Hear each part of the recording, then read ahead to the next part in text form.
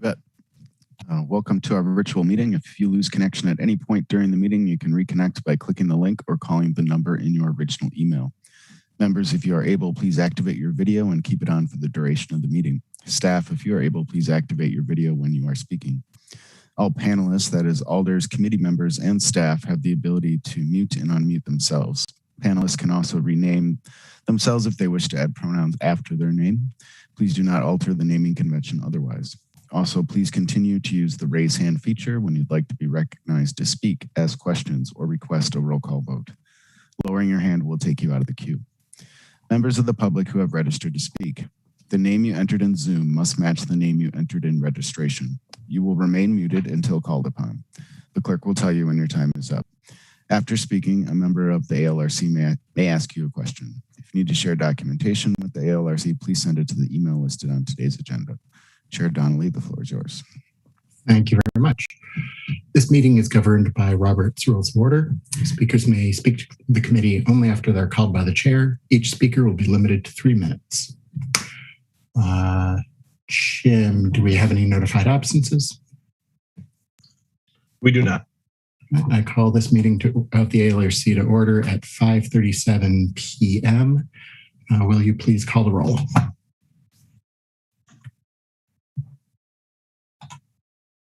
Alder Miadzi. Present. Alder Revere. Dr. Reese. Here. Donnelly. Present. Alder Carter. Present. Fletcher. Here. Chair, we have quorum. Thank you very much.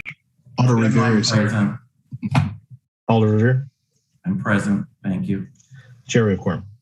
Just under the wire. All right. So first up, approval of minutes from May 19th, 2021. Any corrections? I will say that Attorney Brish brought to my attention that the vice chair election for last month, I accidentally put Donnelly in both that one and the chair one. I just corrected on my end to have Fletcher be read for the vice chair election. That sounds like it's for the best. Any other corrections? If not, a motion would be in order. Move approval of the minutes. Okay, we have a motion from Alder Carter, second from Alder Miadzi. Any discussion? Hearing none. Any request for a roll call vote? Seeing none, motion carries. Next, approval of minutes from June 2nd, 2021. Any corrections? None, a motion would be in order. Motion to approve. Motion to approve the minutes from June 2nd by Alder Miadzi, second by Dr. Reese. Any discussion? Hearing none. Any call for a roll call vote? Seeing none, motion carries. Mr. Verbeek, are there any registrants for general public comment? There are not. Okay. Disclosures or recusals. Members of the body should make any required disclosures or recusals under the city's ethics code. Are there any? Great. So that brings us to the proposed consent agenda. I will share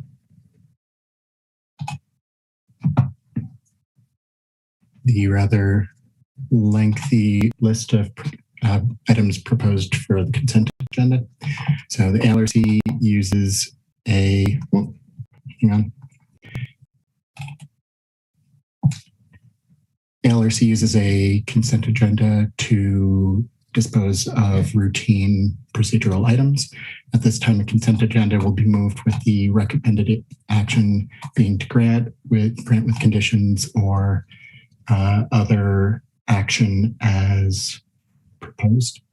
Mr. Verbeek, on the proposed consent agenda, there was an extra item 31 after item 41. Is that an error?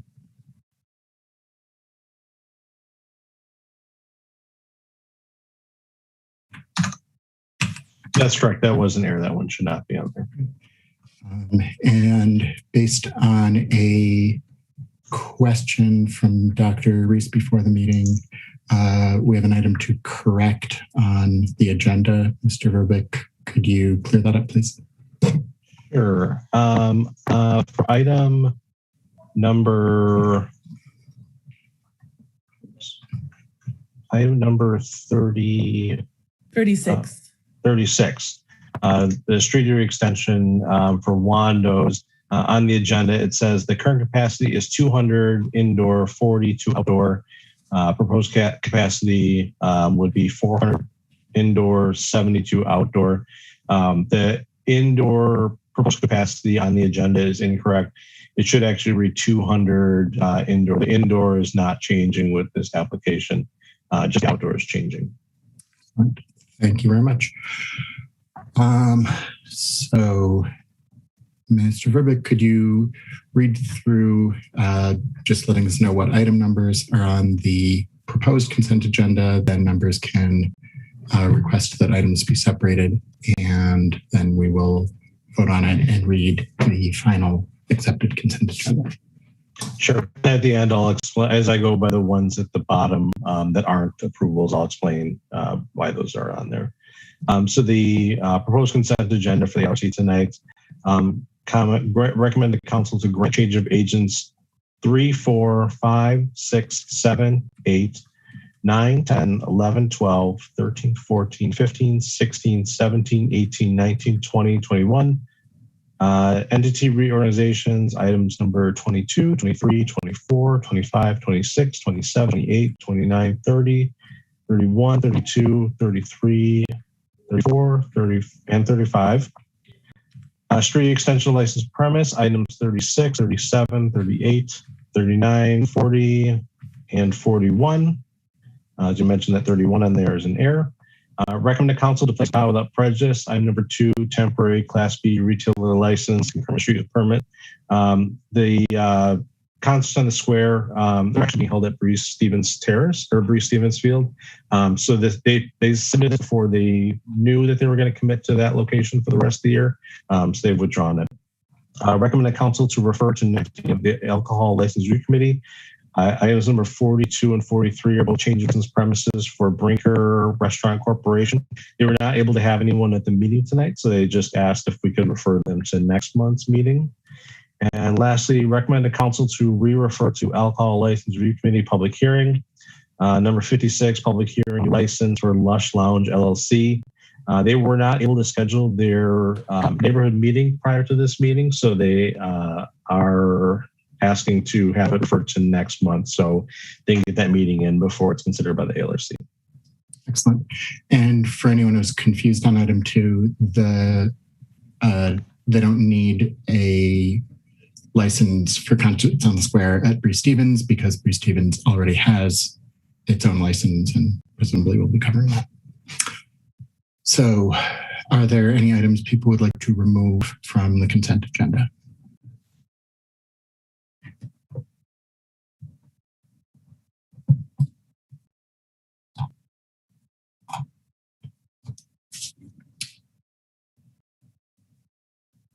I don't think this has ever happened before, so I momentarily didn't know what to do next.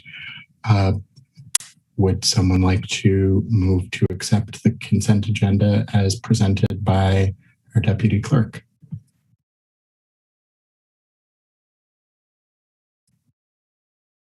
Mr. Fletcher?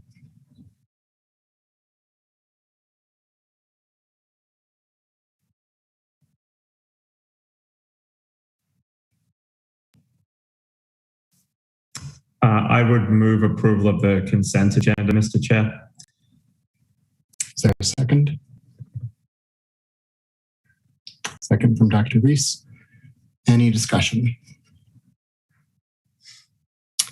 Hearing none, would anyone like to call for a roll call vote? Seeing none, motion carries. Mr. Verbeek, will you please read off the disposition of these items for those in attendance? If your item is one of the ones that Mr. Verbeek reads off right now, your item has been disposed of and you are welcome to, figuratively speaking, go home. The past consent agenda for the LRC meeting June 16th, 2021. Recommend to council to grant item number 3, change of agent, Oakwood Village University Woods Homes, Inc. Number 4, change of agent, Select Hotels Group, LLC. Number 5, change of agent, LQ Management, LLC. Number 6, change of agent, Walmart Stores East, LLP. Or LP. Number 7, change of agent, Quick Trip, Inc. at 1625 North Stoughton Road. Number 8, change of agent, Monona Catering, LLC. Number 9, change of agent, Wisconsin Apple, LLC. Number 10, change of agent, Mod Superfast Pizza, Wisconsin, LLC at 22490 Road. Number 11, change of agent, Mod Superfast Pizza, Wisconsin, LLC at 7015 Sligo Drive. Number 12, change of agent, Blue Plate Catering, LLC at 3330 Atwood Avenue. Number 13, change of agent, Blue Plate Catering, LLC at 1625 Northport Drive. Number 14, change of agent, Blue Plate Catering, LLC at 702 South High Point Road. Number 15, change of agent, Quick Trip, Inc. at 1421 Monroe Street. Number 16, change of agent, Quick Trip, Inc. at 3153 Maple Grove Road. Number 17, change of agent, Hy-Vee, Inc. Number 18, change of agent, Madison Mallards, LLC. Number 19, change of agent, Merchant Mason, LLC. Number 20, change of agent, Quick Trip, Inc., 7717 Mineral Point Road. Number 21, change of agent, Quick Trip, Inc. at 1434 Northport Road. Number 22, entity reorganization, Walmart Stores East, LP at 7202 Watts Road. Number 23, entity reorganization, Madison Club, Inc. Number 24, entity reorganization, Madison Elks Lounge, number 410. Number 25, entity reorganization, Fraternal Order of Eagles at number 623.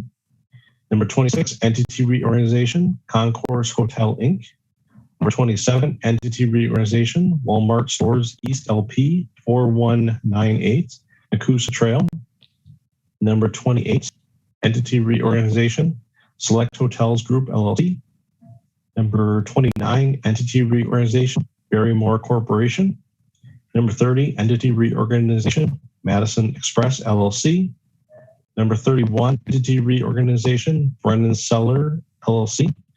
Number 32, entity reorganization, Mod Superfast Pizza, Wisconsin, LLC at 7015 Drive.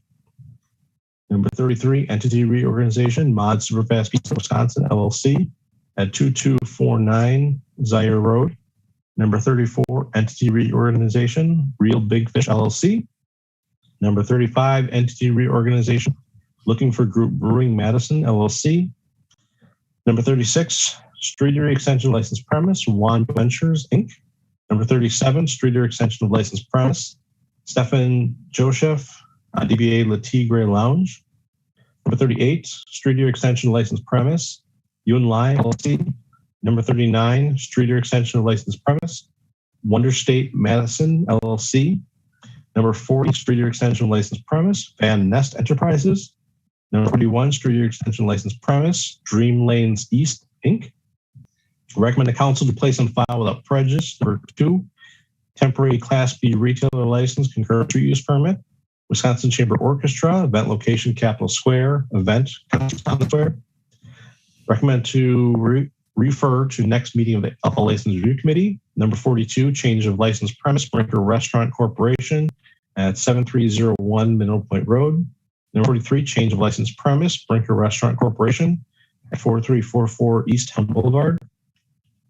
And recommend to common council to re-refer to Alcohol License Review Committee, public hearing.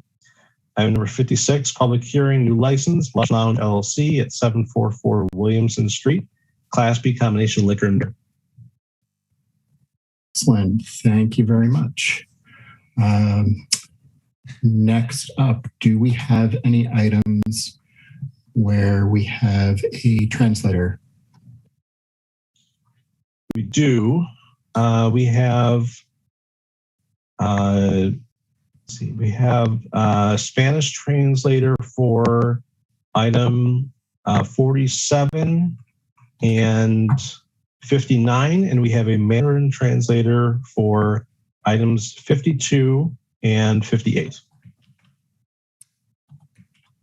Does anyone have any concerns with taking those items first? Okay, so let's start with item 47, change of license to conditions for Garibaldi Mexican Restaurant at 117 South Butler. Mr. Verbeek, do we have a registrant here for this item? Let me refresh it because last I checked, the interpreter was here, but we did not have an applicant here. And I still am seeing no registered. I see the interpreter registered. I do not see the applicant registered. May I make an announcement in case the person is listening with a different name? Please do so. Por favor, asegúrense de tener su nombre escrito para el...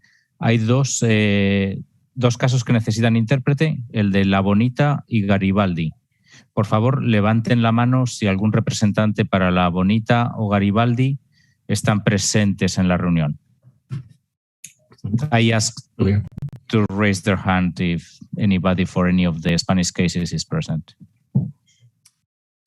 Thank you. It's unlikely that they would be able to, we would see them in here because they would have to register to get a link or a phone number. I know I see a couple phone numbers here as attendees, but I don't see the phone number from the application as one of those two phone numbers that have called in. Okay. It was still worth the time. Thank you. Yep. Okay. Well, why don't we then move on and we can circle back to this one in a little bit. Item 52, delicacy, a new license for Delicacies of Asia at 506 State Street. Do we have a registrant for this one, Jim? We do. Ting Kai Zhao is registered as in support. Now wishing to speak, we'll answer questions, but we'll bring them in. Will you please swear in our translator for this item?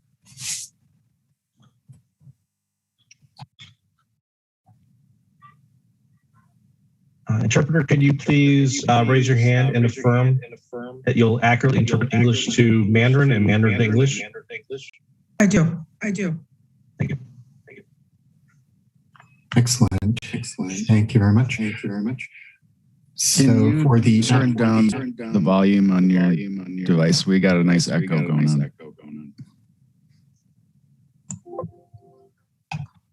Let's see if that happened. No, we're still hearing the echo.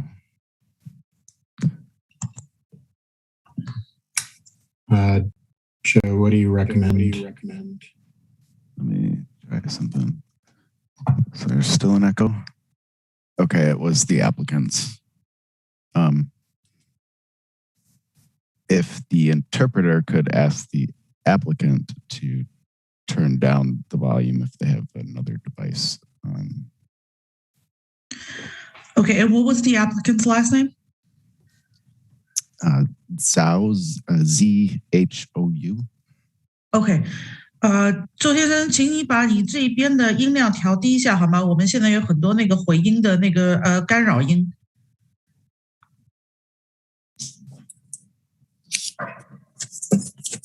All right. So, can you please introduce yourself and tell us about your proposed establishment? 周先生，请你先自我介绍一下，然后跟大家讲一下你今天的所要请求的一些内容是什么，好吗？好。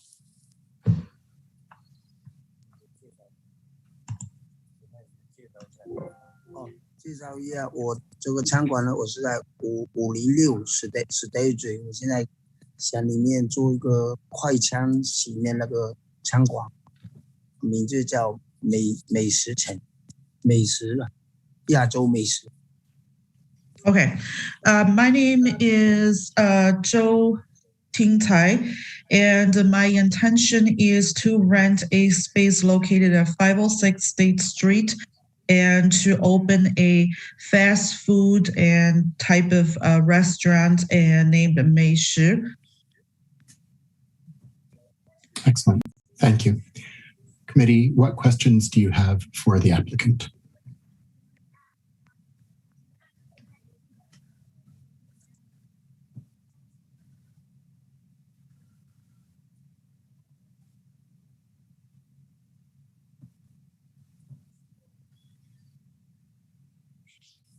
Mr. Fletcher. I think given the location of the restaurant, I'm curious to see, kind of what sort of special operational measures that the licensee may take, just given, the kind of density on State Street. Mr. Fletcher, what was the question again? Yeah, so given the alcohol density on State Street, what special considerations is the applicant going to what is the applicant going to do or what sorts of concerns has he heard given the density on State Street? That's a sort of a unique operating environment. So I just want to make sure that if there's anything special he's thinking about in terms of operating the establishment. OK， 周先生，刚刚这位是市政府的部门的一位工作人员，他问你的一个问题，是因为现在在 State Street 这条路上呢，有很多那个酒吧营业形式的这些商业，那么他们有很多这些酒吧之类的，都是酒吧饭店呢，都是有那个就是出售酒的那个执照。那么他想问你一下，你的这一个商业，你的这一个饭店有没有什么一些特殊的情况，或者一些特殊的经营的一些方式呢？有，我这个地方呢，506 State Street 的这个地方呢，我里面的我那条街我也做过生意的，也做过2、3家餐馆的生意，但是我都知道，就客人大部分买枪啊，坐在那里吃啊，我也可能有卖个包子啊、面条啊，这个东西呢，大家都很喜欢，可能都喜欢配1、2瓶，也许1杯、2杯的啤酒，配一下吃一下，那就走了。大部分我也没有说专门卖酒，我就是配菜，就是在那条街必须要那个酒牌，我才跟得上做一点卖菜的营业额。如果我单单都卖菜的话，没有啤酒卖一点的话，给我了，我完全生意做不下去了。好，明白了。我已经理解了，非常感谢支持。谢谢。好，明白。Okay, Mr. Fletcher, going to answer your question that I'm going to speak in the first person on behalf of Mr. Zhou, and I have done business and worked for several different locations on State Street, so I'm very familiar with what the crowd and what the customers want on that street. So for my particular restaurant operation, I believe that I am not going to specifically operate as a bar, that alcohol sales is not going to be my main type product to sell, and my main product is still going to be focused on food. And for the type of for the location and for the size of my operation, my ticket sales is not going to be a very large ticket sale. So we have. Sorry, I thought I heard an echo, but going back. So for my type of business, alcohol sales, especially like a beer or two, is going to be more of an accessory sale, along with my main product, which is still food. Thank you very much. That concludes my question for right now, Mr. Chair. Thank you, Mr. Alder Fletcher. Next up is Alder Carter, and then Captain Donahue.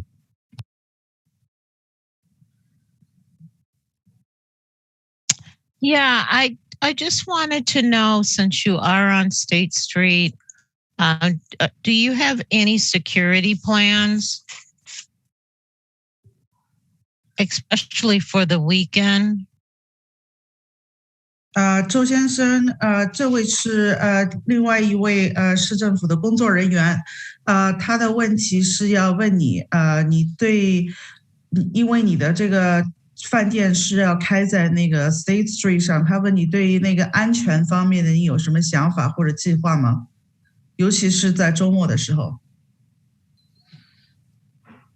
我没有什么问题，我有这个各方面的中医卖酒的经验。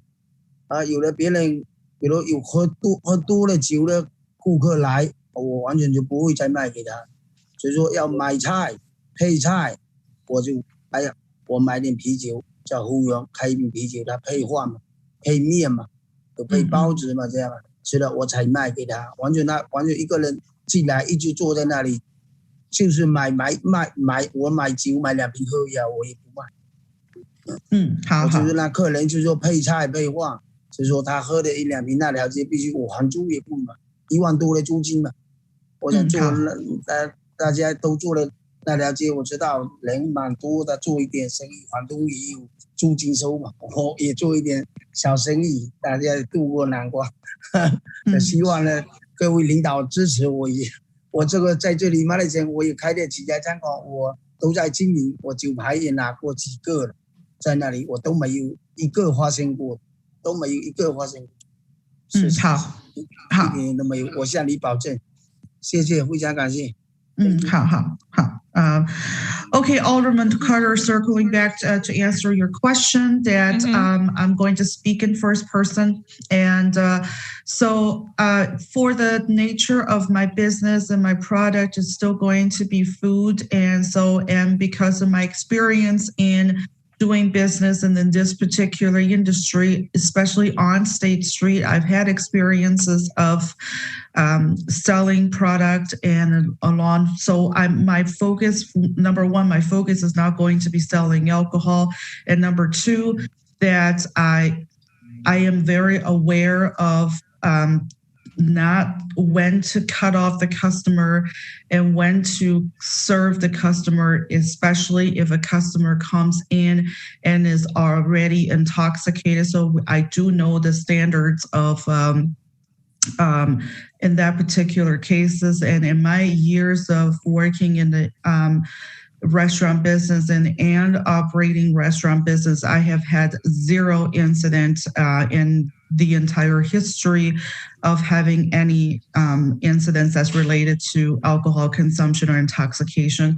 So I am very experienced in and a very good judgment of character. And I do believe that having this business, and I'm very grateful for having this opportunity, and I would like to contribute to the economical development and then also implemented my good conduct and my judge of character. Thank you. Thank you. Thank you, Alder Carter. Do you have any further questions? No, I'm fine. Thank you. Excellent. Captain Donahue. Thank you, Chair. Good evening. My question is, what restaurants have you previously worked at on State Street? 赵先生，刚刚这位是麦迪逊警察局的局长，他问你的问题是，请问你在这个美食之前，你在State Street 上还开过哪些饭店和还或者在哪些饭店工作过呢？在State Street 515嘛，515以前也是我在那里开的，酒牌也是我以前也是我考。然后我在你那里也工作过2、3年。Soga 也是我开的嘛，以前Soga是508 State Street 的，Soga 嘛也是我开的。那现在这个新开的是506嘛。好。在那里我马来西亚考了好几个酒牌，没一个掐错。谢谢。好，我帮你反映一下。谢谢。好。Okay, Captain, I'm going to speak in first person, and I have owned and operated a restaurant storefront on 515 State Street, and I've also owned Soba restaurant 508 State Street. So this new one is 506 State Street. What was the restaurant at 515 State Street? 周先生，515 State Street 的那家饭店叫什么名字啊？叫 Soga 吧。怎么拼写？Soga 沙布。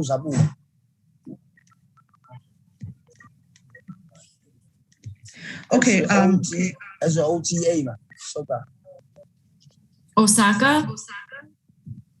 Soga, SOGA. Oh, Soga. Okay, so S as in Syria, O as Oscar, G as in golf, and A as in alpha.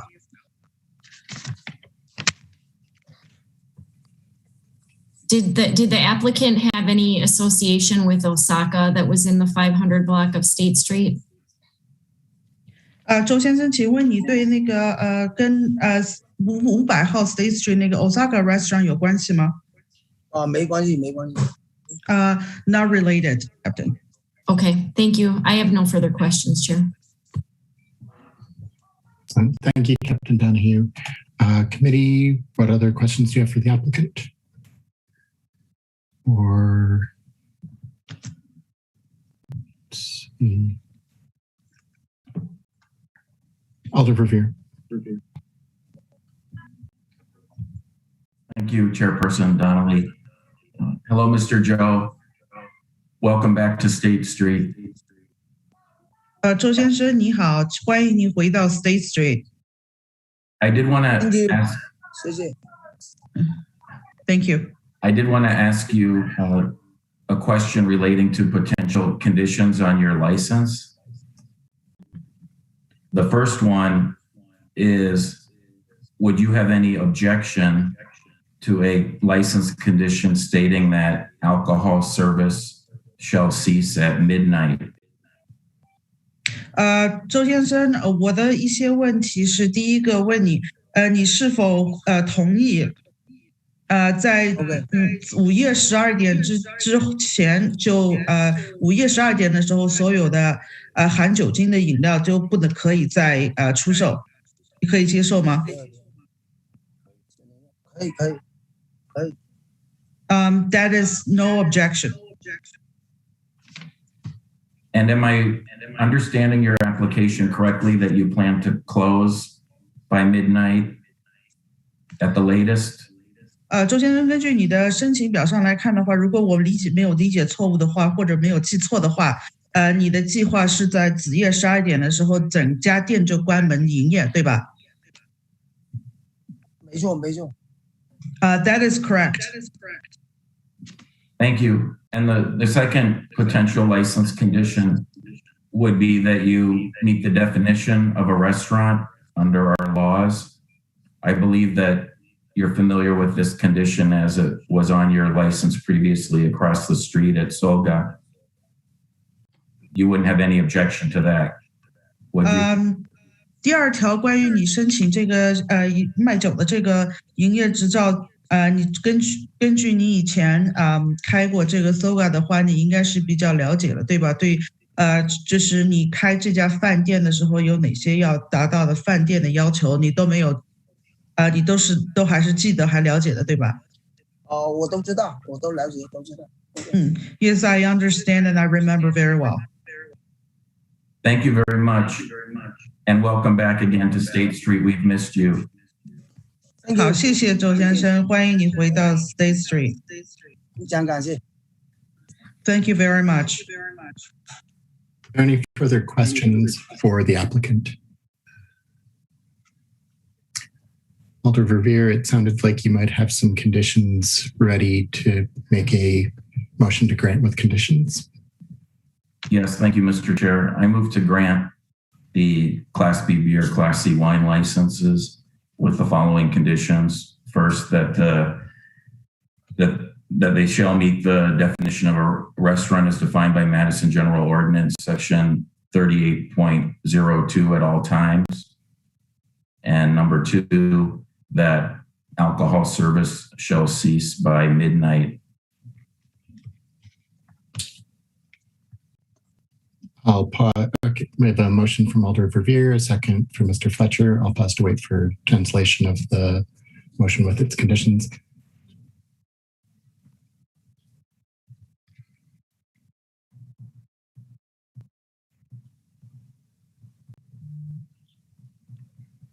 Or not.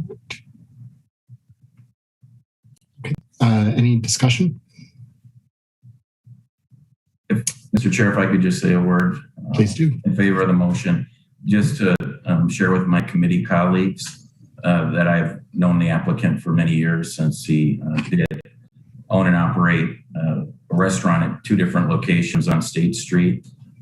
Actually, he's very familiar with the 500 block, as he's actually had restaurants on each side of the street. And to my recollection, there have been absolutely no concerns by anyone, including the MPD, as to his operations.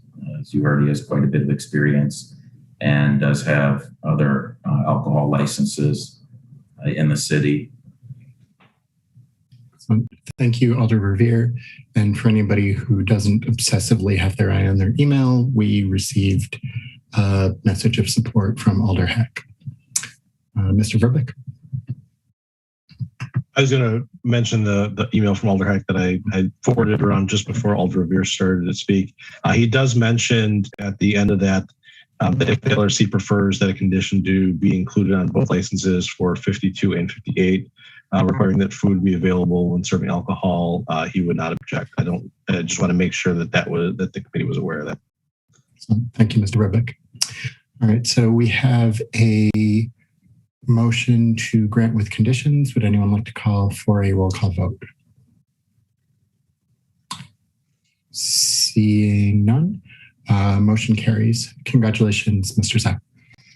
周先生，恭喜你哈，我们通过了你的这个营业执照，你可以。All right, our next item is item 58, Koi Sushi at 502 State Street, which I believe is next door to that establishment. Mr. Verbeek, do we have the same interpreter for this item? We do. So conveniently already sworn in.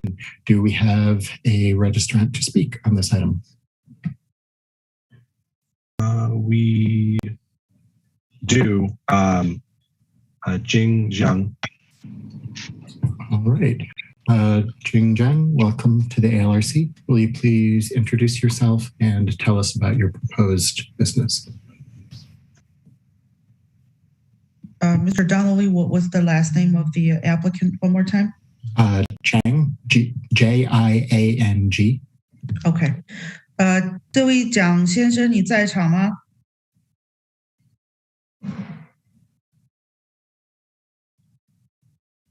蒋先生或者蒋女士，请问你在吗？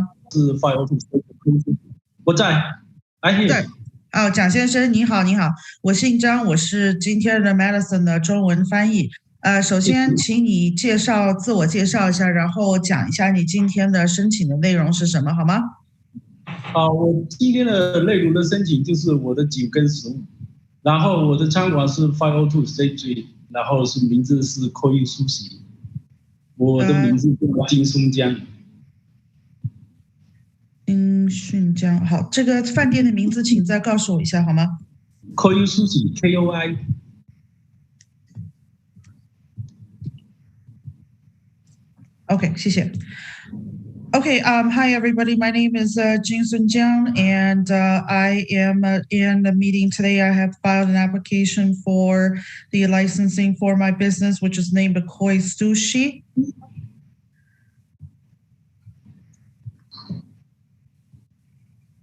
Excellent. Committee members, what questions do you have for the applicant?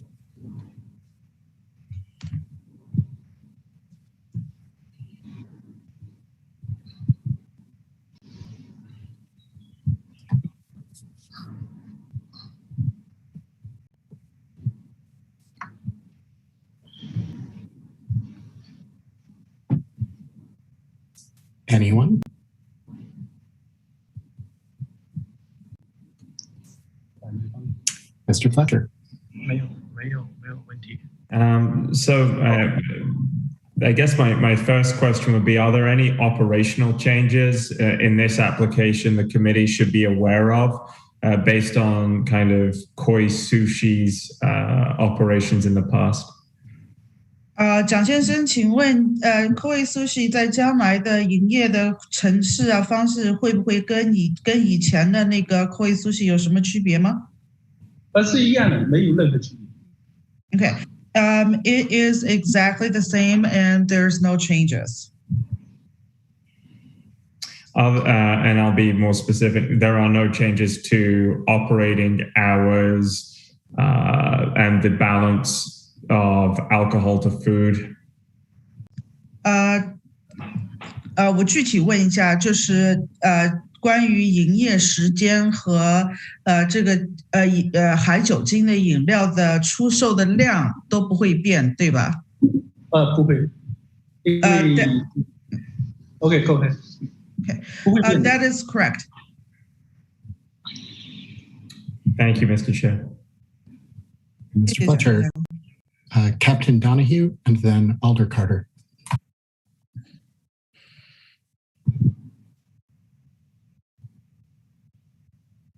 I'll defer to Alder Carter. Mr. Fletcher asked the question that I was going to ask, and I'll pipe up if I have more. Thank you. Wonderful. Alder Carter. Unmute. And I just have a quick question because in the email that was sent by the neighborhood association, it did say that they would like a recommendation of both restaurants closing. I'm looking for it, approximately at the same time. And I see that this restaurant is closing at 11.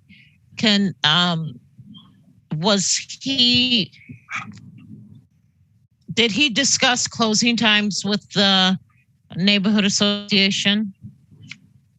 蒋先生，刚刚这位是Madison市政府的其中一个工作人员，他收到一封就是向居委会的一个邮件上看，他们提到了一个就是你和刚刚那位你隔壁这位中国快餐店的老板，你们两家店的营业的结束时间有点不一样，他是晚上12点关门，你是11点关门。那么请问你有没有跟那个居委会讨论过这个关门的时间呢？有说过。Yes, I have discussed with them. 请说。没事，你已经说了，是的，我跟他们说过这个时间关门。Okay, Alderman Carter, yes, I have to discuss with the neighborhood association and talked about the business closing time.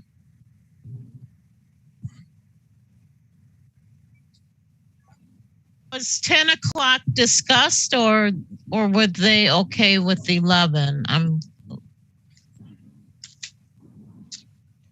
蒋先生，请问你们是不是讨论过有可能10点关门，还是居委会同意你11点关门呢？我们这边都是开到周末，开到11点就是关门，已经没开那么晚。好。Alderman Carter, yes, we discussed about closing at 11 p.m. on weekends. Okay, thank you. 好，谢谢。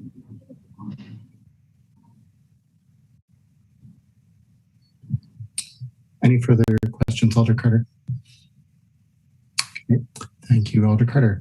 Committee members, what additional questions do you have for the applicant?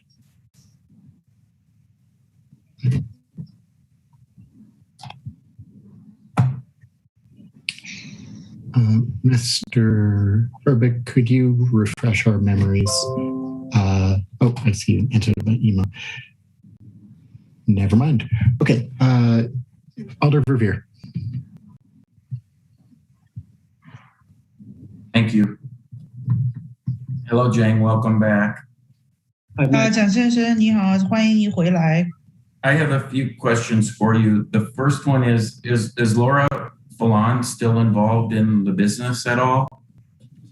蒋先生，我有几个问题想问你。第一个问题是，请问这位 Laura Fla 女士是否还跟你的这个饭店有关系呢？Laura 最近身体不舒服，她因为需要休息，所以说是我来接手这家店的管理。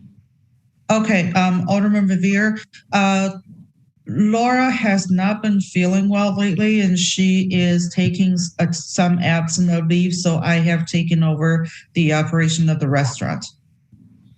I'm very sorry to hear that. Is Koi Sushi currently serving alcohol? 我很抱歉听到 Laura 现在这个情况，请问这个 Koi Sushi 的饭店目前是在销售酒精饮料吗？暂时没有，因为暂时也刚刚才开这个谈资，然后现在已经不再 sell 这个酒精。好，因为我有打一些 smoothie 在卖。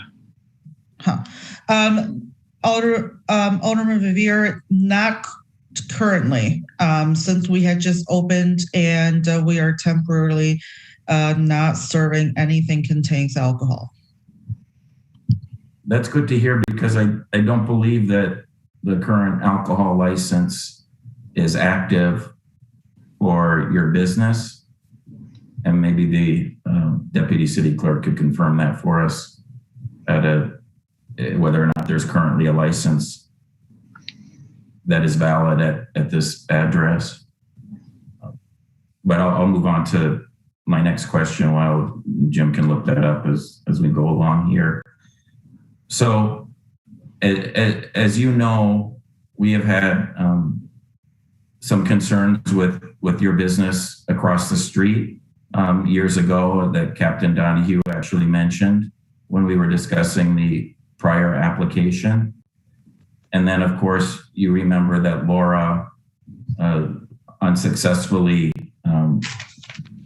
attempted to have a full liquor license for Koi Sushi a few years ago.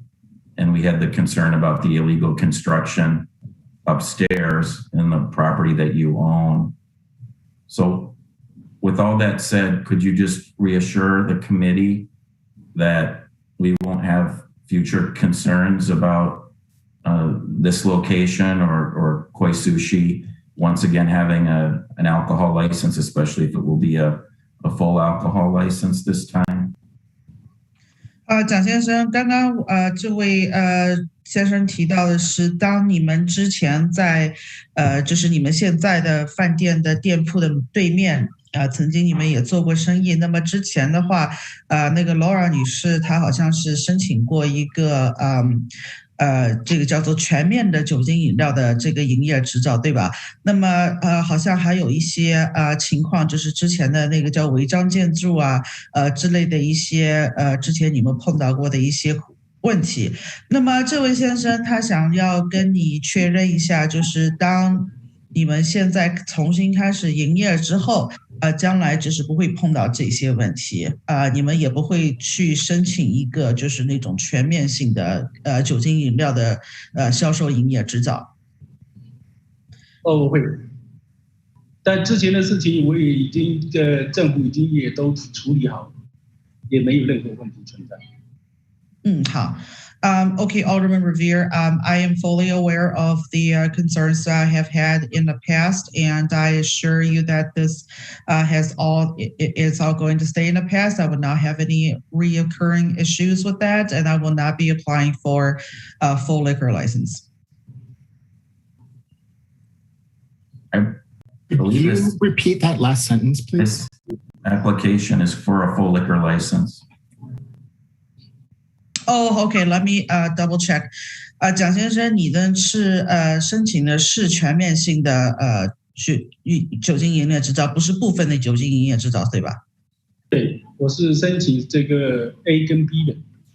Okay. 不好意思，我听错了。Okay, Alderman Revere, my apologies as an interpreter. Yes, that is correct. And we have applied for Class A and Class B liquor license. I believe it's called a combination Class B liquor and beer license. Mr. Verbic, could you confirm what this application is for, please? we could let the interpreter go ahead, I guess, first. 蒋先生，你们是这个是 Class B 的还是 Class A 还是怎么一个那个营业执照 ？Class B combination. Class B combination. Okay, thank you.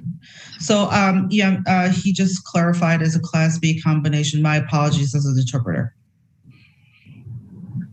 Thank you. No worries. The application reflects that the boxes are checked for Class B beer and Class B liquor. And to answer your earlier question, no, Koi Sushi does not currently have an alcohol license. I believe it was not renewed last year about this time. Thank you, Mr. Verbeek, for confirming that. Interpreter, did you wish to translate what Mr. Verbeek just articulated before I ask my next question? Yes, 蒋先生，刚刚这位政府的工作人员他们查了一下，就是去年你没有重新去申请这个酒精营业的酒精出售的营业执照，那么现在所以你们目前没有暂时是没有这个酒精营业执照，对吧？对。That is 是我在做。Okay, that is correct and confirmed. Thank you. And then my next question relates to what was called Club Osaka at one time across the street. That, as you know, we had issues with, and that is just to confirm that you have no intention to have a DJ or any other live entertainment at Koi Sushi. 蒋先生，接下来这个问题是之前呢，他们对你在大街对面的一个饭店店铺呢，你们曾经有过一个DJ， 然后有那个现场表演的那些这个活动。那么他想跟你确认一下，就是将来从现在开始你们不会有这些这么大的现场的活动，对吧？没有，因为我现在只是跟食物在走。好。That is correct, and there will be no such entertainment provided. Thank you. And I know that Alderperson Carter had previously asked you about closing times, but to be clear, could you please confirm that what time you plan to close the restaurant each day of the week? In your application, you say 11 p.m., 7 days a week. Is that accurate? 蒋先生，刚刚另外一位政府工作人员跟你提到过，这是每天的那个营业结束的时间在你的申请表上呢，你是写每天都是开到晚上11点。那么这个是每天就是从周一到周日都是11点呢，还是每一天的情况有点不一样呢？都是11点。都是11点是吧？ Yeah. Yes, that is correct, and I plan on opening till 11 p.m. every day. Thank you. Would you have any objection to a alcohol license condition that states that alcohol service shall cease by 11 o'clock p.m.? 在营业含酒精的营业销售执照上，我们你是否同意在晚上11点你关门之后就再也不出售同时也停止出售含酒精的饮料？我这个已经关门了就不会再卖了。好。Yes, absolutely. As soon as we close doors, there will be no more sales of alcohol or anything else. Thank you. And now, just to confirm, if this is a condition on your license, you could still serve food past 11 p.m., just not alcohol. So it doesn't say you have to close right at 11 p.m. OK. 蒋先生跟你讲一下，就是11点只不过是一个含酒精饮料的出售的截止时间。当然11点以后，如果你还是可以继续出售吃的东西，好吗？好，谢谢他的让我知道。Okay, I understand. Thank you.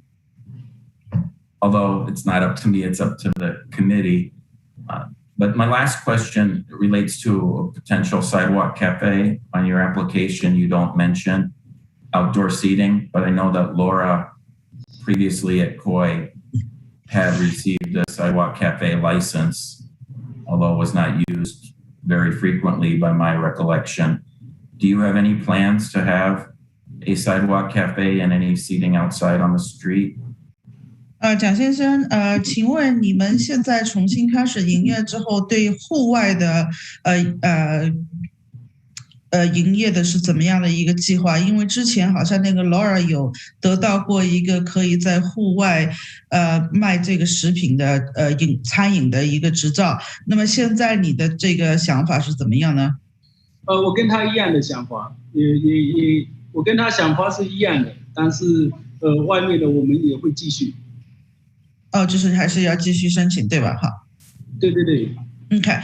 Alderman Revere, my goal is still the same with Laura, and we plan on continuing with outdoor seating. Okay, so question number 9 on the application asks that question, and it was left blank. So do you plan to have the same seating that you previously were licensed for prior to the pandemic then, which I believe was 12 persons? 蒋先生，在你的申请表上的第9项就是关于这一个户外餐饮的这个问题，你没有填这是空白，所以他想问你一下，你是否还是想跟在我们这个疫情之前的这个计划一样，就是12个最多不超过12个人的这个户外餐饮的这个容量呢？我会继续。就是还是那个不超过12个，对吧？对对对对。Okay. Yes, I plan on continue with the same plan that I had before the pandemic of no more than 12 persons. Thank you very much. Thank you, Mike. Good luck with continuing the restaurant there. I'll hold off on a motion, Mr. Chair, as I see there are others seeking recognition. Thank you, Alderman Revere. We have Mr. Verbeek and then Captain Donahue. Sorry, I had a hand to talk about Koi Sushi's previous license. Of course, Captain Donahue. Thank you. My question is going to go back to my concerns previously. Thank you, Alder Revere, for straightening me out on that one. For the applicant, what was your role in the business when you were, or when Osaka was open and you were connected to that business? 蒋先生，刚刚这位是麦迪逊的公安局的局长，他问你一下，就是当时你们在开那个 Osaka 这个书序店的时候，请问你在这个饭店的当中的你的角色是什么？哪一个饭店的角色是什么？就是之前这个是不是那个 Osaka 还是什么一个苏喜店？以前是我是里面是一个 owner。是那个是股东是吧？不是股东，我没有股东，我在里面经营。OK， 所以你是不好意思，我没有理解你的意思，就是你是不是那个不是那个老板是吧？是那个是其他的对吧？是老板。OK， OK。So Mr. He is one of the owners of the restaurant. Okay, for the interpreter, would you kindly translate the back and forth that you're having also so that we can hear everything that the applicant is saying? Yeah, no problem. I was actually just having a hard time understanding what he was saying, so I was just asking him to clarify for my own purposes. Okay. Okay, thank you. Absolutely. So he was the owner of Osaka when Osaka was open on State Street? 你之前是这个 Osako Sushi 店的老板对吧？对。Yes. And he was involved in the everyday operations of the restaurant while it was open? 当那个 Osako Sushi 店开营业的时候，你每天是同时也是那个经营确实是经营的老板对吧？对。Yes. And so just so that I'm clear, does the applicant understand what the concerns were previously with that liquor license and how in some cases that liquor license was being violated in the past? 蒋先生，我们想跟你重新就是跟你问一下，就是当时在那个 Osako Sushi 店还在经营的时候，曾经你们对你们有那个含酒精饮料的出售营业证有过一个触犯的一个事情，请问你还记得这些事情吗？我记得，但是这都是过去，因为我开的这家，我现在接手的这家是 total different， 是完全是不一样的。好。Yes, Captain, I remember very well the encounters and the violations I've had in the past associated with Osako Sushi. And this new restaurant, Koi Sushi, that I'm taking over right now and is a completely different story, and it's not related to the Osako Sushi in the past.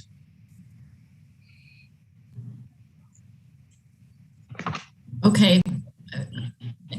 And Laura was also a business partner of his at Osaka? Laura 当时是不是跟你是在 Osaka 的作为一个股东呢？没有。No, she was not one of the owners. Okay, how was she involved? I should have asked a better question. I apologize. How was she involved in the previous business? 请问 Laura 在之前的那个 Osako Sushi 的那个角色是什么呢？他没有在 Osaka 做过，因为我是 Osaka 结束了以后才认识。She was not involved in Osako Sushi at all. I actually did not meet her until after Osako Sushi. Okay, and are you currently business partners with her? 请问你现在和她是股东的关系吗？暂时 Laura 现在需要休息，因为我现在在这里，我作为一个我需要的是全部操作。Okay, she is not currently involved either because of her medical condition. So just me.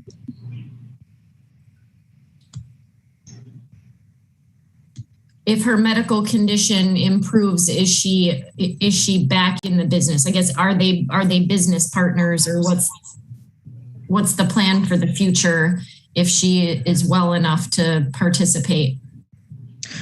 等 Laura 身体好了之后，她会回来跟你一起合作呢。就将来你们的打算是怎么样的？就你们两个人之间。她应该会有自己的生意，也会继续操作，因为她还有其他的事情。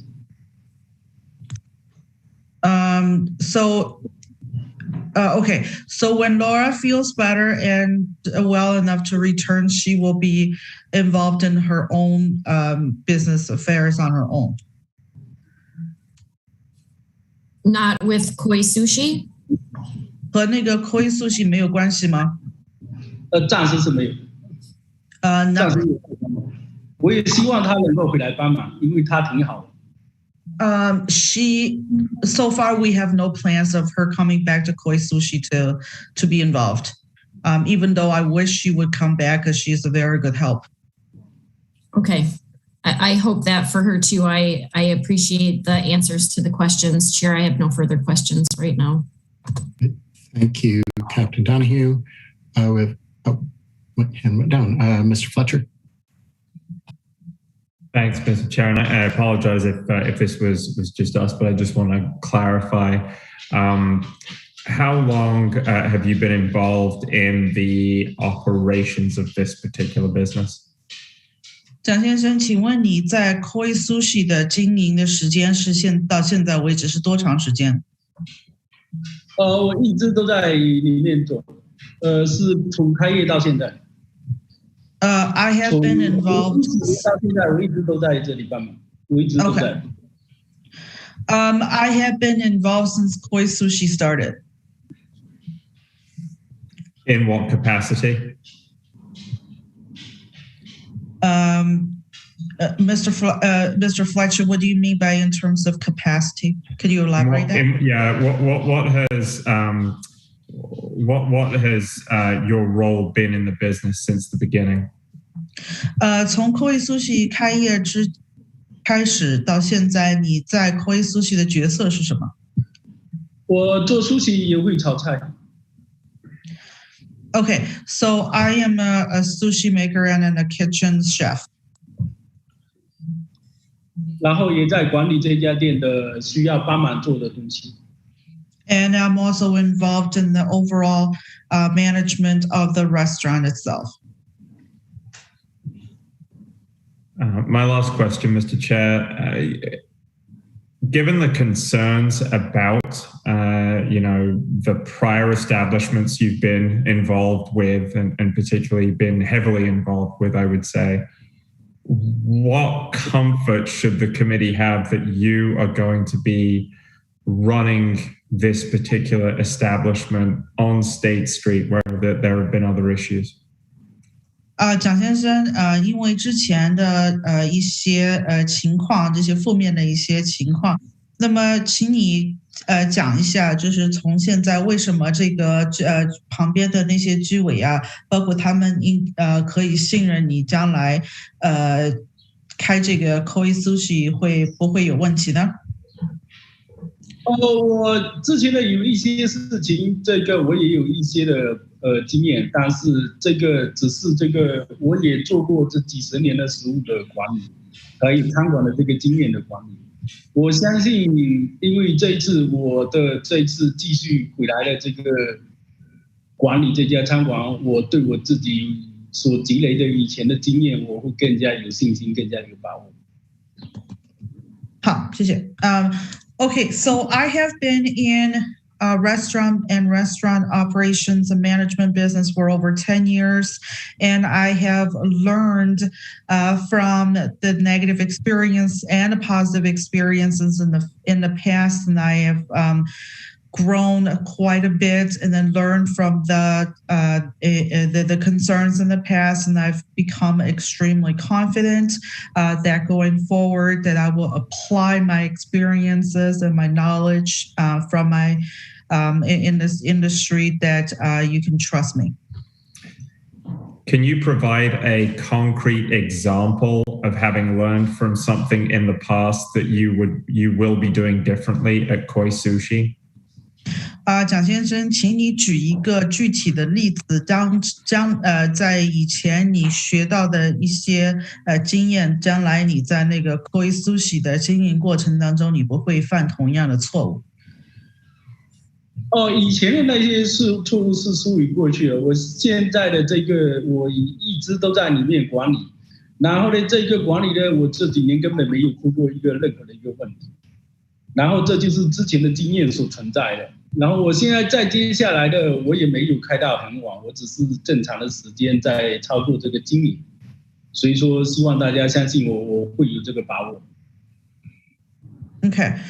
So ever since I've taken over Koi Sushi, I have not had any encounters of negative experiences, and that's a prime example that I have learned from my past exuberant experiences that have overextended the hours of myself, and so you can trust that going forward, I will be strict with my hours and apply my experiences and knowledge. Thank you, Mr. Chair. 谢谢蒋先生。 Thank you, Mr. Fletcher. Mr. Zhang, so you say that since you took over Koi Sushi, there have not been any problems. Is that correct? 蒋先生，刚刚你提到，自从你接手 Koi Sushi 之后，Koi Sushi 就包括你自己在内，没有出现过任何的问题，对吧？是。Yes. In that time, has Koi Sushi had an alcohol license? 自从你接手开始到现在 ，Koi Sushi 是否有过出售酒精饮料的营业执照呢？指的哪一方面？就是在 Yeah. So he asked me to repeat the question. So I'm going to repeat the question. Okay. 他问你在你接手 Koi Sushi 之后，接手 Koi Sushi 到今天，你们是否有过就是出售含酒精饮料的执照呢？就是否得到过？含酒精的饮料，我现在刚刚才接手 Lola 的餐馆，我现在才接手在做的，这一次我刚刚才申请。好。So I just took over Koi Sushi very recently, so this is the first time I'm applying for that. In that case, well, when did you take over Koi Sushi? 请问你是具体是什么时候接手 Koi Sushi 的呢？我是在去年的疫情期间，是人家已经这家的店已经没办法继续操作，然后呢，我才又回到这里来，然后把这个事情继续操作下去。然后呢，我是从去年的9月份我才到这边来做外卖的。然后呢，现在疫情好转了，我才开始申请这个酒的这个 license， 是去年的疫情期间我接手了9月份才开始接手的，之前是这家店已经关门了。Okay. So I took over in the middle of the pandemic last year in 2020. I started doing takeout sales in September of 2020.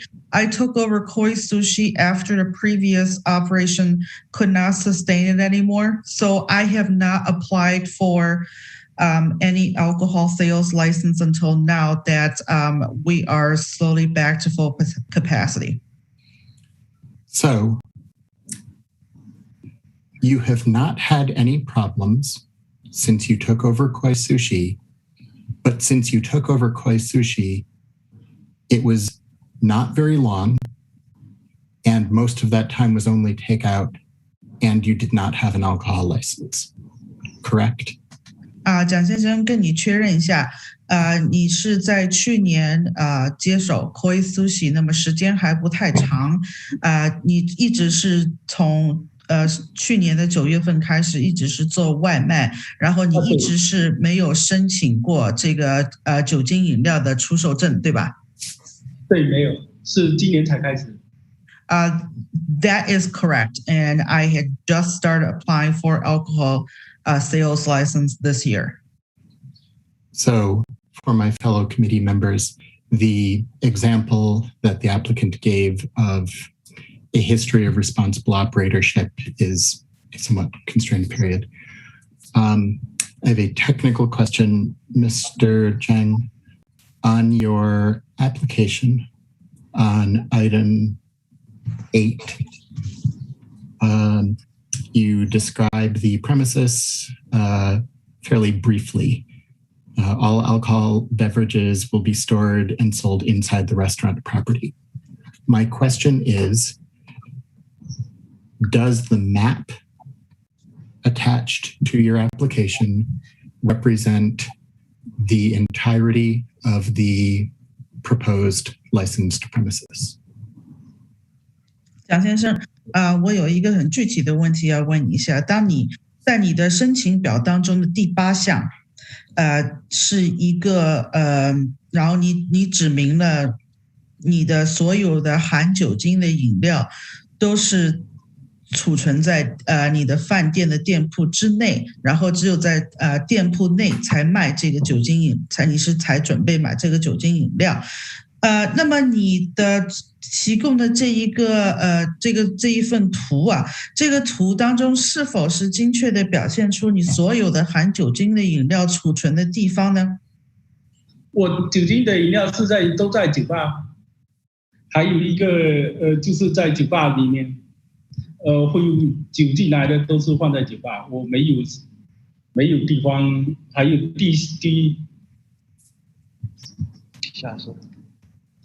还有一个，我现在的存在就是酒吧，还有还没进酒，也没向公司进一些什么酒的什么东西，现在还没。好。The map should show that all the alcohol will be contained in the bar area. Should I be starting to have alcohol content products that contains alcohol content? Because I don't have a license right now, so I don't have anything in the store in my business on my business premise that actually contains alcohol. But that is my plan. That should be illustrated that all the future should there be any alcohol content products will be contained only in the bar area.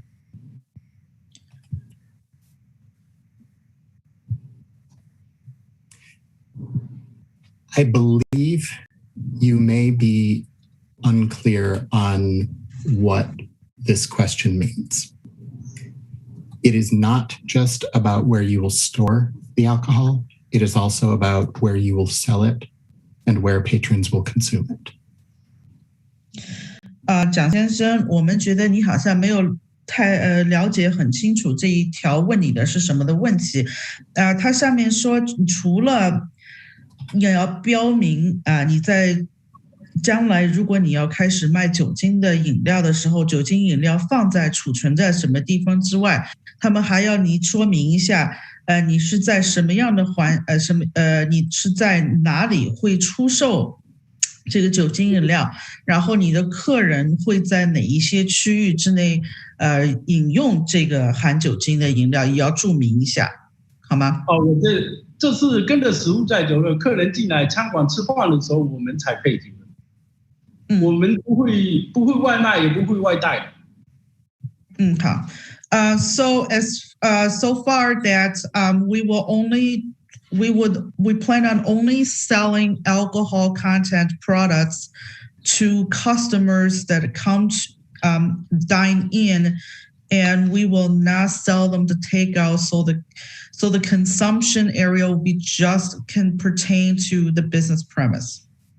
Okay, so I understand that you will not be selling for carryout. My questions are getting at what the business premises is. Frequently, people have a paragraph describing that. However, if you want to just say that the map in the application represents the licensed premises, that is a simple and clear way to explain it. Does that map represent all of the licensed premises? 蒋先生，那么很多时候一般大家去申请这一个酒精出售证的时候，他们会写一段话，比如我们的酒精是储存在什么地方，在什么样的周围之内会卖这个酒精饮料，那么顾客会在什么地方享用这个酒精的饮料。那么有一个最简单的办法就是将你提供的那一份那个图就是那个这个图的那个范围图，是不是你可以你觉得这是这个图的范围，这个图应该就是你现在整一个饭店店铺的那个样子，对吧？那么你觉得是不是整一个店铺都是可以顾客都可以随便的走，可以随便的饮用这个含酒精的饮料？没有不可以，因为21岁以上才可以的，因为我们有时又会测这些 ID 各方面的一些事情。我们在他们饮用酒之前，我们会查一下这些 ID。Okay, so Mr. John is still not understanding the question, and he is thinking about the customer's age, legal age for drinking. So please allow me to elaborate one more time. Is that okay, as an interpreter? Please wait a moment. I have an idea. 能够提供在该弄里面的客户需求。Okay. Can you see this map? 蒋先生，你可以在屏幕上看到这一个图吗？图可以啊。Yes. Michael, can you enlarge it though? I will do my best. Thank you. Oh, yeah, hang on. I'm going to reshare it. And if I may, Mr. Chair, one trick I learned was when you share again at the top of the screen where it says Michael Donnelly is sharing his screen, there's a drop-down menu that will allow the viewer to zoom in on your own screen. So in addition to him enlarging his image, you can also do it on your own screen. Excellent. Thank you, Dr. Reese. So I'm looking for this.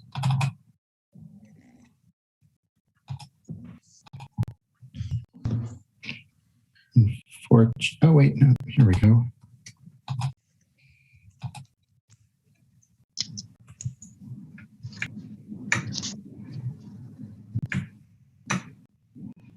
Okay, can you see this map? 蒋先生可以看到这张图吗？可以看到。Yes, I can. Okay, so if your application is approved, you will be storing alcohol, selling alcohol, and having people consume alcohol. 蒋先生，如果我们给你颁发酒精饮料出售证，首先你的这个店铺里面你会有地方储存酒精饮料，也会有人进来买酒精饮料，也会有人进来吃饭饮用酒精饮料，对吧？对，我们只是给吃饭的酒精饮料提供给 service 的 table 在用的。OK， 你看到了这些坐下来的 table 的这个人的图纸，这个 table 的客户是客户21岁以上的，我们才提供这个酒精饮料。I believe you think I am asking a harder question than I am. 蒋先生，请你听好一下，他问你的其实一个是很简单的问题，并不是一个很难的问题。So Mr. John just said that he is yes, he will be storing and selling and having customers consuming alcohol, and it will be for dining customers only of age of 21 and up. Okay, I will let you know when I am ready for him to answer the question. I have now asked a question. I'm going to go slowly because it is very important that we understand exactly what the boundaries are. So, this map, we're not talking about ages. We're not talking about what is sold. We're not talking about hours. We're not talking about tables or seats or any of that. Mr. Donnelly, if I may, I'm Jing's son. I spoke to Captain Donahue about his license application. I'm fully fluent in both Mandarin, Chinese, and English. And if I may, what he is trying to say is that alcohol consumption will be limited to the dining room area, as stated by the table placements on the map. And that is where customers will consume alcohol. Okay, so would it be, unfortunately, we cannot have a person who is not I don't know what the right word is, certified translator, interpret on behalf of the applicant.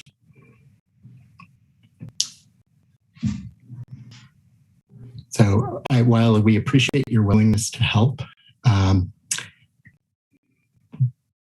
don't know, Jim or Mike, do you know details about the rules behind that? I refer to Assistant City Attorney Brist on that. Good call. Assistant City Attorney Brist.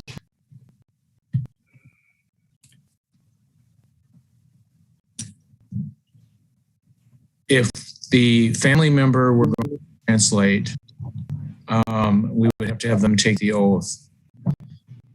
That could be done, I believe. Jim, we've had family members before, haven't we, that have translated on behalf of an applicant? I can't recall. Okay. All right. Well, then I would suggest that we work through the existing interpreter rather than through the family member.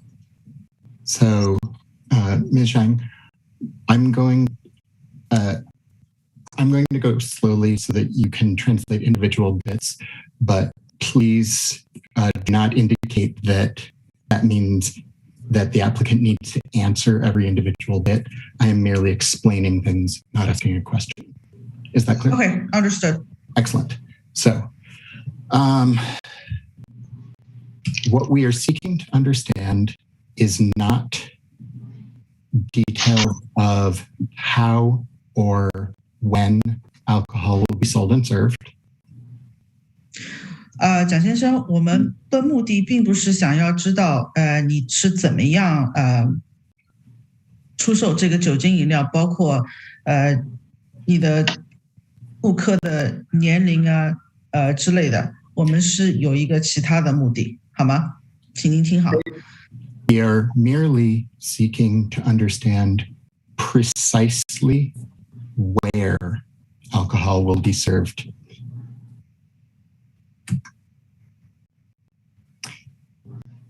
Can you translate that bit, please? 我们想要知道，就是这个实在的，你的这个营业环境的这个实际的范围之内，这个就是人可以活动的范围之内，在哪些地方会有酒精的饮料的出现？ On the application, the description of the licensed premises is inadequate. 在你的申请表当中的这一项问你，就是这一个问题，你的答案不够详细。It says alcohol will be stored and sold inside the restaurant property, but we do not know what the restaurant property is. 你的回答只是所有的酒精饮料都将在你的饭店的店铺里面储藏。 And so my question is, does this map included with the application represent the restaurant premises? 请问你的申请表当中，你提供的这一张图是否是精确的，能够体现出你所有的饭店的经营的范围，实际的范围？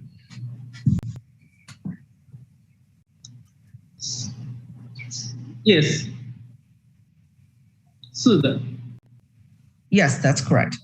Excellent. That's all I needed. Thank you. Mr. Verbeek, will you please update the application to reflect that the enclosed map describes the restaurant premises?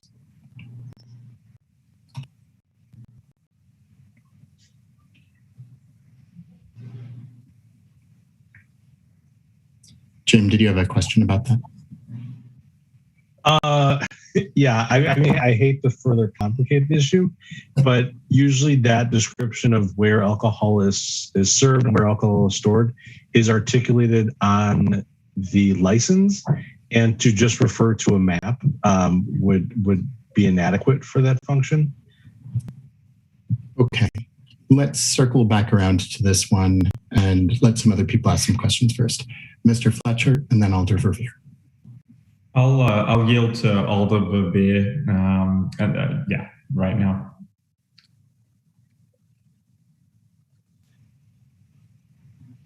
Alder Verveer. Thank you. Thanks for the questions, Mr. Chair, about the license premise description. If I could ask a question or two about that a little further, please. I'll just go ahead. I didn't know if I should wait for the interpreter then. So, Jane, could you confirm that the space in the map, I know you isn't up on the screen right now for you to look at, but you might have it with you now, but that the area described as retail tenant is not a part of Koi Sushi?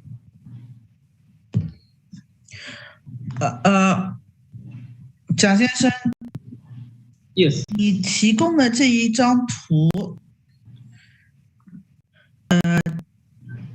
这个其中有一项叫做 retail tenant， 你可以解释一下这个retail tenant 是什么东西吗？这边的话，它是另外有人在谈要做其他的生意的，但是现在还没进行。Okay, Alderman Revere, the retail tenant currently is unoccupied, and we had plans for something else going into there, but as of right now, that this area is unoccupied. Thank you. And I remember that Laura operated an ice cream store or parlor there for some time on Gilman Street. So the plan is to not reopen the ice cream store. 蒋先生，如果他没有记错的话，以前那个 Laura 在里面卖过冰淇淋，对吧？那么现在你们的计划是目前是这个地方是空着的，对吧？没有任何的具体的计划，怎么样？没有，现在没有。Yeah, we do not have any plans as of right now what to do with that area. Well, I encourage you to perhaps prioritize occupying that space with either a business that your family operates or a lease with another party, because the number of vacancies in the State Street area is very tragic at this point. And rather than having that space remain vacant or used for storage would be a nice thing. So I would encourage you to think about leasing the space or using it for another business.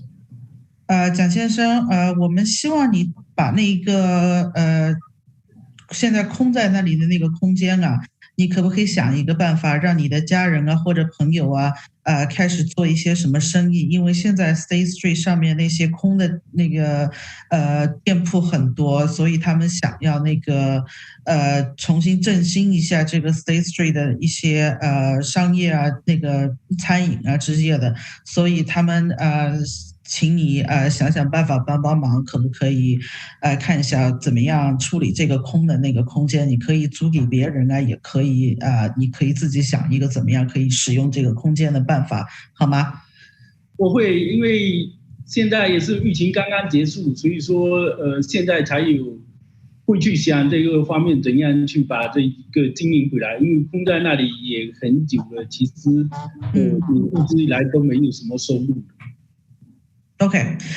Yes, I will definitely try my best to come up with a plan for that space, and then it's certainly something that's always in the back of my mind as well. And it just that right now it's difficult because we're just starting to come back from the pandemic and the shutdown. So I don't have any immediate ideas or plans for that particular space, but it's certainly something that I will pay attention to. I appreciate that. Thank you. And then, 非常感谢。You're welcome. 我会去尽力。I'll try my best. And then I'm wondering, in terms of helping us with the licensed premise description, if Mr. Verbeek, you could look up for us previous applications or the previous licenses for 502 State and see how those were described. And then lastly, on this point, just to remind everyone that the applicant did wish to continue a sidewalk cafe, so that should be part of the licensed premise description as well, is a sidewalk cafe. Thank you. Would you like me to interpret that? Yes, I think it's important that you interpret everything. Thanks. OK， 蒋先生，刚刚这位先生说，他想了一个办法，就是在你之前502 State Street 的那个其他一个餐馆，你在申请那个酒精营业执照的时候，你是怎么样回答同样这一个问题的？那么现在这一个申请表上的呢，就是你回答的方式不太清楚，那么他想看一下之前你是怎么回答的。当然你还会继续用户外餐饮的方式经营，那么当然户外餐饮的地区也要划分到你现在的经营场所的范围之内。所以他们想看一下你他们现在去找一下那个资料，看一下你以前是怎么回答这个问题的，好吗？ OK. Thank you, Mr. Fletcher. Thank you, Mr. Chair. I figured Alder Verveer had further discussion on the licensed premise. My tack is slightly different. Do you, I think my question is, do you have another individual with experience sort of running or operating a licensed establishment helping you out with Koi Sushi? 蒋先生，请问你在 Koi Sushi 这个 business 里面有没有一个合作的伙伴，或者是有哪一位雇员可以帮助你在申请不同的执照啊这些方面的可以帮助你的人呢？有，因为我现在小孩啊什么他也都大了，他也是一个非常好的帮手。Okay. Yes, I do. Mainly my children. What businesses were they previously? What licensed alcohol establishments were they previously involved in helping to run? 请问之前你的孩子就现在帮助你的申请执照的人当中，他们以前有没有过经验申请这个，尤其是对出售酒精饮料执照的经验呢？有，因为我一家人以前也都是开餐馆的。Yes, they do because my whole family owned and operated a restaurant for quite some time. Thank you, Mr. Chair. 谢谢蒋先生。Thank you, Mr. Fletcher. Next up, we have Mr. Verbeek and then Dr. Reese. Yeah, I just want to answer Alder's question. So the previous alcohol license at 502 State Street, the premises states 3,000 square foot restaurant on main floor, alcohol stored in cooler and behind bar.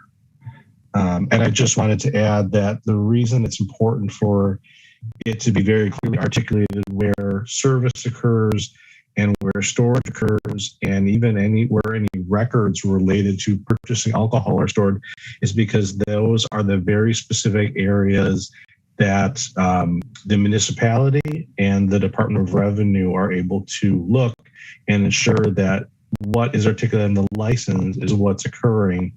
Where it says alcohol is stored is where it's actually stored. Where it says alcohol can be served is where it's actually being served.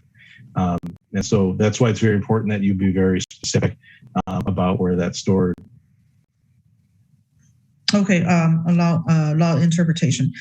蒋先生，他们现在查到你当时在502 State Street 的那个店铺在申请酒精营业出售酒精饮料的申请表上，对同样的问题你是怎么回答的？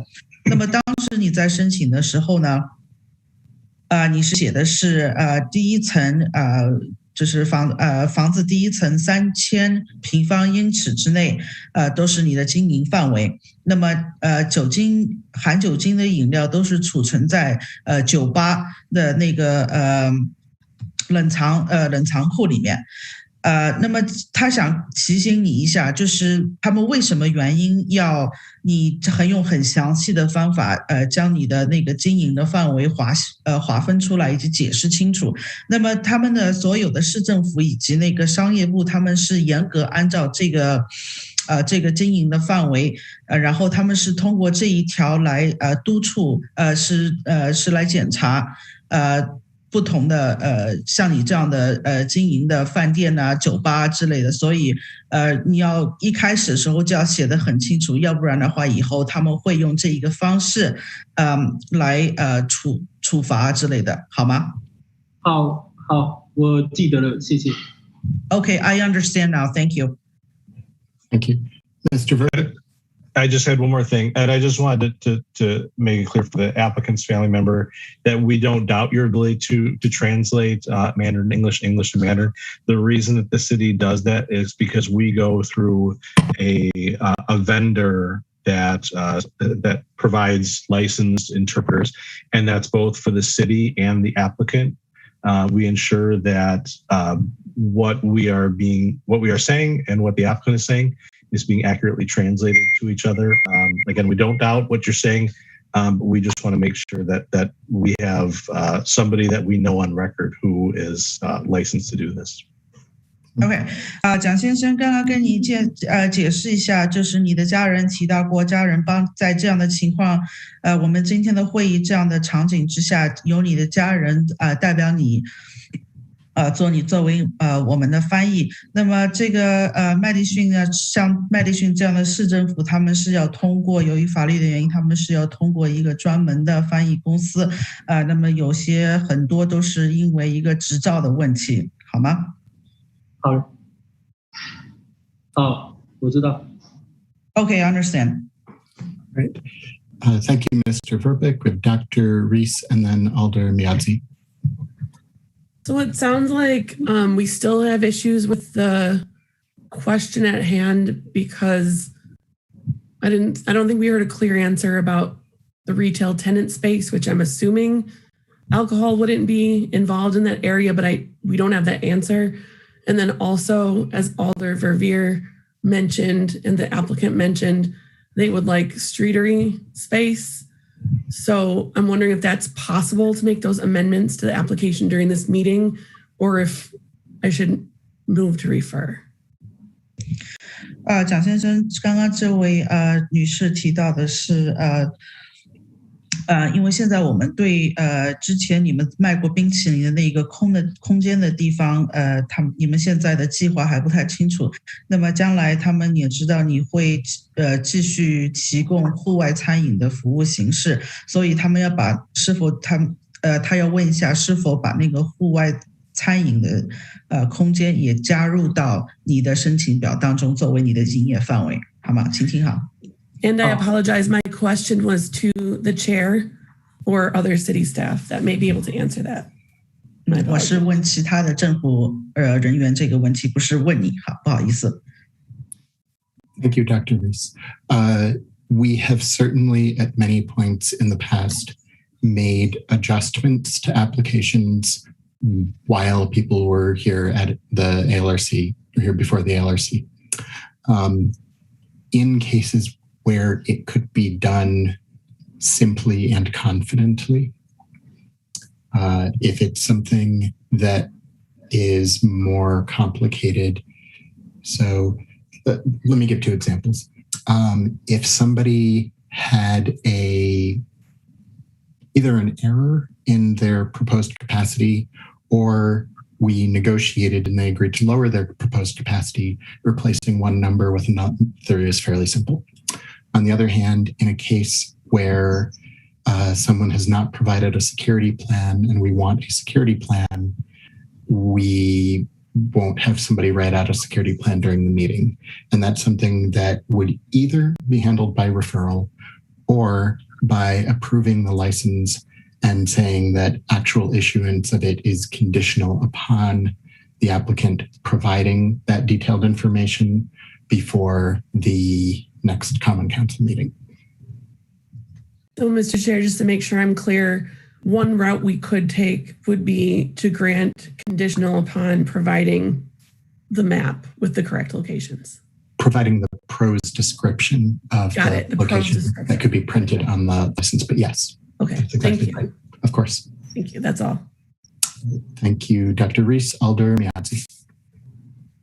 Yeah, just to get a clarification too, that tenant space, it seemed like according to the schematics or the diagram, it showed that it was open space. It said something about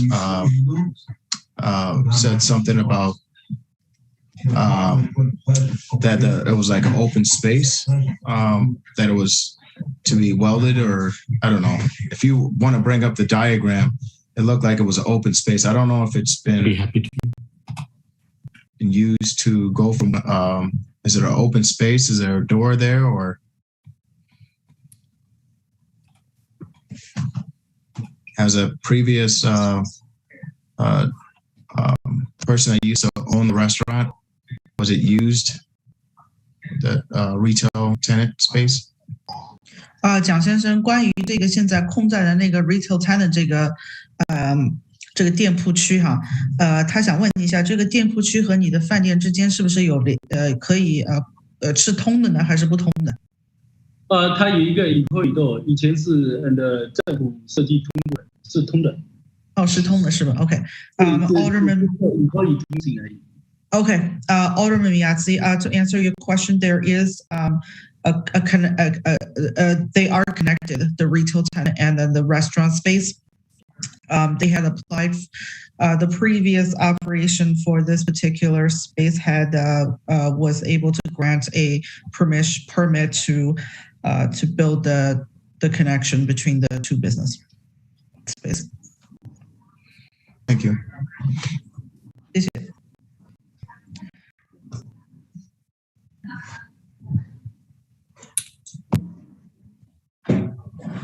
Committee, what further questions do you have for the applicant?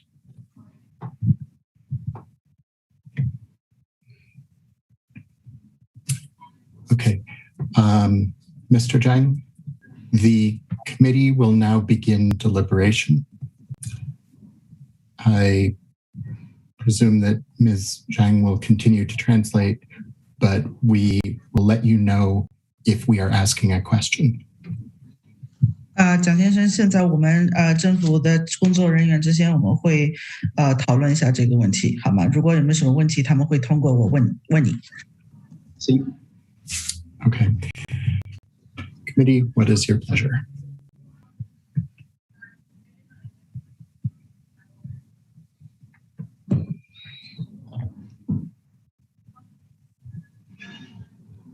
Alder Verveer. Thank you. I move to grant the Class B combination liquor and beer license with the following conditions. Number one, that the establishment shall meet the definition of a restaurant as defined by Section 38.02 of Madison General Ordinance at all times. Number two, that alcohol service shall cease by 11 p.m. Number three, food shall be available at all times. And I don't know if this would be a condition, but to clarify that the capacity, the license is for a total capacity of 90 persons, including a sidewalk cafe capacity of 12 persons. And let me further state on the record that the definition of the licensed premise would be consistent with the previous license at this location, including the addition of a sidewalk cafe. All right, we have a motion from Alder Verveer. Is there a second? Second from Dr. Reese. Discussion. If I might, Mr. Chair. By all means. Thank you. So there's a lot I could say about this. As for those of my newer colleagues on the committee, you quickly realize that there's quite a history with this applicant and with this location in our committee over the last several years. I make this motion admittedly giving the benefit of the doubt to the applicant, admittedly realizing that this is a very challenged area in terms of alcohol license density.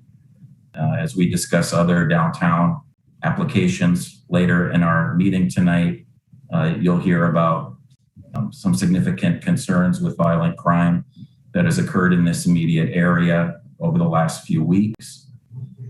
But as it relates to this establishment, my recollection of the history is as follows. First, I do believe that this applicant in part was taken advantage of by a third-party promoter that opened what was called Club Osaka across the street, generally from the establishment here. It was a bona fide restaurant by day, and for far too long morphed into a nightclub operation on the second floor at night, replete with DJs, noise complaints, lines out the back door on West Gilman Street, and so forth. I believe that this applicant, and for that matter, his son, who's attended our ALRC meetings in the past and is obviously present at this meeting, realized long ago that we are not supportive of, in any way, shape, or form, bona fide restaurants morphing into nightclubs. In fact, it was largely because of that operation that we amended our entertainment license ordinance to no longer have exemptions for small capacity establishments. As we move across the street to 502 State Street, which this applicant purchased the property of a few years ago, the issues there, in my estimation, were largely relating to violations of the building code. And admittedly, I was unhappy that the applicant chose to end leases of longtime retailers that were in this building, so that I guess the building would ultimately be only operated by the property owner and friends and family. We lost some longtime businesses because of that. Anyway, with that said, those of us that have been on this committee for some time realize that then there was illegal construction, both upstairs and immediately adjacent to Koi Sushi. That hole in the wall that Alder Mayatsi asked about goes back to that issue a few years ago. I believe this might have been in 2008, if I remember correctly. So the building code violations have all been corrected. I don't know if there was prosecution that has successfully concluded or not. That's, that was largely our concern when the previous operator of Koi Sushi attempted to seek a full alcohol license. And we were not comfortable granting that, number one, because of the illegal construction, number two, because of the density concerns in the State Street corridor, particularly in the 500 block. And number three, my colleagues might remember that this applicant was not willing to voluntarily agree to cease alcohol service early. She tried to convince us to not ask her to voluntarily cease alcohol service early.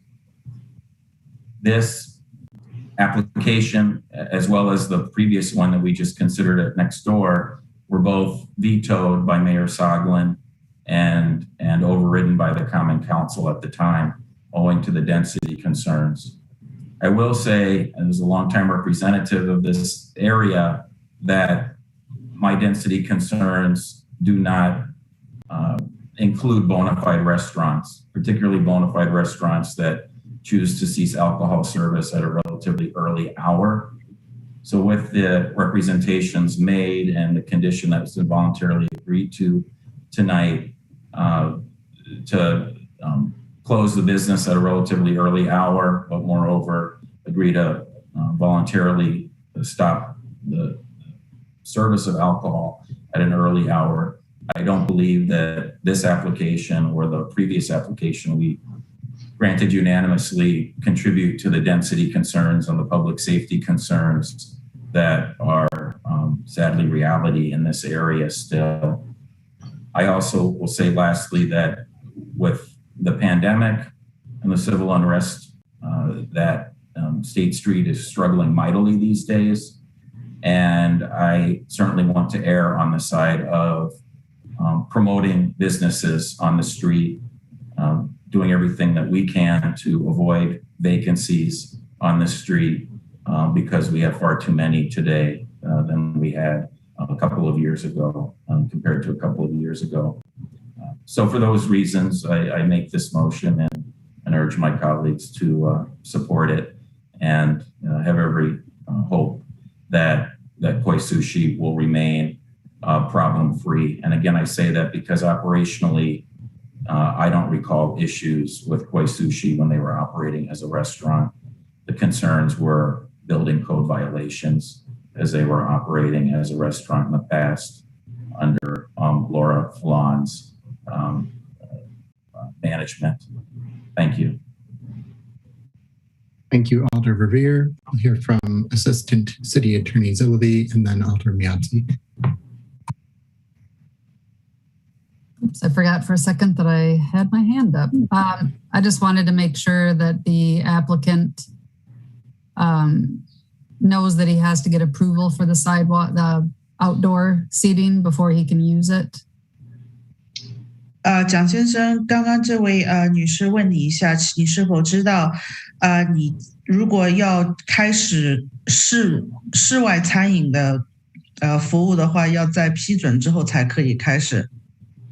我知道，但是我也可以今年也可以不做，但是我想明年如果需要的话再去申請也可以。Okay. Yes, I am fully aware of that, and I'm in no particular pressing hurry of starting that. Okay.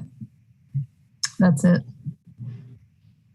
Thank you, Assistant City Attorney Zilliby. Alder Miazzi. Just trying to learn everything. Have we ever granted a license that is supposed to be annually to, have we ever granted it for, say, a probationary period of 6 months or, to try it out, or is it always just a year? It's complicated. When we are doing things that are intended to be probationary, what we generally do is issue a license with more restrictions on it. And then if things go smoothly, the license holder comes in with a request for a change of licensed conditions, and we ease back on those conditions. So maybe a place has to close earlier, and then later we expand their hours, or they get a license that's a Class B beer or a Class B beer and a Class C wine. And then they return later to apply for a Class B combination that will also let them serve hard alcohol. I'll certainly welcome comments from Assistant City Attorney Brist. The advice we've gotten in the past is there's no practical way to grant someone a license that automatically gets taken away, because once a license is issued, if we want to get rid of that license or even heavily restrict it, we are denying that person a property right that they have at this point before the license is issued. Nobody has any. Go ahead. That's a good description. We can't grant a license for a probationary period. We basically grant the license or don't grant the license. If we want to place conditions on the license, we have to do it at the time that the license is granted, or we have to have we can only do it with the consent of the licensee if we try to add conditions in the future. So basically, when we grant a license, it is a license for the license year. Thank you for the explanation. For that year, and if we right to renew. Right. If we want to not renew the license and the applicant or the license holder wants to renew it, we need to go through a non-renewal proceeding. We can't simply decide not to renew it. Thank you. Of course. Assistant City Attorney Zillaby, is your hand up again? It is not. Okay. Is there any further discussion?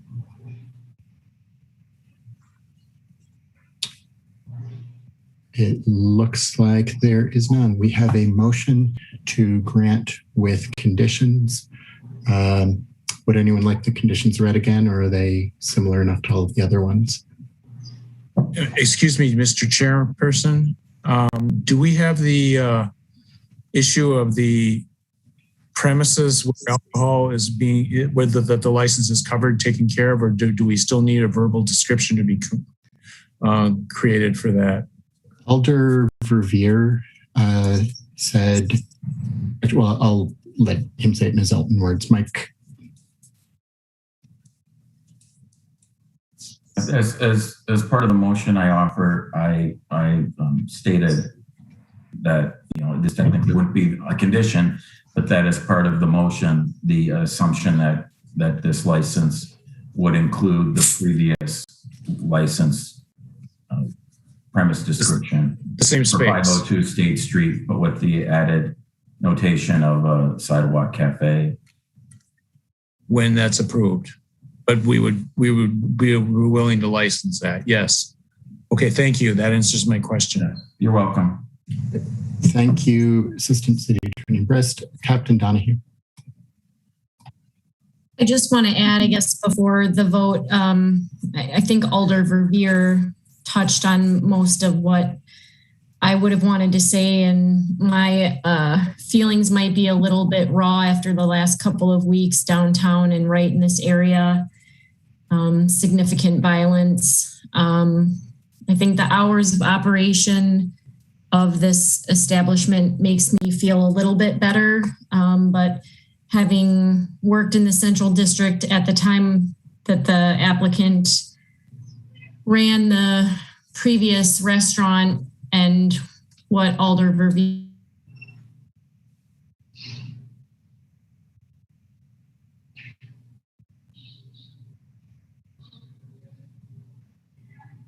looks like she froze. Captain Donahue, can you still hear us?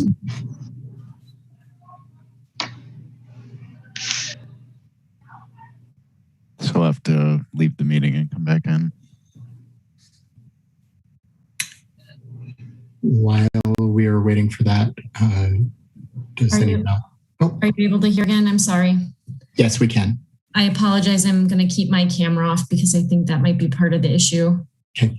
So just, you know, I go in with hesitancy and just asking Mr. Zhang again to work with the police department should there be any issues that arise, and that, you know, moving forward, I hope that we both can do better than we did during the last licensed establishment, and that we do in fact learn from the past. Interpreter requesting time to speak. By all means. OK， 蒋先生，刚刚那位公安局的局长想跟你强调一下，请你有问题的时候，请一定要牢牢记住和跟警察局合作，好吗？哦，我知道，因为我很清楚这些事情。Yes, I understand. Excellent. Captain Donahue, any further comments?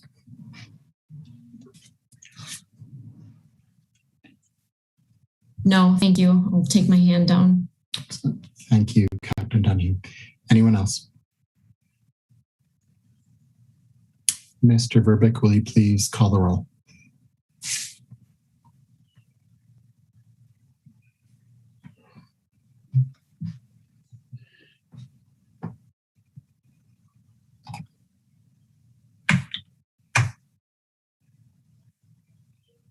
Alderman Yazzie? I'm sorry. Is this in support of Alder Revere's amendment or? Yeah, Alder Revere's motion to grant. Motion. Yes. Alder Revere. Aye. Dr. Reese. Aye. Alder Carter. Aye. Fletcher. Aye. Chair, it is 5 ayes, no nays. Excellent. Motion carries. So congratulations, Mr. Zhang. 蒋先生，恭喜你，今天他们通过了同意颁发你的经营许可证。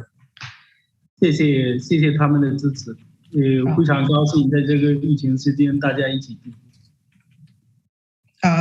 Thank you guys all very much for today's motion and especially being so supportive during the pandemic and recovery. Of course. Okay. Mr. Verbeek, has the applicant for item 47 joined us? They have. Excellent.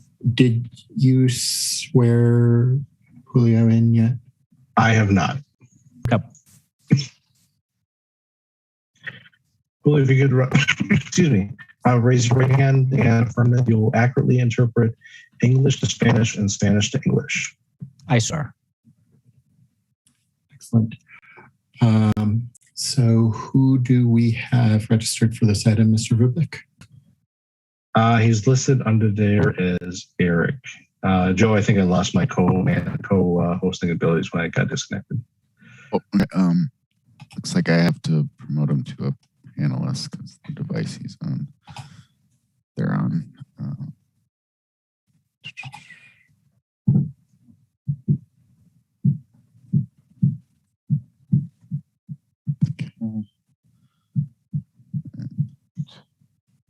Okay, Eric should be able to unmute Eric. There we go. Excellent. Eric, can you please introduce yourself, including your whole name, and describe the change you are requesting to your conditions? Yeah, my name is Eric Francisco. I'm Felipe Francisco Juan's son. They're the owners of Garibaldi Mexican restaurant. We were hoping. Eric? Yeah. Who is the? Are you the agent of the business, or is one of your parents? But he's not fluent in English, so I'm helping him at the meeting. Well, we have a translator who will be able to translate for your father. Okay.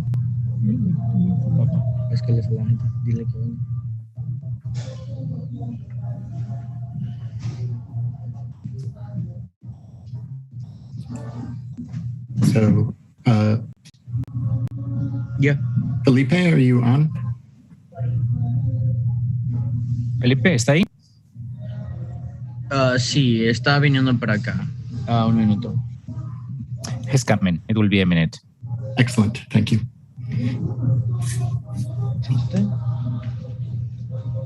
Dile hola. Hola, ¿cómo están? Hello, how are you doing? Hello. Can you please state your name for the record and describe the change you would like to your conditions? ¿Puede decirnos su nombre para que quede registrado en el acta y explicarnos los cambios que quiere en la licencia?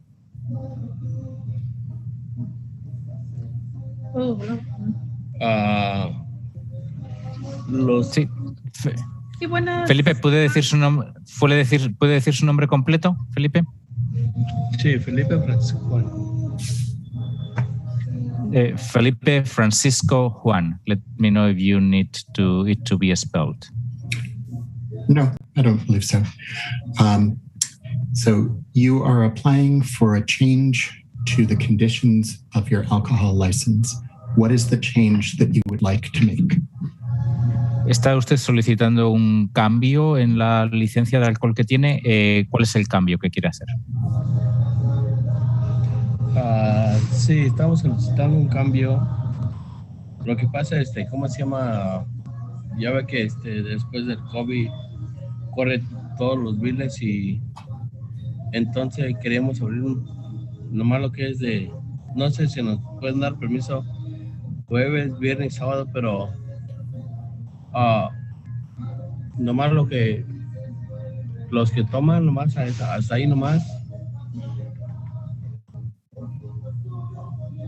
Buenas tardes. Sí. Yo soy la esposa del señor Felipe Francisco. Somos los dueños del restaurante Garibaldi. Okay, give me a second.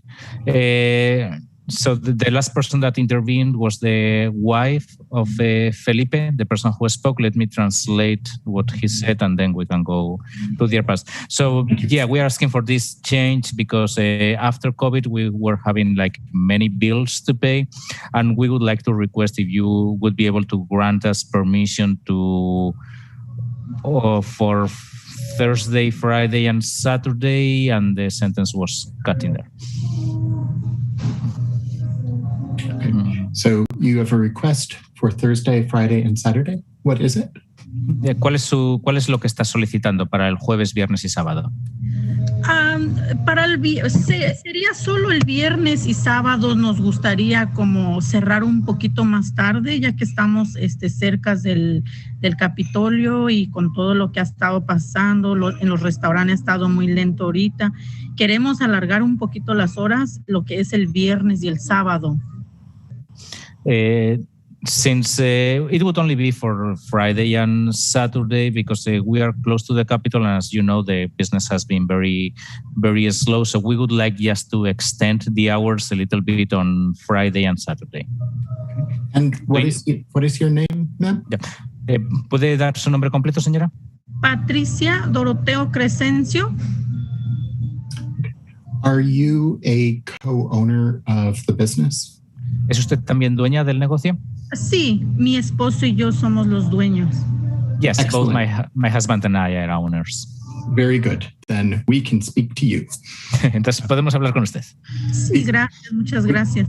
We need to know that we're talking to someone with decision-making authority for the business, which is why I had asked. Tenemos que tener la garantía de que estamos hablando con alguien que puede tomar decisiones sobre el negocio, por eso es por lo que necesitamos preguntar. Okay, gracias. Okay. So how late would you like to stay open on Friday and Saturday nights? ¿Qué tan tarde quieren tener abierto los viernes y los sábados? Pues nos gustaría como de entre 12 a 1, pero no sé si el lugar está permitido. Okay. Between midnight and 1, but I'm not sure if it is allowed in this place. Committee, what questions do you have for the applicant?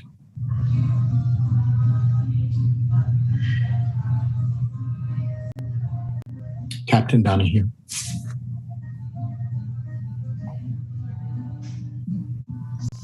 Have you spoken to the neighborhood or the people who reside nearby to see how they feel about this?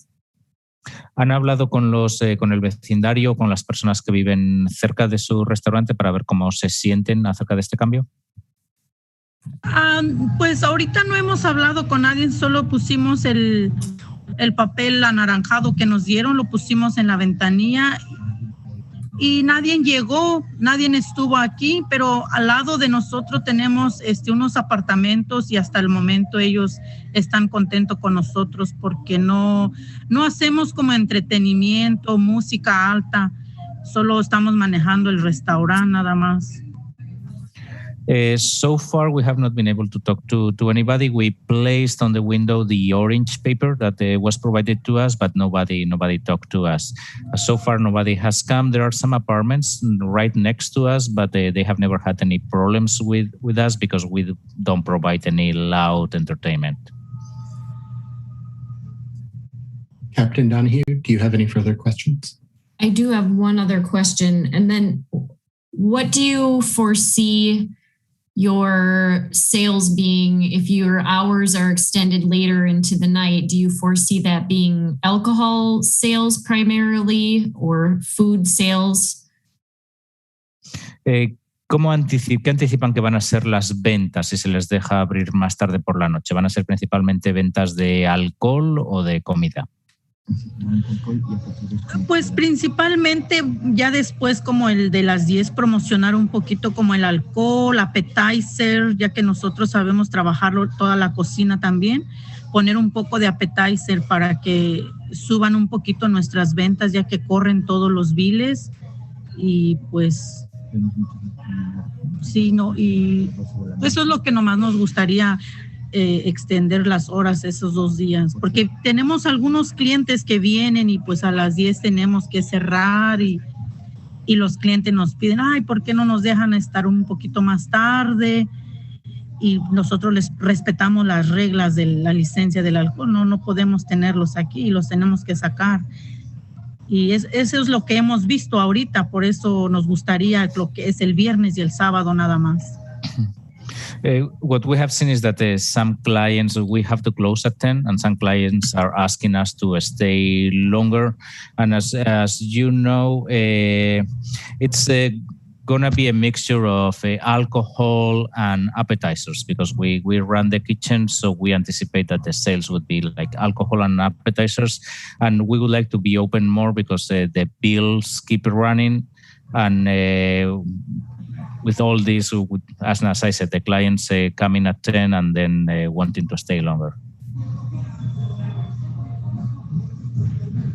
And your request is just to expand the hours until midnight on Friday and Saturday on the patio? Entonces su solicitud es aumentar las horas viernes y sábado hasta la medianoche en el patio. Sí, en el patio y adentro del restaurante, ya que el restaurante que tenemos es doble piso, está el piso de abajo y el piso de arriba y nos gustaría aprovechar un poco el espacio que tenemos y poner nuestras mesitas afuera, pero queremos un ambiente tranquilo, no queremos entretenimiento como música alta, nada de eso, solo queremos algo más tranquilo. Yeah, we would like both in the patio and inside because we have like a 2-level building. So we would like to take advantage of that and be able to provide more time in there. And outside it would be just the table and some quiet entertainment because we are not gonna we're not planning on doing any kind of loud entertainment. What would that quiet entertainment consist of? Cuando habla de ese entretenimiento sin hacer mucho ruido, ¿en qué está pensando? ¿Qué sería ese entretenimiento? ¿Cómo dijo, perdón?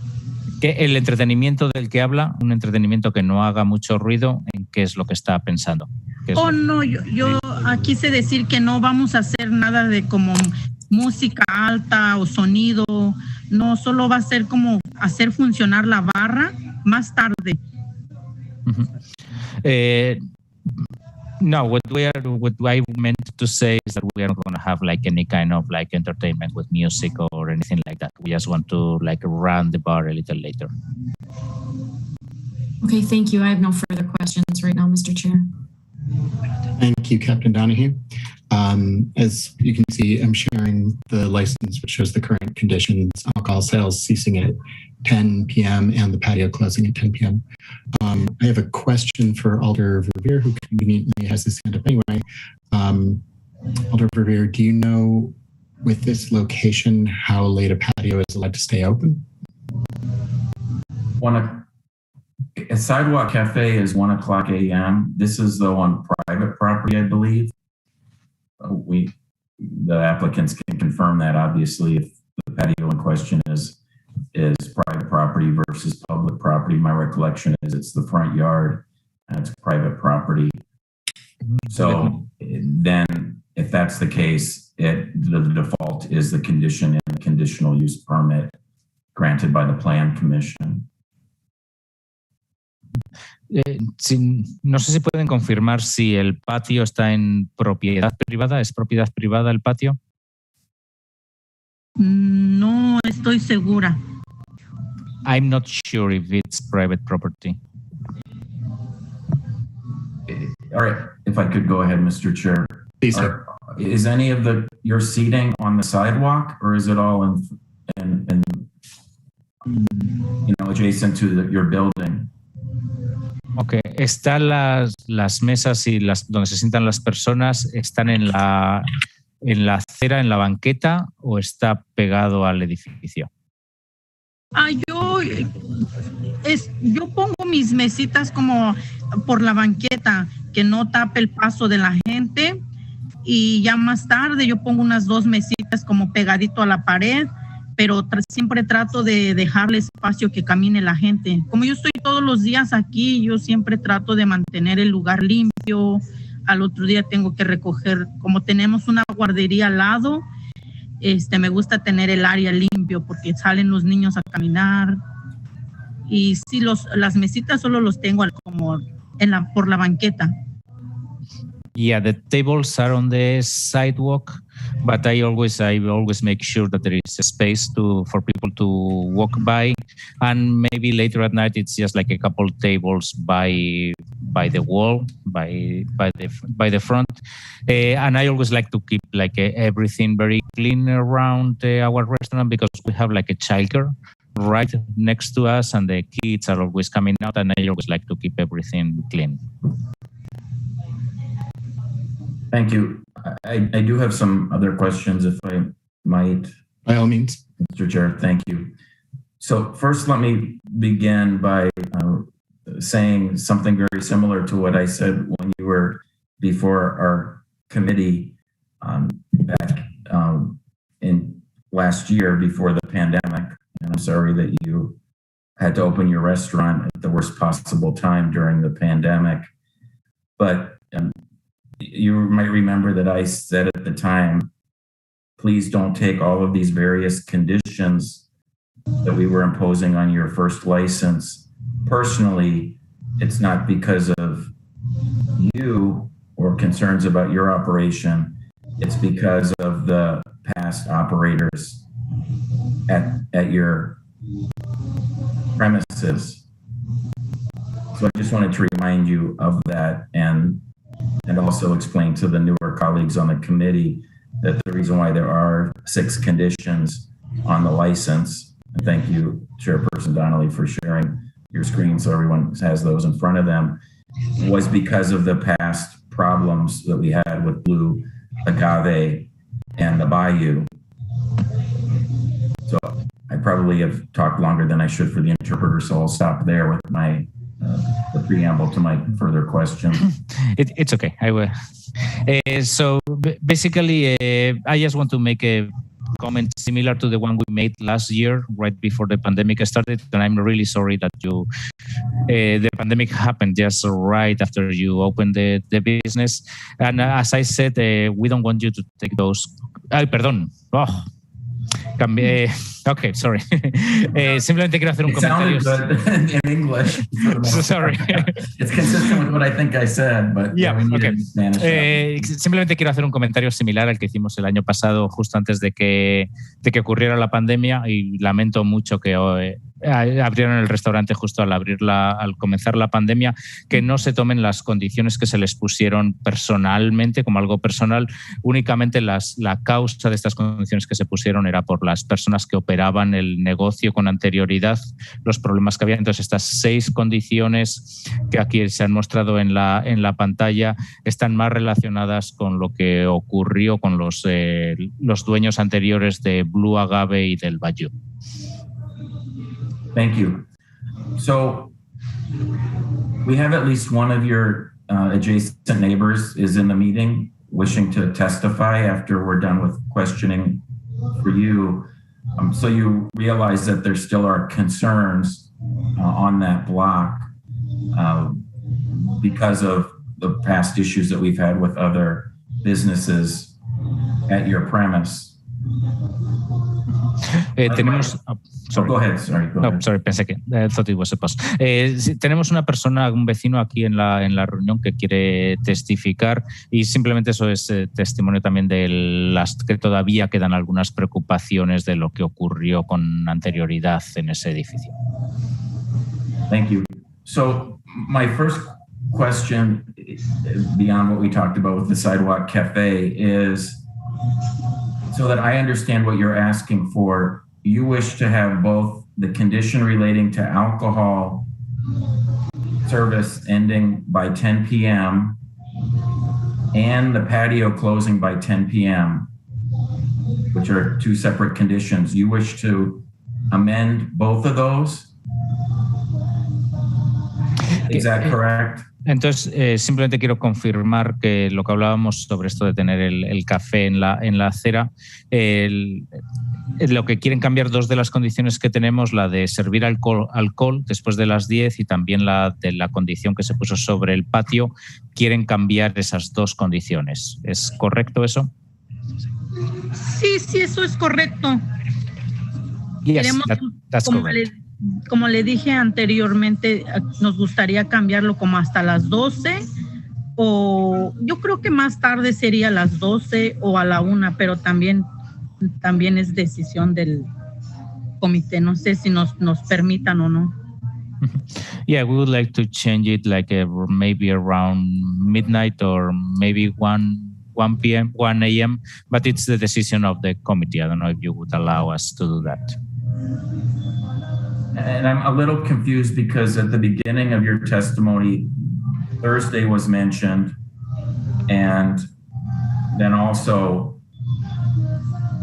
in your application, it does say midnight, and now you're suggesting 1 a.m.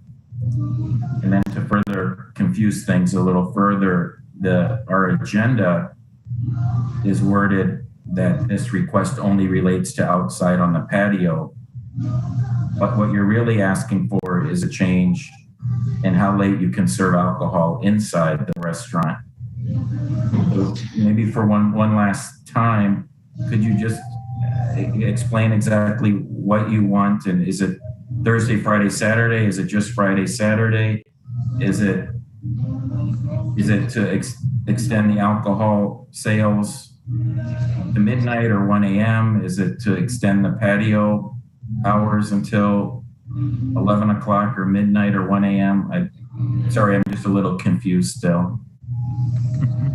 Sí, hay un poco de confusión que me gustaría aclarar porque por lo que tenemos en la agenda, en un principio se mencionó el jueves y también en un principio lo que se pidió era afuera en el patio, pero ahora lo que parece es que también quieren servir alcohol más tarde también dentro. Entonces simplemente no sé si podrían explicar exactamente, para evitar la confusión, exactamente lo que quieren, que las ventas de alcohol puedan ser hasta la medianoche. También se mencionaron las 11, las 12, la 1 en el patio o dentro del bar. Entonces no sé si simplemente por aclarar los términos si podrían explicar, definir exactamente qué es lo que están solicitando. Oh, perdón por la confusión. No solo nos gustaría el viernes y sábado nada más. Sorry for the confusion. We would just like Friday and Saturday. Perdón, Patricia, no le escuché el último que dijo. ¿Dijo hasta la medianoche? Sí, hasta las 12 o a la 1. Yeah. O hasta las 12 nada más. El restaurante y en el patio. Until midnight or 1, or maybe just until midnight, both in the restaurant and in the patio. Okay, thank you. So that clarifies things. If I could just parenthetically say, Mr. Verbic, just like the correction we had to do for Wando's and Legistar, if you could, at your convenience, change this Legistar description of their request, please, because as I read the written application, it does reference I think more than the patio, because it covers two different conditions in what they submitted. Could it be revised to say request to expand service on patio and extend hours until midnight on Friday and Saturday? Yeah, that sounds good. Thank you, Jim. So I personally am back to questions of the applicants. I'm more comfortable with you voluntarily agreeing to cease alcohol sales inside the restaurant by midnight on weekends, then I am extending the hours of the patio, because as you had mentioned earlier, there are people living immediately adjacent to your restaurant, including, as I say, I believe one person that wishes to speak tonight at the meeting. Do you understand that concern about people voices carrying if the patio is operating past 10 o'clock at night? Simplemente me gustaría explicar que me siento más cómodo con la cuestión de que se cese la venta de alcohol a la medianoche dentro del restaurante que ampliar el horario del patio, porque como ya hemos dicho antes, hay voces que se han escuchado de cierta preocupación sobre ampliar el horario del patio.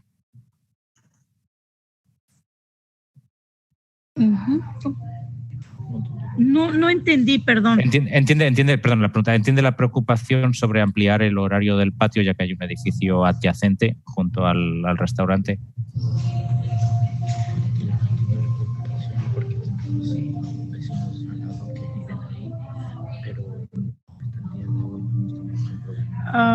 Pues, o sería solo el patio guardarlo así.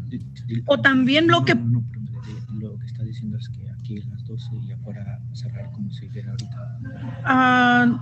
Creo que también no estoy entendiendo bien. O se están refiriendo como que el patio se quede así como hasta las 10 nada más y atender adentro del restaurante para que no haya gente en la calle. ¿Es lo que están tratando como de decir o no entiendo bien también? I just want to clarify that what you are trying to say is like maybe just like to stay in the patio until 10 as it is now and just use the restaurant until midnight. Is that what you are trying to say? To make it clear, under your existing license, you are allowed to operate the restaurant 24 hours a day, 7 days a week, serving food and non-alcoholic beverages. So we're just talking about when alcohol service would cease and when patrons could be served outside.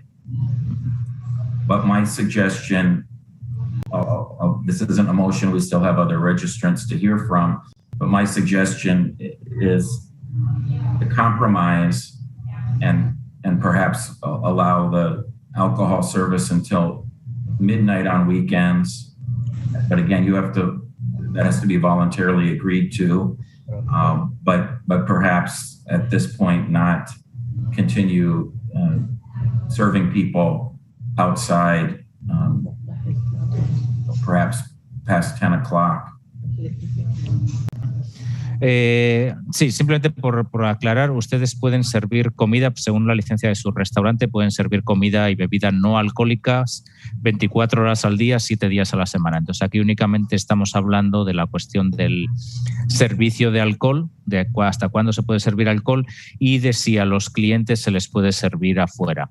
Entonces una sugerencia que podríamos hacer quizás es llegar a un punto medio de entendimiento de que quizás se pueda hasta las 12 el mediodía y que ustedes voluntariamente estén de acuerdo en servir a las personas dentro del edificio, no servirles afuera. A las 12 de la noche. De la noche, de medianoche. Que sea dentro del restaurante. Yeah, so what you're saying, 12 midnight inside the restaurant on weekends. Yes, that is what he was saying.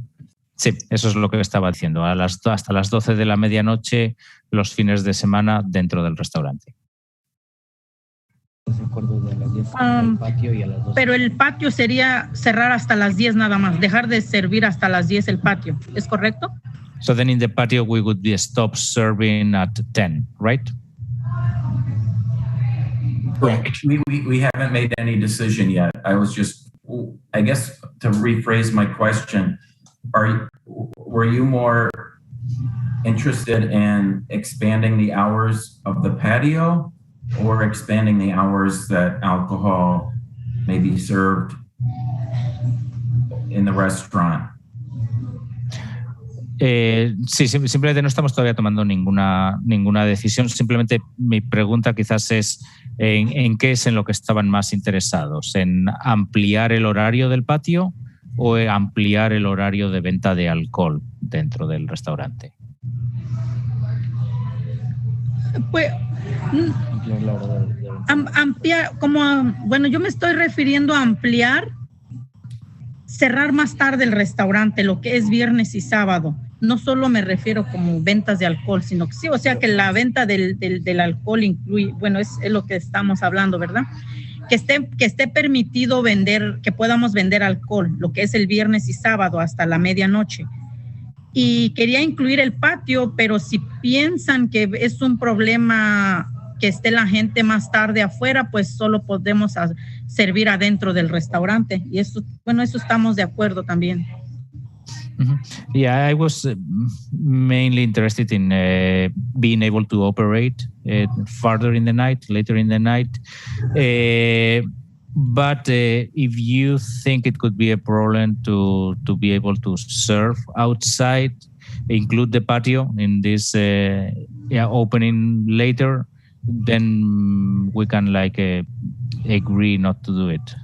Esta vez lo que dijo, ¿no, señora? De no ponerse de acuerdo de poder estar dentro y no de poder vender dentro, pero no el patio, no abrirlo hasta más tarde.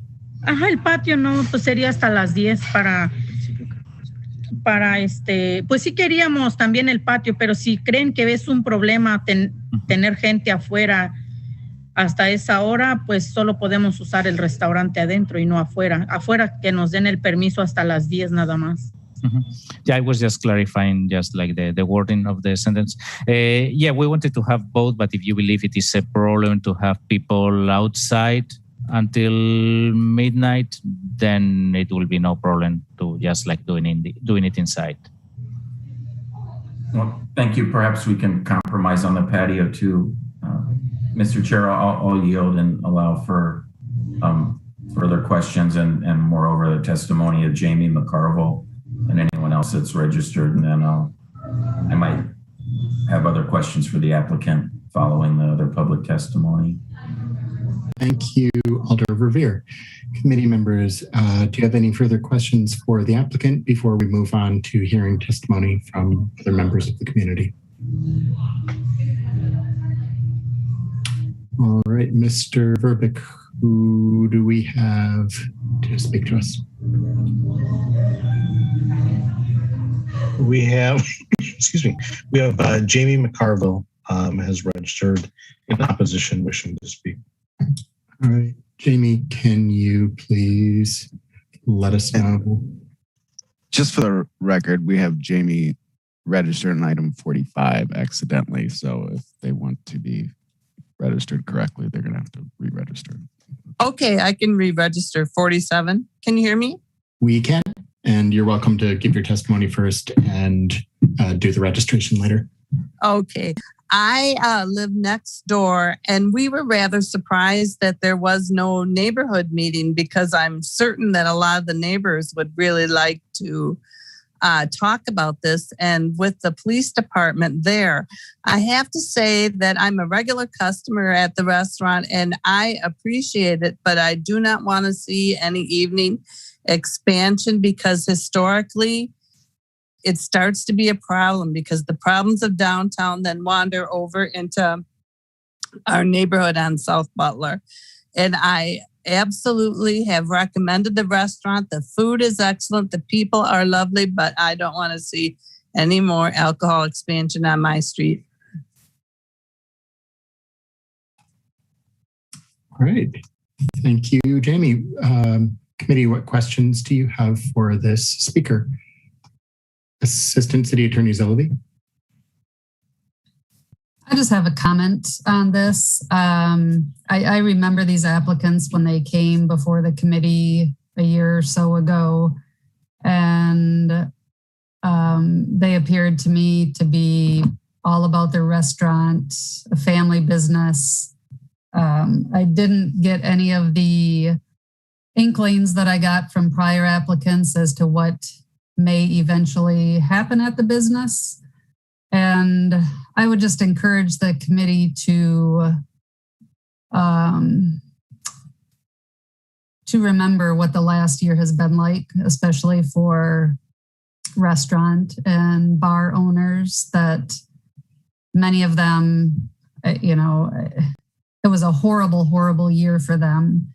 And if the city can help them out by giving them a couple more hours to try and make some money, I hope that we can do that for people, especially when, you know, it certainly appears that it is a restaurant and that's what they want to do. That's it. Thank you, Assistant City Attorney Zilliby. Are there any questions for Jamie McCarville? Alder Verveer. Thank you.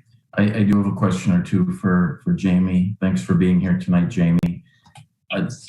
So do you believe that the First Settlement neighborhood would organize a neighborhood meeting? Have you talked to Julie Wagner about this application? I did, and I even sent a message to our alderperson, Brian Bedford, and I left a phone message for Captain Donahue, and I'll organize the neighborhood meeting. Julie seems like she can't really do a lot right now, but I'll organize it. I'm a past chairperson of the neighborhood. Yes, I know you are. You're a longtime neighborhood activist there. So I'm putting you on the spot here, but do you see any room for compromise at all? Obviously, you live adjacent to the restaurant. You're a regular customer of the restaurant. Have you heard any noise issues that have disturbed you from the restaurant? We sure have a lot more traffic on the street. We have a lot more people. We have a lot more cruising. We have like young men with firecrackers. You know, I can live with that. I'm sorry that the year has been hard for them. And I can appreciate that. If you look at the Centers for Disease Control guidance on alcohol outlet density, it does say that most restaurants really close by 11.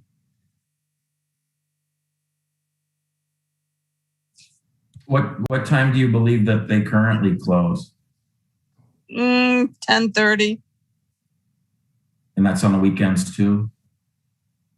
Yeah, I think so.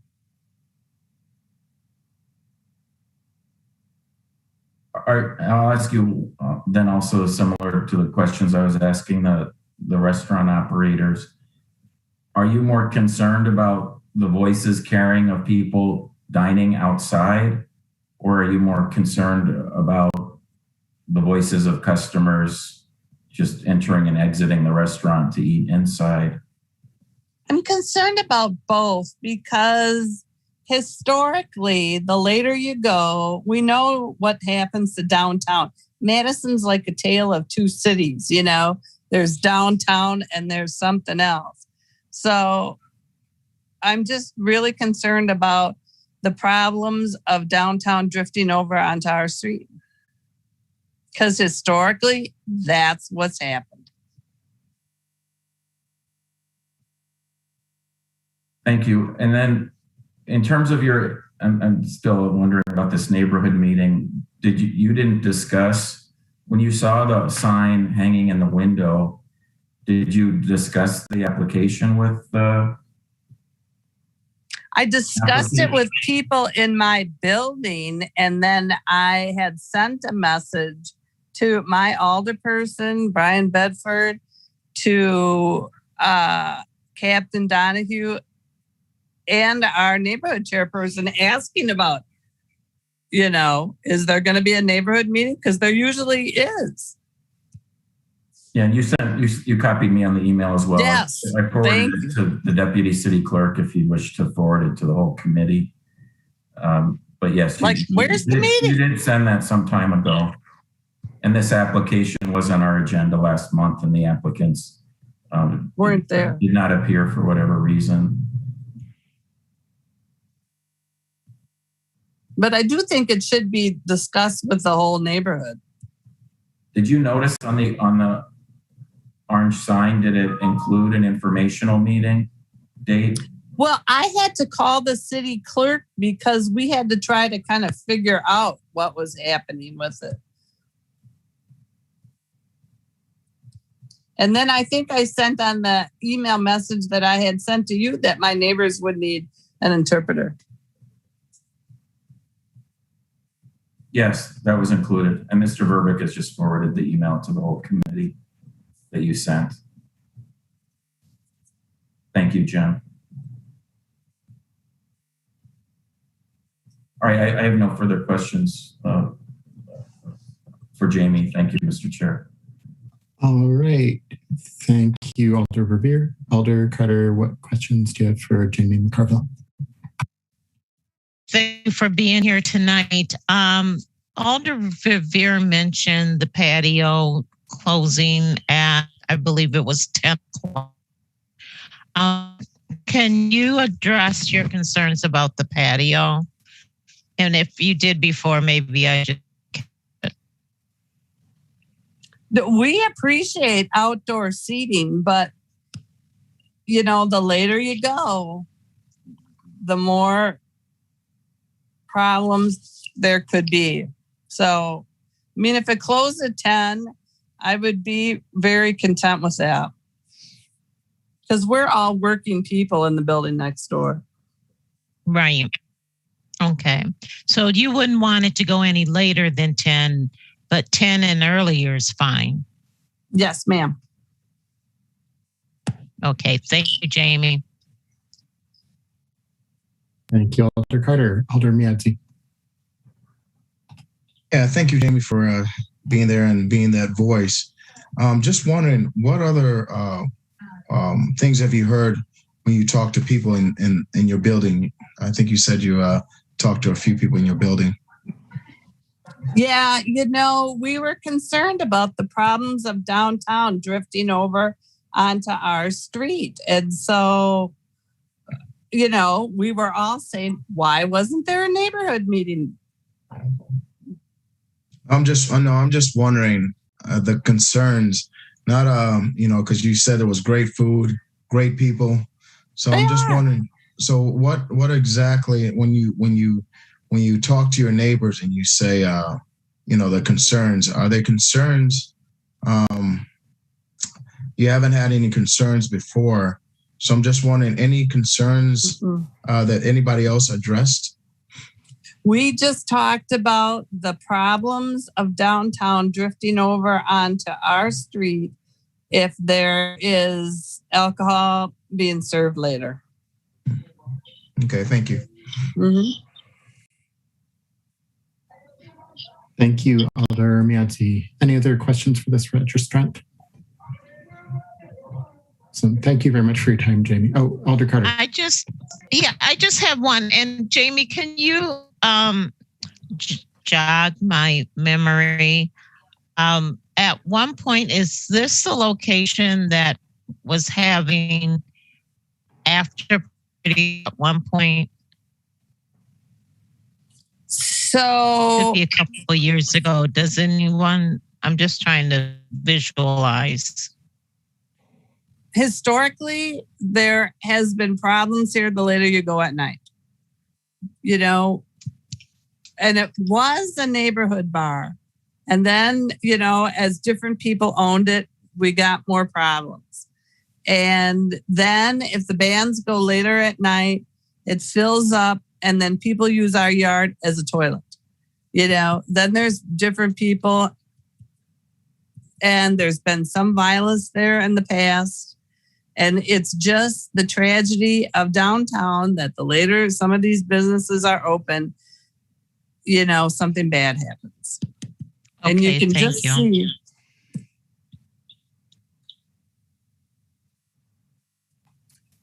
Thank you, Alder Carter. Any further questions for this registrant? Thank you, Jamie. Jim, are there any other registrants for this item?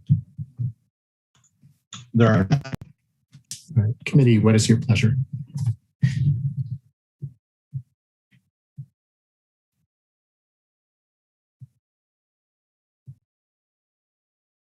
Dr. Reese. I move to grant the change to serve until midnight on Friday and Saturday inside. With no change to the hours for the patio. Correct. Okay. Is there a second to the motion? Second from Alder Miadzi. With a motion and a second, Dr. Reese, would you like to speak to your motion?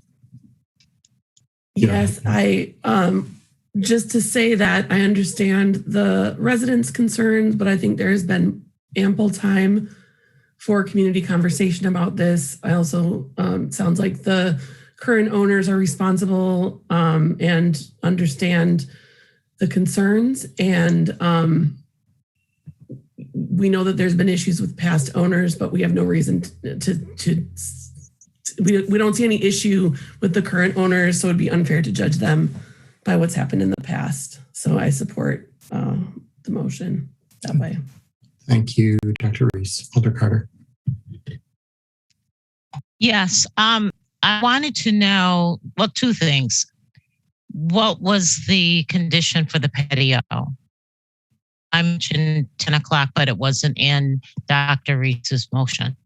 The current condition is that the patio must close by 10 p.m. daily, and okay, I just wanted to make sure. Does not address that at all. I just want to say a couple things, and I agree that we can't always be responsible for the past, especially when it involves other people. But I want to have the applicant continue to dialogue with the neighborhood association and the neighbors. I think that's very important. They already have a good reputation as far as food goes with the neighborhood, and I would like to see them continue that long and that relationship. Thank you. Excellent. Thank you, Alder Carter. Alder Figueroa Cole.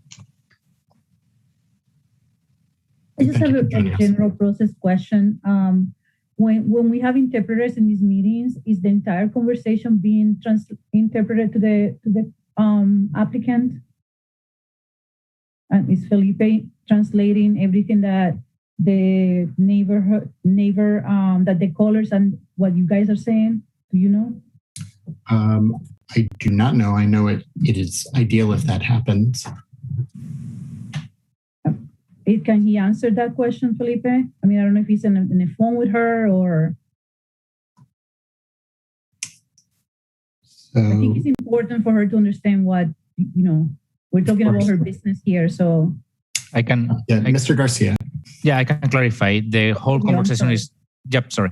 The whole conversation is not interpreted for the people who request the license. Only the questions that the committee has for them, and that back and forth. So the Felipe and Patricia have not been able to listen or to have access to what Miss Jamie has said.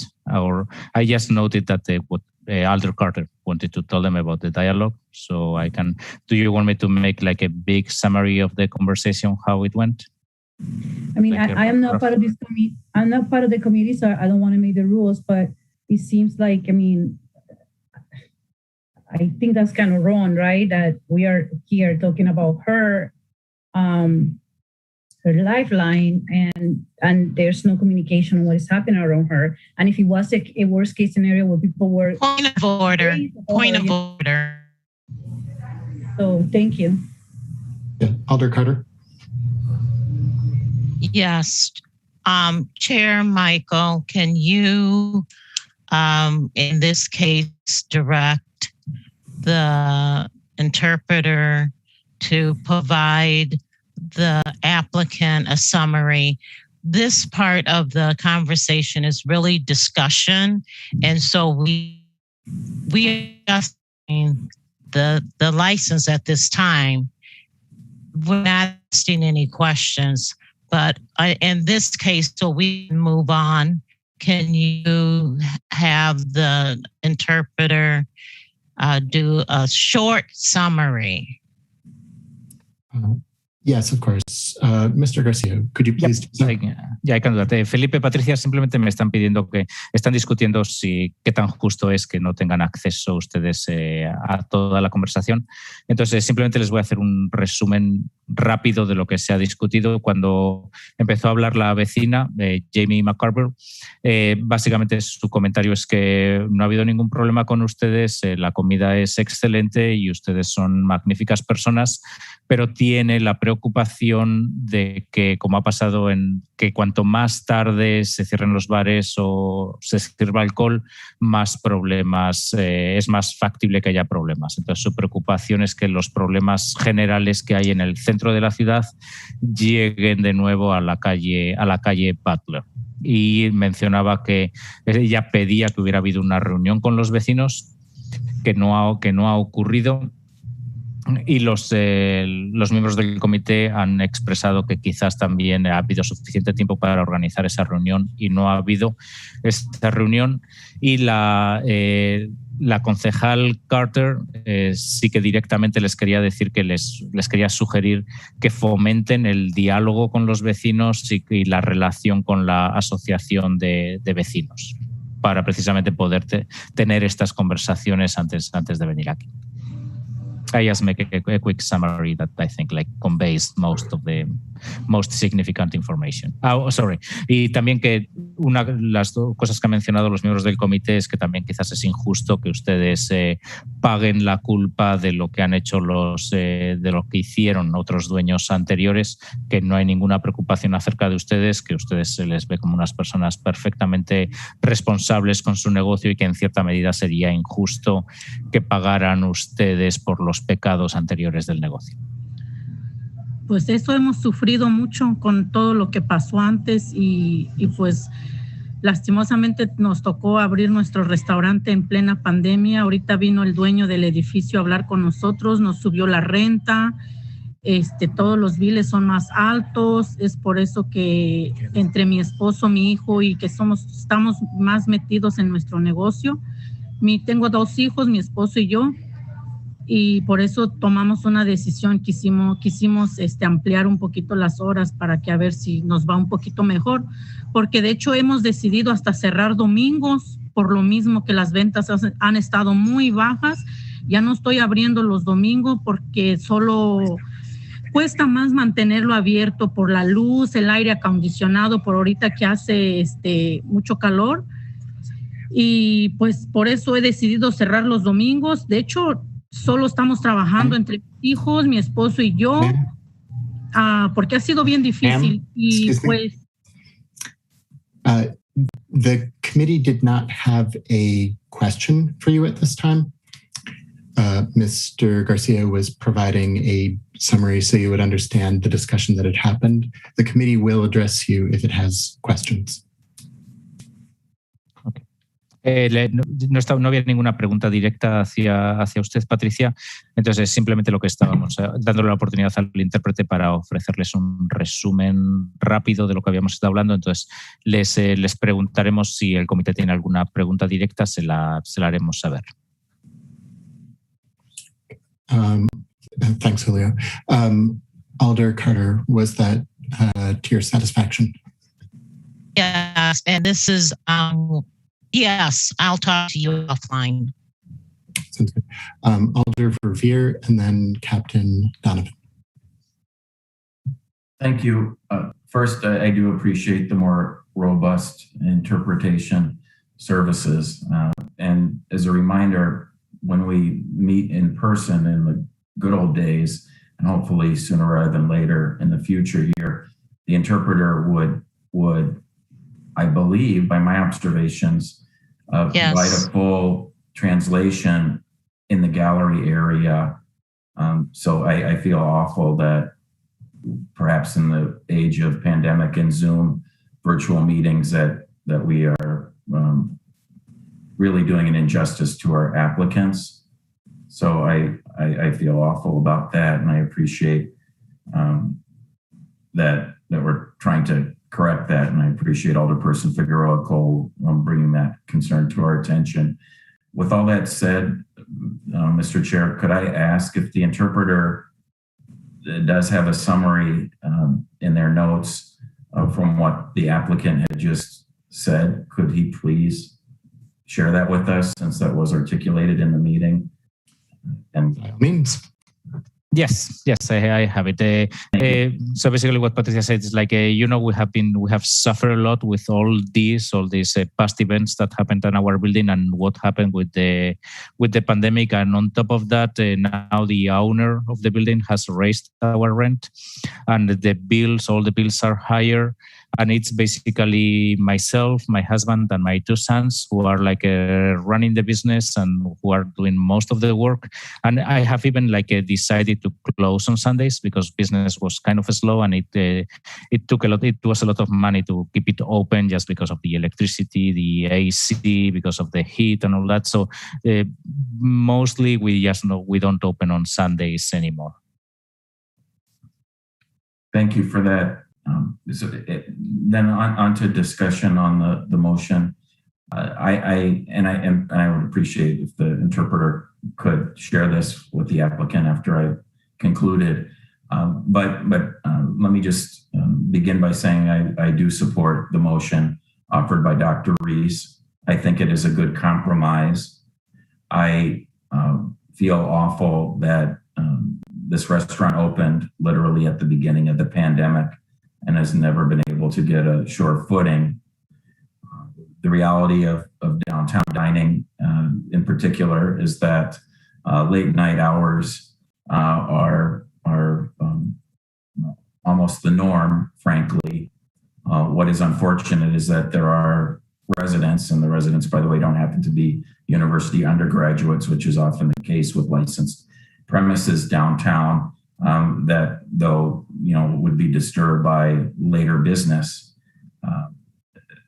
I want to say one more time that the conditions that are currently on this license, again, have nothing to do with the current operators. They have everything to do with this location and the fact that it's adjacent to residential housing. And I feel badly if these conditions have really adversely impacted their bottom line financially. Lastly, let me say to Jamie McCarville that I absolutely appreciate her involvement over all these years on behalf of the neighborhood. And by the way, the Aldermanic District I'm elected to represent includes the Jeff buildings directly across the street. So Alderperson Benford is the alder of this side of South Butler Street. But by extension, I'm very familiar with what's gone on this block over the years. And frankly, a lot of it has been unfortunate as it relates to prior operators here. With that said, to Ms. McCarville and to the applicants, which is why I do hope that what I'm saying will be interpreted, I would encourage that if this motion is adopted, which I believe it will be, that between now and the Common Council meeting where this item would be on the agenda, which would be July 6th, that there be a further conversation between the restaurateurs and the immediate neighbors, be that facilitated by Alderperson Benford, be it facilitated by the First Settlement District of Capital Neighborhoods, whomever. I do think it would be helpful to have that communication between now and when the City Council takes final action again on July 6th. So I don't know if Jamie wishes to reach out to the alder of the district again and the president of the neighborhood association again, as she previously has. But if they continue to, even if without their involvement, I don't see why there couldn't be a organized discussion between the immediate neighbors and the restaurant operators. So I feel badly that communication hasn't occurred, and especially since I'm sure most all of them are regular patrons, that it would be good to have that conversation. The other item that I wanted to just share is very minor, but if we indeed are amending the conditions, which I think we are likely to do, just wanted to mention to Mr. Verbic that I did note a typo in the restaurant definition condition, and it has the wrong citation of the MGO. So if you could correct that typographical error when the new license is likely to be printed, and change that to 38.02 of the MGOs, that would be terrific.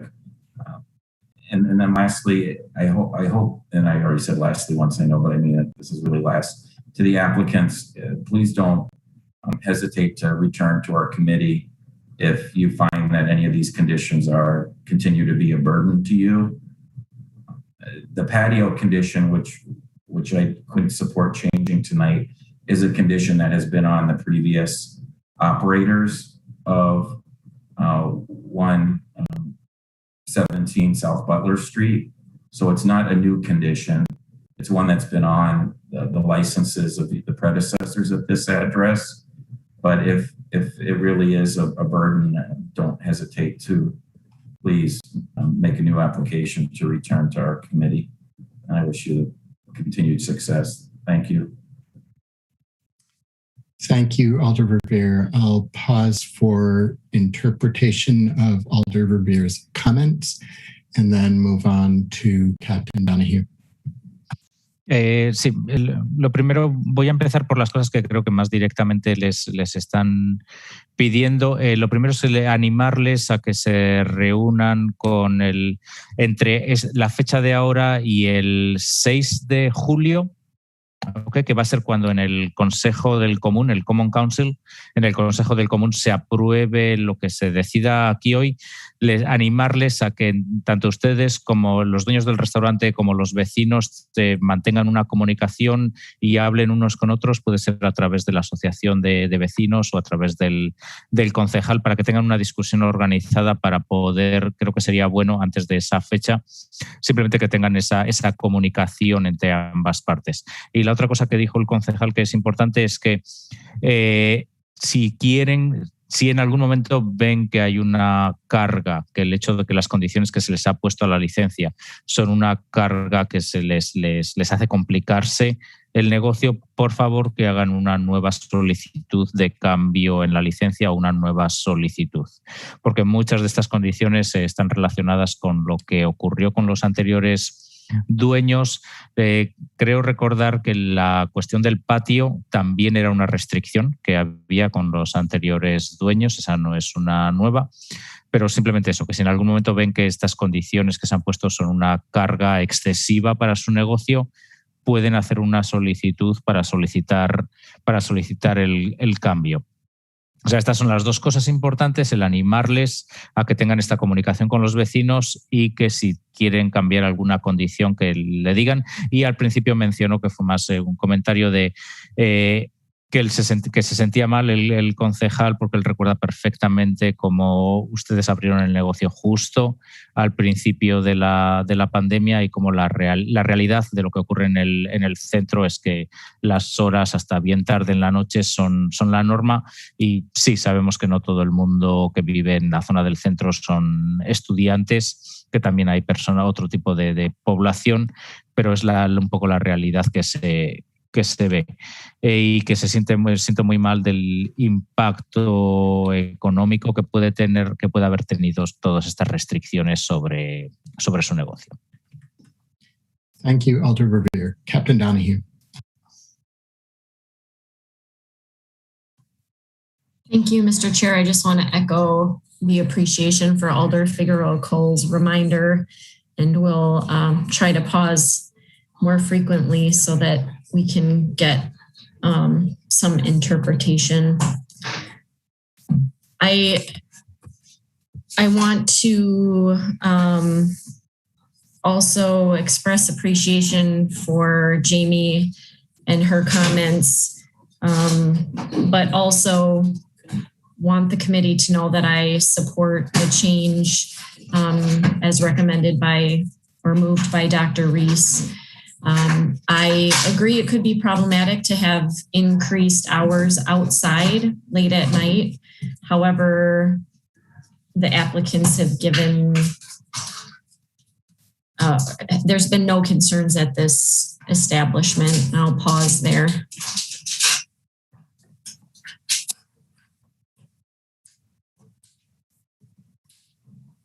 I'll pause there for interpretation, Julio.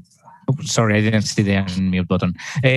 Simplemente me gustaría mostrar mi aprecio por la persona que habló, Jimmy McCarville, pero también me gustaría decir que apoyo completamente el cambio, según se lo ha expresado la doctora Ruiz, sobre aumentar las horas por la noche, y simplemente me gustaría decir que no ha habido absolutamente ninguna preocupación con los propietarios ni con lo que ha ocurrido en el edificio hasta el momento. I reviewed calls for service, and there have been a couple of calls for service associated with that address over the last year. One was a very, very vague complaint from a neighbor who did not provide any information about the concerns and did not want to talk to officers who were dispatched to the call. So there's no concrete information about any of those concerns. And the other was simply someone reporting suspicious behavior in that area not associated with the restaurant. And I can attest to the fact that we have had some issues downtown. However, I also have noted that the downtown on that side of the square has had a very vibrant outdoor patio existence this spring, and there has not been a lot of issues. And I think the applicants deserve the opportunity to show us that they have been responsible business owners and that they're willing to work with the city, as evidenced by the fact that they came back to the committee to seek permission to extend their hours. I don't have Sí, únicamente un comentario de que únicamente en todo este año ha habido un par de llamadas a la policía sobre esa zona. Son solo 2. La primera era muy vaga y no se dio ninguna explicación sobre el por qué, cuáles eran las preocupaciones, y la persona que llamó ni siquiera quiso dar explicaciones. La segunda fue una muy general sobre conductas sospechosas que no estaban relacionadas directamente con el edificio. Y lo otro que me gustaría decir es que en esa parte del Capitolio ha habido los patios, ha sido algo muy vibrante, ha sido algo que ha estado muy activo en toda la primavera, y creo que los que están haciendo la solicitud, los dueños del restaurante, merecen la oportunidad de mostrar que a la ciudad y a todas las personas que están aquí que son unos dueños responsables y que se les puede dar la oportunidad de trabajar con ellos. Thank you, Captain Donahue. Any further discussion of this item? Hearing none, would anyone like to call for a roll call vote? Alder Miadzi. Okay. Mr. Verbeek, would you please call the roll?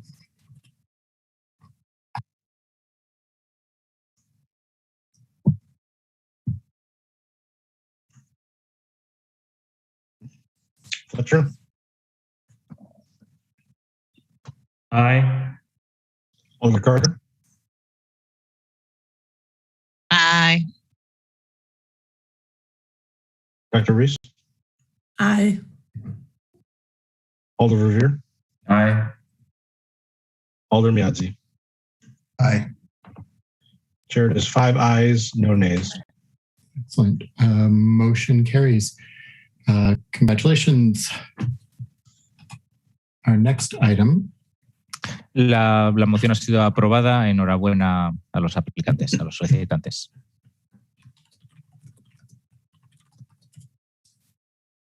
Next is item 59, a new license for La Bonita at 4915 Commercial Avenue.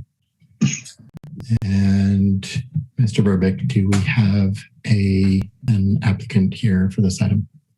We do. Rodrigo Flores is here for this item. He's the applicant. And he's also getting Spanish interpretation? Correct. Excellent. Rodrigo, can you please tell us about the business you are proposing? Rodrigo, ¿nos puede comentar un poco sobre el tipo de negocio que está proponiendo?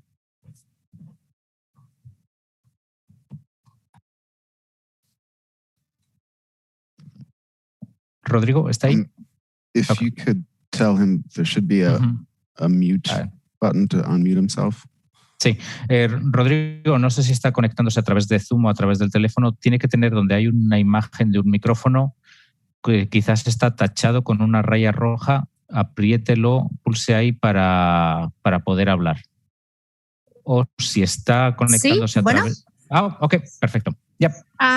Soy la esposa de Rodrigo, también dueña del negocio. Mi nombre es Irma Pérez González.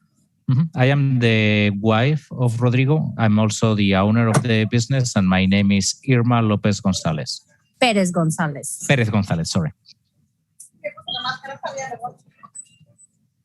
Excellent. We are happy to talk to any owner from the business. Sí, no tenemos problema en hablar con ninguno de los dueños del negocio. Entonces, la pregunta era que si nos puede explicar cuál es el tipo de negocio. El tipo de negocio que tenemos es un restaurante. Sorry, Michael. Sorry, I repeated your question. Sorry, thank you. Sorry. No, you're making it efficient. It's great. Okay, Irma, por favor. ¿Cuál es el tipo de negocio que propone? Es un restaurante y con tienda, pero solamente está abierto de 9 a 9. It's a restaurant and a grocery store that it's only open from 9 to 9. 9 in the morning till 9 at night. It is straightforward. Committee members, what questions do you have for the applicant? Chair, I just wanted to point out that this is a sole proprietorship. So Rodrigo Flores is the only person in control of this license. Okay. Ma'am, what is your official legal association with this business? Irma mencionó la otra persona que Rodrigo aparece como el dueño único del negocio. Entonces, Michael le está preguntando cuál es su relación con el negocio. Yo soy su esposa, o sea, somos los dos. Okay. Estamos... Pero si quieres se lo paso a él también. Okay. Quizás va a ser más fácil. I am the wife, but it's both of us who are in the business, but he's here. Okay. We will need to speak to him. We need to speak to someone who is either the agent for the liquor license or an officer of the corporation. Sí, tendríamos que hablar con él porque tenemos que hablar con la persona que tiene la licencia de alcohol o la persona que tiene algún cargo dentro del negocio. Hello. Hello. Can you state your name for the record, please? ¿Puede dar su nombre completo? Rodrigo Flores. Excellent. Hello, Rodrigo. The committee, what questions do you have for the applicant?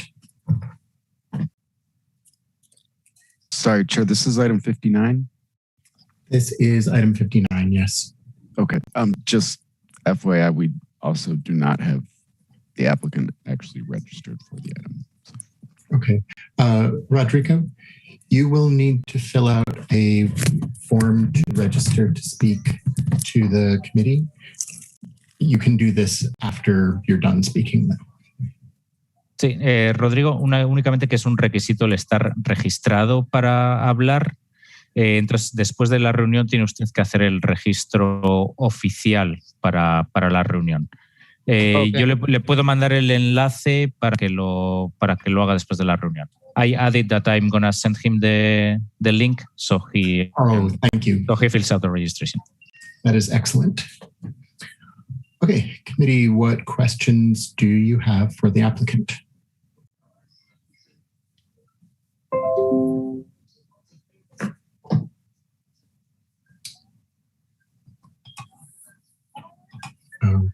Okay.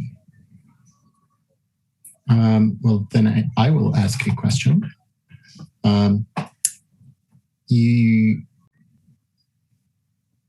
Your hours are going to be 9 a.m. to 9 p.m.? Entonces, las horas de funcionamiento van a ser de las 9 de la mañana a las 9 de la noche. Claro.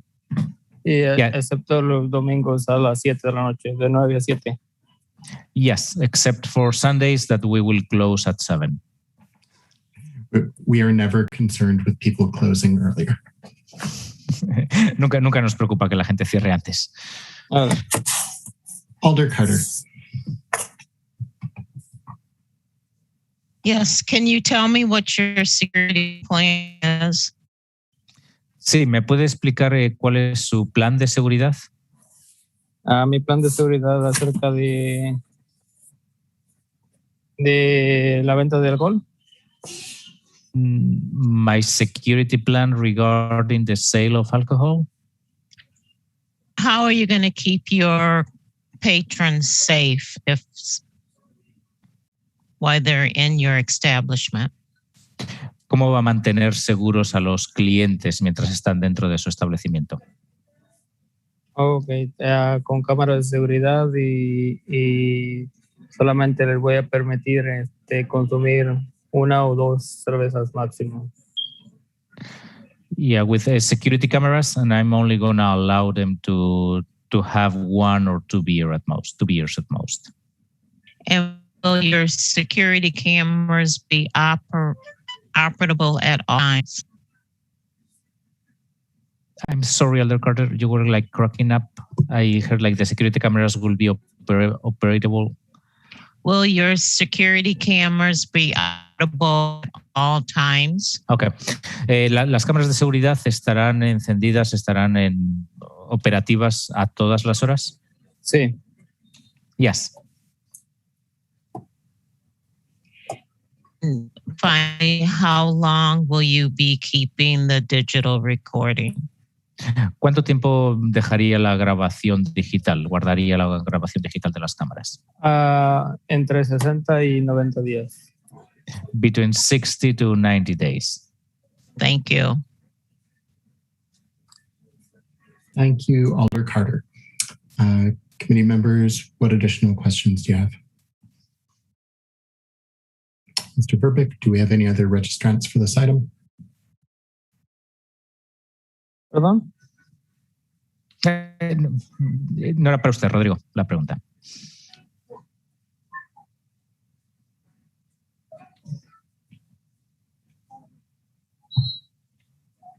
No additional registrants for this item. Committee, what's your pleasure?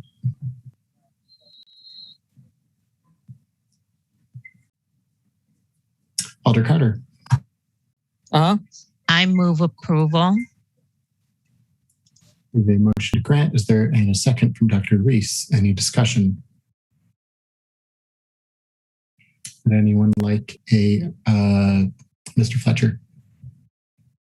Thanks. Jim, could you just verify that there was nothing else at this address licensed in the last year or two? I know the application says no, but just having a quick peek.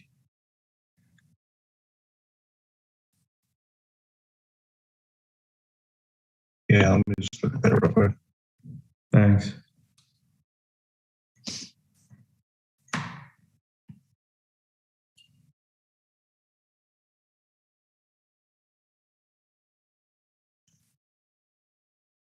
We had a establishment. The controlling entity was Savant Marketing. The DBA was Deja Brew. It looks like they did not renew last year, and so there has not been a license for close to a year now. Were there any conditions on the Deja Brew license?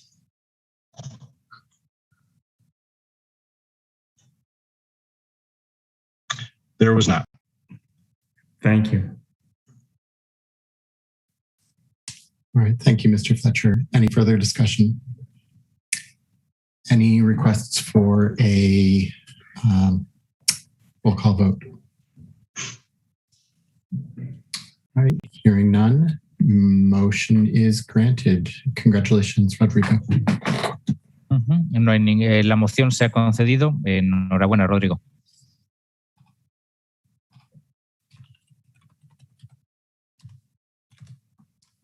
Next up is And thank you, Mr. Garcia. Next up is item 44, change of licensed premises for Hy-Vee at 3801 East Wash. They would like to add a patio. I'll let them speak for themselves. Mr. Verbeek, do we have a registrant for this item? We do. We have a Ryan Evers has registered in support, not wishing to speak, but available to answer questions. Okay. Well, yes. Go ahead. Ryan, what is your role at Hy-Vee? I am the store director at the this East Washington location. Are you the alcohol agent and or an officer in the corporation? I have the agent with me. His name is Craig Bailey, and I'm his boss. So, but he's listed as the agent. Excellent. Craig should be here with me. Craig, can you hear? Yeah. I don't know if you hear Craig or not. It's a little choppy, but yeah. So, what is this application for? Well, we have a patio already connected to our Market Grill with the building, and we just wanted to add that. It's connected to it. There's a door to it. It's in. It's just part of the operation. Committee, Mr. Fletcher? Thanks. Just a quick question. At the other kind of Hy-Vee locations in town, do the other locations have an alcohol license extending to the patio? Yes. The one that was on the docket today has already approved it. Does as well. But I mean, yeah, I guess I mean in prior sort of operation in the area or elsewhere that Hy-Vee's done business.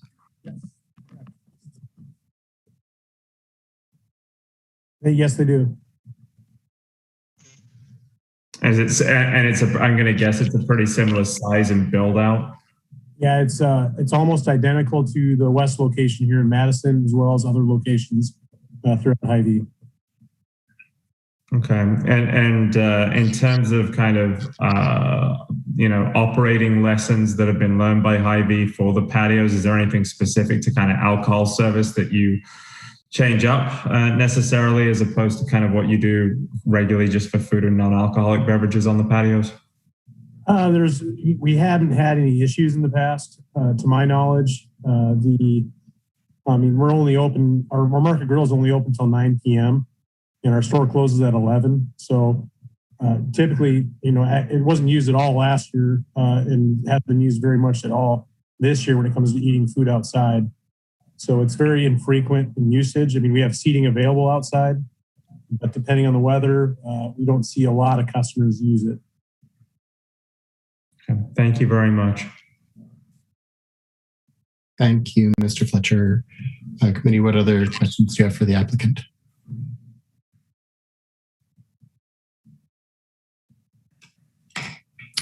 Mr. Verbeek, are there any other registrants for this item?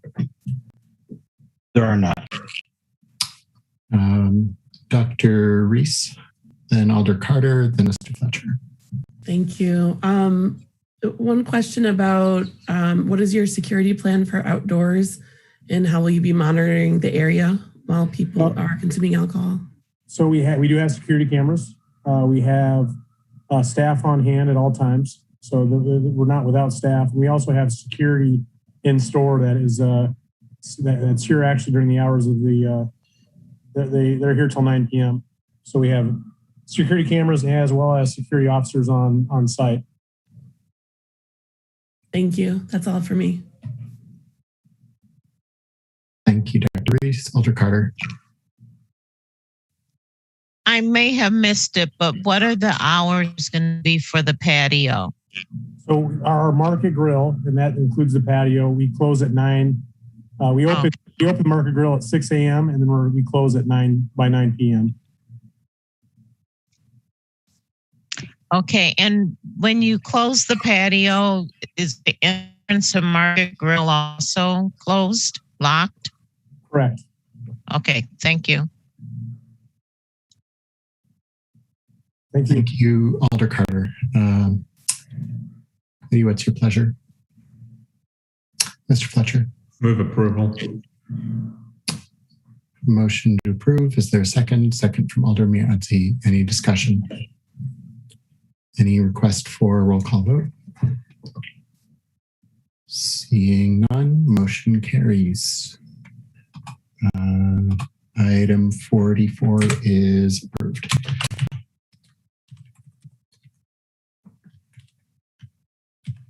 So item 45, change of licensed premises for Benvenuto's Italian Grill at 1109 Fourier Drive. Mr. Verbeck, do you have a registrant for this item? We do not. Jamie McCarville had accidentally registered for this item, but we have no other registered speakers. Has this been on our agenda before? It has not. It's the first time. Sure. Move referral to our next regularly scheduled meeting. Is there a second? Second. Any discussion? Hearing none. Anybody want a roll call vote? Nope. Motion carries. Referred to the next regularly scheduled ALRC meeting. Item 46, change of licensed premises for North and South Seafood and Smokehouse, 6604 Mineral Point Road. Mr. Verbeck, do we have a registrant for this item? We do not, and this is the first time it's been on the agenda. Mr. Fletcher? Refer to our next regularly scheduled meeting. Second. Got a motion from Mr. Fletcher, second from Alder Carter. Any discussion or request for a roll call vote? Seeing none, motion carries. Items 48 and 55, which is a new license for Chasers 2.0 at 408 West Gorham, Class B combo, and 21 plus entertainment license for Chasers 2.0. Do I see we've got Bill Rudy right there? Bill, can you tell us about your plan? Certainly. Good evening. Basically, due to the fact that the 319 block where the current Chasers has been purchased by Core Campus and looking at being redeveloped, it's just a matter of time before Chasers is torn down. That whole block is going to go away. So what we're looking at doing is trying to secure that business and our good name and move across the street to Brick House, or the old former Brick House, if you will. And the timing of it is such that, for a short period of time, there would be two businesses operating until Chasers is ready to be torn down, or Core Campus gets its permits. So, but once that happens, then obviously the original Chasers would go bye-bye. So that's it in a nutshell.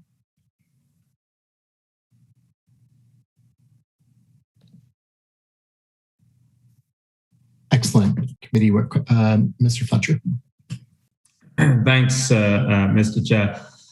Bill, could you just run through that overlap again? So you mentioned maybe having two Chasers locations operating for a period of time until the old Chasers location kind of goes away.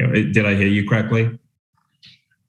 Yes. Yeah. Ideally, when this whole thing started, obviously it's anybody's guess, but when I was originally told that the timing on this would be such that it was more like a July, August period of this summer that Core Campus would be ready to tear that block down. But since then, obviously I'm getting the reports from talking with Alder Verveer and Urban Land that the timing on it now is more looking like March or April. So, and obviously the challenge is to secure a space that would allow us to move Chasers to and run a similar business, and that happens to be Brick House. So again, for the landlord to hold that lease open, it gets to be a little bit of a challenge. So in essence, yes, there'd be a short overlap. But again, it is a business that has been previously licensed under Brick House, was previously licensed and ran under Nomad.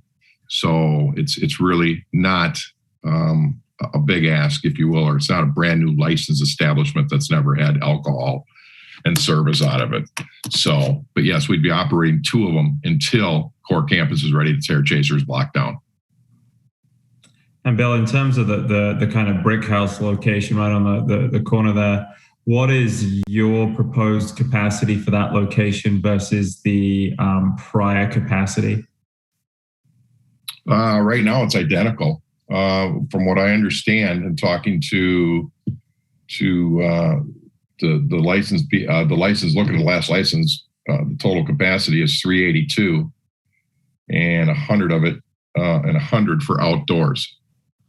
So we're not asking for any capacity increase at this point in time. And do you anticipate sort of other how should I put it, like operational changes that are unique to that brick house location that are different from kind of obviously Chasers across the street, different layout, etc.? It's actually very similar to Chasers in the floor print. Each floor is about 2,000 square feet, plus or minus. Obviously, the uniqueness of it is 3 floors. But again, we've got experience in running, the W, which is multi-levels, big main floor area, which is about 6,000 square feet, and then a rooftop, that'll hold another 150, 175. So, no, very familiar and comfortable with running a multi-level facility like that. Okay, thank you, Mr. Chair. Thank you, Mr. Fletcher. What other questions do you have for the applicants committee?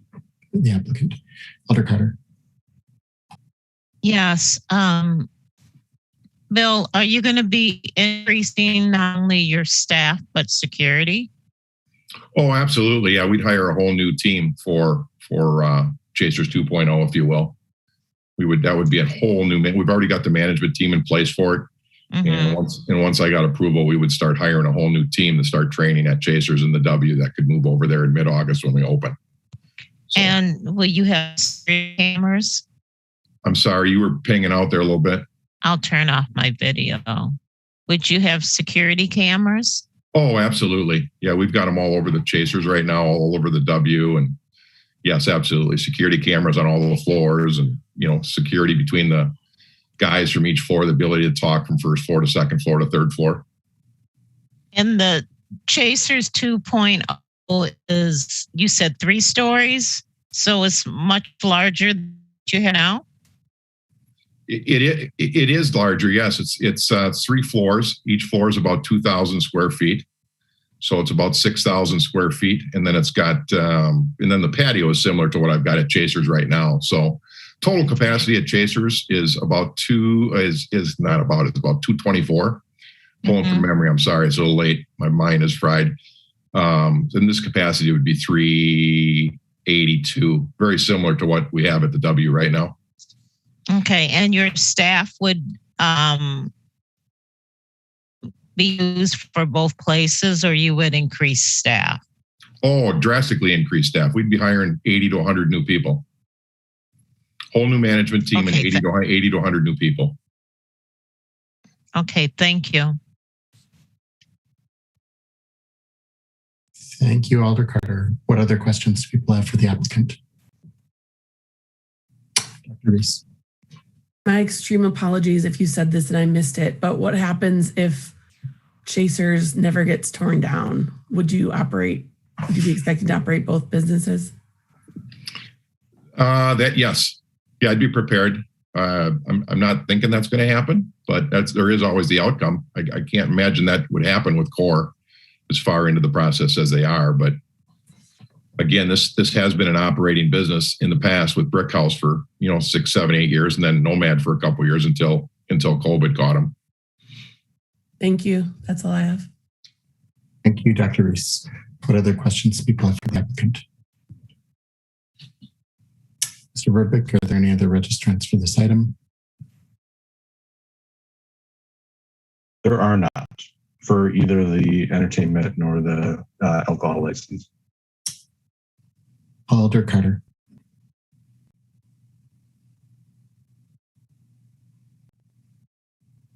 Chair Michael, can you tell me if Chasers has any conditions on their license? And you, Captain Donahue, speaks. They do. They have actually. So I will share something with all of you. So there are some conditions on Chaser current license. That would be the first three of these. The 408 West Coram had an additional condition, condition number 4 here on this list. The request from the campus area neighborhood association was to have a condition for an ID scanner. So I copied a ID scanner condition from another license. None of these are by any means required. I just wanted to have them ready to go in case people were interested in them. Thank you very much. By all means. Captain Donahue.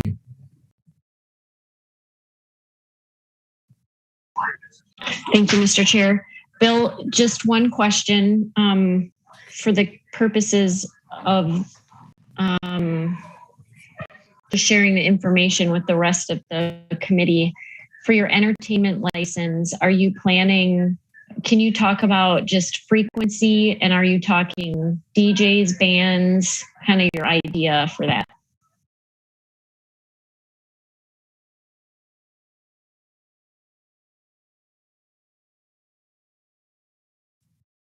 Bill, you have to unmute yourself. We back? Yes.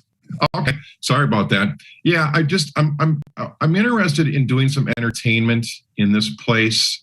Maybe once a month, maybe twice a month, but not more than that. I really enjoy the opportunity to use a DJ on New Year's Eve at the W. It's fun. The kids really enjoy it. It's something different than just the touch tunes. So the ability to have a DJ every once in a while, to switch it up, or to have a small, one-piece, two-piece band, and to just do something different, maybe even, during a happy hour on Fridays from 4 to 8 or 4 to 9, just something different. I've just never had the ability to do that at the W because of who was next to me there. It was part of a condition of coming in there that I couldn't compete or have entertainment like he does. So it's not a big deal for me. But with touch tunes, you get like 3 dozen DJs. Isn't that the truth? You get more than 3 dozen. Dr. Reese? Get your heart's content. Does Chasers have entertainment? No. Have you had experience with entertainment aside from what you mentioned at the W in the past? No, just using it on New Year's Eve. I have had with other restaurants and bars I've owned over my lifetime, yes, but not here in Madison. So do you have a different security plan for the nights when you will be offering other entertainment, considering that may change the patrons? Just more patrons dancing, that sort of thing. That's what I mean by that. Yeah. I mean, again, we ramp up our security every night, especially on Thursdays, Fridays, and Saturdays at both places. Typically at Chasers on a Thursday, Friday, and Saturday night, we've got, 2-door guys. We've got 8 to 10 guys on the floor. And at the W, everything is quadrupled that. And we're very good about our IDs, and we use a complete scanning machine at the W. So, and we're very particular about the music and controlling the music that gets broadcast. So that's not a huge concern of mine. What do you mean by controlling the music that gets broadcast? There's certain music that we're very careful on that doesn't go out very much. So I'm not sure what you mean by that. we're not. I guess I can't explain it any better than that. You know, I mean, I'm not into bringing in rock and roll music and stuff like that on a band or stuff like that. So that's not my intent. I'm more into easy listening on stuff like that. Like I said, for happy hours. So does that apply to the touch tunes as well? So you're saying the DJs that you bring in would only be happy hour, easy listening DJs? Typically, yeah. If you ever joined us at New Year's Eve, that's what you'd find. Okay. And do you have limitations on your touch tunes as well? Somewhat, not really. Okay. I mean, there's always limitations on what you can pick. I mean, there's thousands and thousands of songs out there. Okay. What else did I? Oh, do you have plans to end if you do have entertainment, do you have plans to take that all the way up to bar time, or would you be shutting that down in preparation for closing? That typically shuts down about a half an hour to 45 minutes before closing. Gotcha. Thank you. Thank you, Dr. Reese. Other committee members, what questions do you have for the applicant? Mr. Verbeek, do we have anyone else registered for this item? Committee, what is your Alder Revere?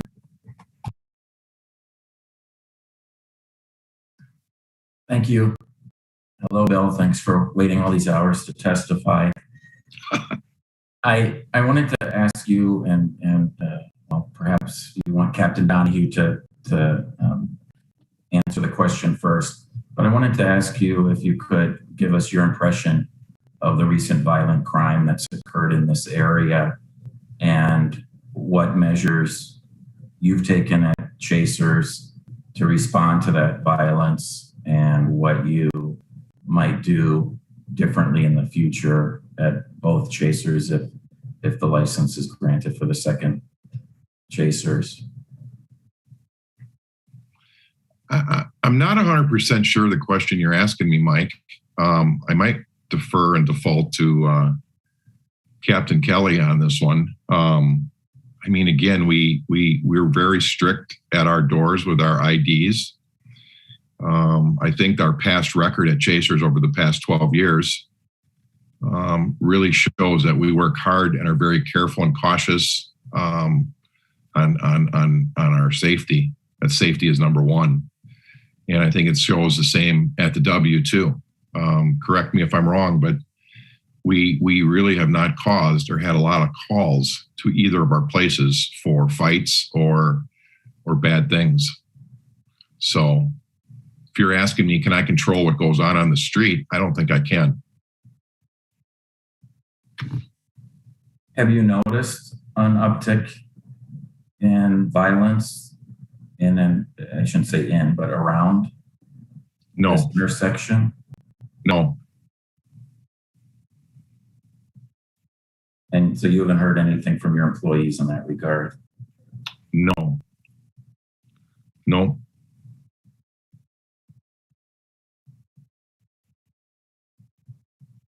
You obviously are aware of the shooting because we talked about it in the neighborhood meeting. The shooting that occurred on June 3rd. Yes. Obviously, that's concerning to all of us, but you don't, because of that incident, you really haven't had to do anything differently operationally at Chasers? No, not really.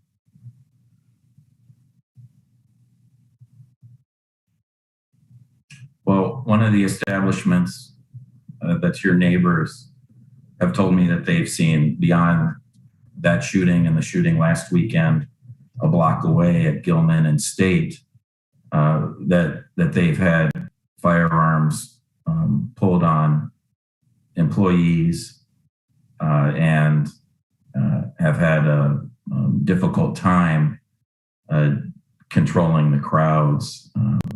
But sounds like you have absolutely no concerns about this. I don't want to put words in your mouth, but.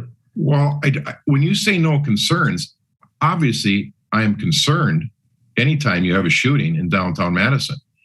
You're asking me the question, and I'm being brutally honest with you. I speak with my team and my managers every day, probably 5 times a day. And we are not seeing those problems at Chasers, nor are we seeing those problems at the W. Are we lucky? I guess so. But I'm not hearing of people pulling firearms on my employees or my door guys or any of that kind of stuff inside my establishment. We've had 0 calls to the police unless I'm totally out of touch. So if indeed this license is granted and you're simultaneously operating 2 Chasers across the street from one another, kitty corner from one another, besides, as you articulated earlier in response to a question that you would have, obviously full staffing for the second establishment, either currently or this summer, you don't feel that there's a need for even extra security staffing at all? Things have really been quiet on your side of West Gorham Street?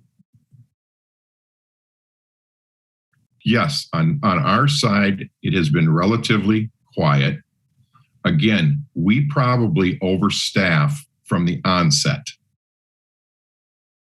My payroll costs are significantly higher than the norm in the industry. We do that to err on the side of safety. Typically at Chasers on a Thursday night, Friday night, and Saturday night, there will be 2 to 3 bar backs security on the patio, and there'll be 3 or 4 on the inside. At the W, there'll be 4 to 5 on the rooftop, and there'll be 10 to 14 inside. I could run it with half, but then I don't think I would be bringing the safety and the security that I want to see for my patrons on those levels.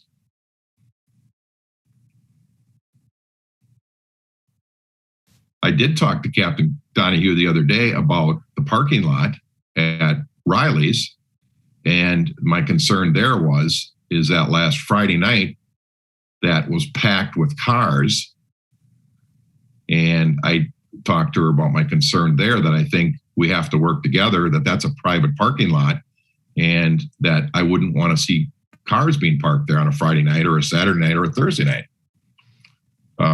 And I talked to Mrs. Lee about that. I think everybody has to work to make sure that that doesn't happen. I appreciate all that. Thank you. As it relates, and you actually anticipated my question about the Riley's parking lot, because it has been an issue both prior to the pandemic and in the last several weeks, a big problem. Have you had, how do I put this? Have you come to a concrete understanding with your prospective landlord, Mrs. Lee, as to how to ensure that parking lot is not utilized by folks trespassing either on foot or in their vehicles? We have had a couple initial conversations, and we need to continue down that line. And again, I talked to Captain Donahue the other day, and she can concur that I told her that I would work from my side and Mrs. Lee's side to try and figure out how to put chains up or how to barricade off those 2 entrances in and out of that area once it closes. But I think also, though, if cars are parked there, we need the help of parking enforcement or whatever. I was told by Mrs. Lee that there's a letter on file that they have the authority to ticket and tow those cars. Why that didn't happen on Friday is a good question. Is she using a third-party vendor for the towing, or is she talking about Madison Police Department parking enforcement? Madison Police Parking Enforcement, I believe. Yeah, well, somebody has to actually call the non-emergency number and request that those cars be ticketed, somebody who is authorized to do so. So perhaps you could be authorized to do so, if and when you do open the new Chasers, if you want to take that on. And all that takes is the owner writing a letter that you can show to the parking people. Right. And that has been done, to my understanding, that there is a letter on file that is signed and in place for that. But again, I think it's an effort that we all have to make sure to make sure that happens. So. Well, I couldn't agree more, but not to beat a dead horse here, but just so you understand, just having the letter on file isn't enough to get the tickets that the car's ticketed. They have to, someone physically has to show the letter to the parking enforcement officer when they respond. And then furthermore, the city won't tow those cars. You have to have a third, unless they're blocking a driveway or something, the PEOs won't be able to tow the vehicles. But anyway, a lot more effective measure would certainly be to block off the parking lot physically. And so I hope that can happen. It's obviously not part of your license premise here, so I wouldn't entertain that idea of adding that as a condition, but I think it's critical that we instill in your future landlord that she take that action.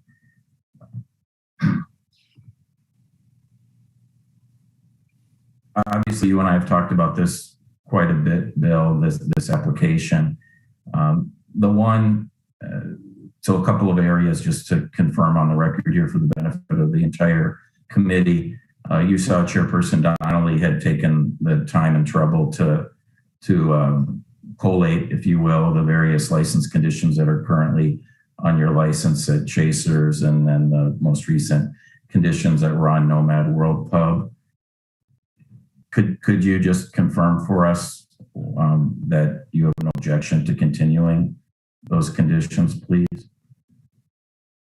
No, I've shared with you a couple of times. The only question I have for you is number 4, would be amplification not permitted on outside patios. I can certainly see that. This is obviously a new direction because it's not on Chasers currently, and it's certainly not on the W currently. And I can certainly appreciate that, except I guess with the permission, as I've talked to some other people, again, for an instance, on a football Saturday, you're saying that I can't play the game or amplify the game on a Saturday afternoon on an outdoor patio. That just doesn't make a whole lot of sense to me. It's not a big deal, but it doesn't make sense to me when I'm surrounded by student housing that is going to be blaring the games, outside on their patios all around me. That would be my only question for you on number 4. Is there any room for, saying, hey, football Saturdays, obviously you can amplify up until a certain period of time? Yeah, I appreciate that. That is a good point that you haven't previously raised with me, nor was it a concern that Mike Idle mentioned when he was securing the license for Nomad. And I know you've heard me say this before, but for the benefit again of my committee colleagues, I have received complaints over the years about the volume of noise coming from Chasers patio. Whether those are students or non-students, I don't know. Where Chasers currently is located, you can often hear the music a block over at the Domain apartments, which are largely non-student residents who might have more of a concern, especially the hours they might keep. So I certainly would hope that we would continue the condition on the license here. I personally am willing to make an exception for broadcast sporting events or however we might word that, because I don't think that's the concern is you having screens. I mean, with all respect, we're very respectful of that at Chasers when with the sound, and even at the W. Bill, I've had those. Bill, go ahead. Mike didn't actually ask a question. Okay. I appreciate that, Chairperson Donnelly, but Bill, why don't you go ahead and respond? And I have communicated the noise complaints to, for example, your son when he was involved in the operation, and so I know that you've tried to be responsive, at least in the past. At least Chase always articulated that with me. Are you asking me a question so I can respond? Yeah, why don't you finish what your thought was? Okay. Again, I am 100% respectful, and I would just simply respond by saying Chasers has been in existence for 12 plus years now. And, yes, does the noise get loud at times? Certainly. I can tell you one time when we were called in for a noise complaint and the police showed up, and not that they came and they found out it was like, it was 9, 10 o'clock at night. And there was actually very little noise coming out of our patio. But when they looked to the left of Brick House in that apartment rising, that's where all the music was coming from that night. There was huge outdoor parties on those outdoor patios. But it's very quick and easy to say, oh, geez, it's coming from Chasers. Not saying that we haven't been loud. Gosh, yeah, it gets loud when you get 120 people outside on an outdoor patio. But again, I think sometimes it gets, a little bit over exaggerated. And on a 12-year history, on a 12-year rolling with all of the big events, I think we've done a pretty good job, and we try and control it with the volume that my crew is able to literally turn the volume up on. There's volume controls that Bullseye has set on those outdoor amplifications. So. Thank you. I appreciate that. And just to finish on this topic, how would you want an exception worded? And you talked about Badger games, but I presume you don't just mean Badger games. How would you like an exception? Are you saying? I just think outdoor amplification. Ideally, I think outdoor amplification. I would like to see outdoor amplification on a patio allowed. Until during the week, a school week, till like 10 or 11 o'clock at night, and on weekends, till midnight.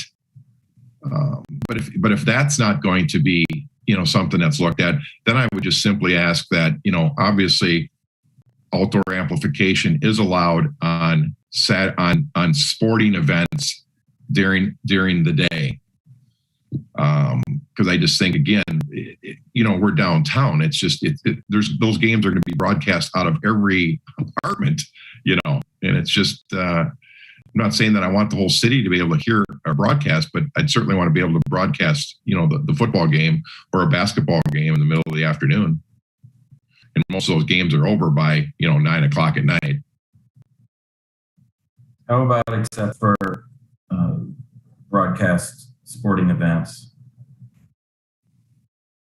For now. Yeah, I'm going to work with you, Mike. That's not a knockout. I just don't. Yeah. When I started reading and thinking about it, it just didn't make sense to me. Downtown is a vibrant place to be on a football Saturday. It's. I'm certainly not the only one making any noise down there. I get it, and I have no problem with. Yeah, and I think you know me well, and I think you know me well enough that I'll work with you the best of my ability. I always have, and I always will. Yes, thank you. So then the last issue, and thank you, Chair Donnelly, for making it easy for all of us to see the language. The last issue that you'll remember that I raised with you, and I can't remember if it was the Campus Area Neighbor Association discussion or just over the phone, but is the fact that the capacity that Nomad was last licensed for is somewhat inconsistent with the capacity that you are seeking on this application, and that you repeated in your earlier testimony tonight. Have you received more information on that? Why don't I be more specific? I'm looking at the Nomad license now, which the chairperson could probably easily pull up on and share the screen as well. But it clearly says on Nomad's current license that the total capacity is 297 persons, including an outdoor capacity of 70. And I, made sure that that wasn't a typo or anything. And I looked back at Nomad's alcohol license application was 297 indoors and 50 outdoors. And then obviously during the course of the meeting, since they made application, the previous license holder had obviously talked with city building inspection and or fire and received an updated outdoor capacity on the two. Thank you very much for sharing the screen. That's the entertainment license, by the way. We have to go down to the alcohol license. Thank you. And you'll see on the bottom, you have to go down a little further. There you go at the last line there. So, what, Bill, my recollection of what, thanks for highlighting that. Bill, so my recollection of our conversation was that, okay, kind of it is what it is. You'll come back to the committee at a later date once you have a chance to research the capacity, I believe was what you had said to me in that conversation. Do you have any new information about the capacity issue, or are you okay with us proceeding using the most recent license capacity here? I am a little bit confused, Mike, because I was told that I was told that the indoor capacity was 382 by city building inspection, and that the outdoor was 100. And my architect today, confirmed that based on everything, that indoors would be 400. His number was 400. And I said, well, I'm not going to squawk over 382 and 400. I can live with 382. And he said, yes, definitely 100 outside on the patio. So, I mean, this is a big space. I mean, 290, if you're saying the total capacity inside is only 297, that's little less, that's right around 100 per floor. And I mean, that doesn't seem right when city building inspection is telling me, that it's 382.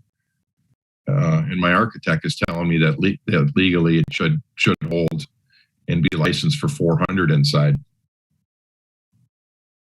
What's the current capacity at Chasers? 224. 144 inside and 80 outside? Correct. Yeah. So obviously the Nomad capacity is quite an increase from what you currently have at Chasers. Not when you consider the 3 floors. Right. Well, if you took 144 and 144 and 144, you'd be at 432. And each of those floors are the same size as Chasers currently right now inside. Well, it's not our business as to what capacity you used when you were negotiating a lease with the landlord, Mrs. Lee, but perhaps you have an argument to renegotiate your lease if it was a different capacity, than what you had anticipated. Well, why would it not be fair to ask for 382 if that's the number that I'm getting out of the city zoning or the city inspection in terms of capacity inside? Alder Revere, do you have a question for the applicant? I do not, and I'll address that in my discussion later. Thank you. I have no further questions. Thanks. Okay, Alder Miadzi, and then Dr. Reese. I was just wondering, I'm still learning a little bit here as we go along, but given the license, was there ever an issue about underage drinking? I just wondering why the license card reader was put in there. Who's that question for, Alder Miadzi?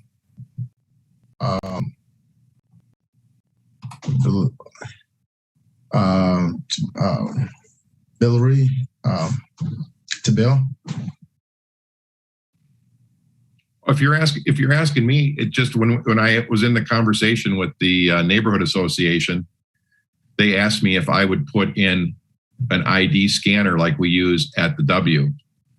And I said, absolutely. And I said, absolutely. I said, there's a lot of benefits to having an ID scanner. So I said, absolutely, we would use it. So, and he said, is it okay if we recommend that? I said, absolutely. I said, we're going to put one in anyway. So. Oh, great. Yeah, it's more efficient. Just wondering. Thank you. You're welcome. Thank you, Alder Miadzi. Dr. Reese. Perhaps Alder Verveer or someone else that's familiar with the previous licenses.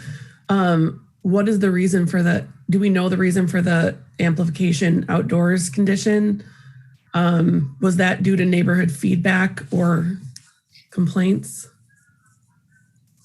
Alder Verveer, do you recall? Yes, that's correct, Dr. Reese. As I articulated in my questions with the applicant, I have received not regularly and not huge numbers, but I have certainly received complaints over the years about the loud amplification emanating from the Chasers patio. And again, amplification, not voices carrying, but music being broadcast outside on speakers. But for the brick house license, I guess I was wondering for that specific property, because is that the conditions that we were seeing earlier was for that property? Yes, that condition is on the Nomad, the existing license at this new location at 408 West Gorham. And I don't believe we got a letter from the neighborhood association for this property, did we? Or did I miss it? We did? Okay, let me look for that. Thank you. That's all. Right. Thank you, Dr. Reese. Committee members, what questions do you have for the applicant? Mr. Verbeek, do we have anyone else registered for this item? We do not. All right. Committee, what's your pleasure?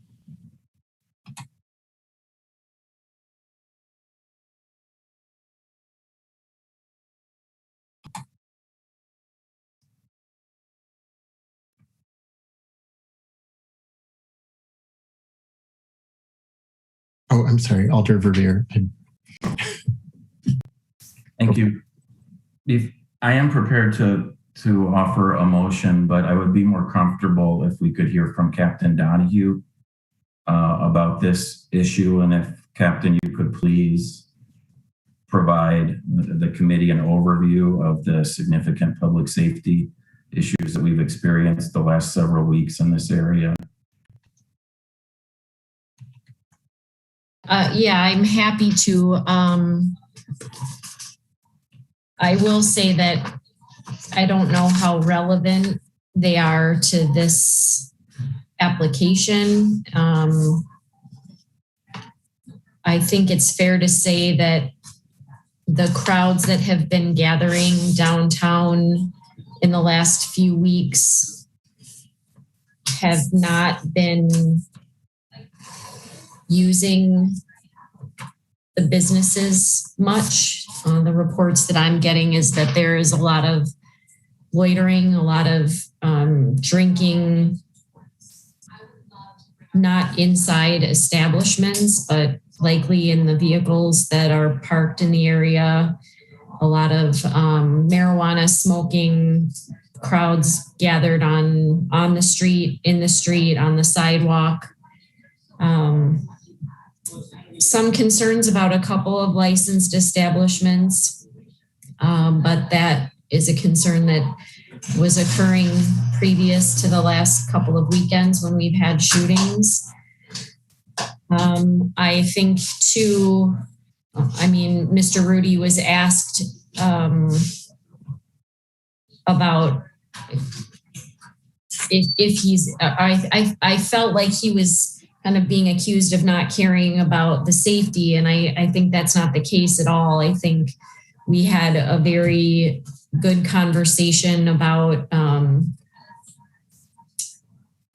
training, observation of activities that are going on outside, the ability to lock doors if there's some sort of public safety emergency or a perceived threat outside that would prevent the threat from coming inside. We talked about bar owners communicating with other bar owners to pass on information about people who have been problematic. We talked about the ID scanner, crowd management. I think that this is not a secret to Mr. Rudy. I am concerned about a large increase in capacity, but at the same time can say that both of the bars that Mr. Rudy owns are well run. We don't have frequent problems there. I was reviewing calls for service at both of the establishments, and many times it's officers proactively going to the bars, or calls that are not really associated necessarily with the bar.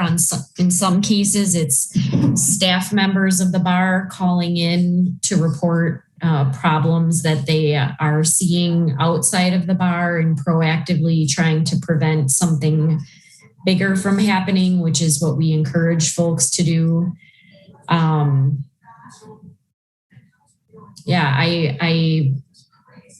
We certainly have a problem right now downtown, and it is much bigger than a discussion at this committee as it relates to a single liquor license, I think. I do think the capacity issue, again, that creates a lot of confusion for folks. I don't know where, I think it bears an explanation of what the capacity, how we come to that number again for people who may not be familiar with how that works. And certainly the architect doesn't get to determine what the capacity is. That's a city function. I did hear from someone that likely in this building, part of the issue is the limited number of bathrooms on each floor. That there was some concern that if there's too many people and not enough access to bathrooms, that people have in the past used inappropriate means to relieve themselves when they can't get to a bathroom quickly enough. So Mr. Rudy has proven that he's willing to work with us. He's the one who reached out to me on multiple occasions to talk about this license. And I certainly am more comfortable with a known entity than an unknown entity. But of course, I wouldn't mind a little bit less capacity than suggested in the application. Done rambling. Thank you, Mr. Chair. Well, thank you, Captain. You weren't rambling at all, and I agree with everything that you articulated. I certainly didn't mean to be accusatory toward Mr. Rudy at all. I just was a little concerned at the neighborhood meeting we had that the severity of the situation in this area perhaps hadn't been recognized.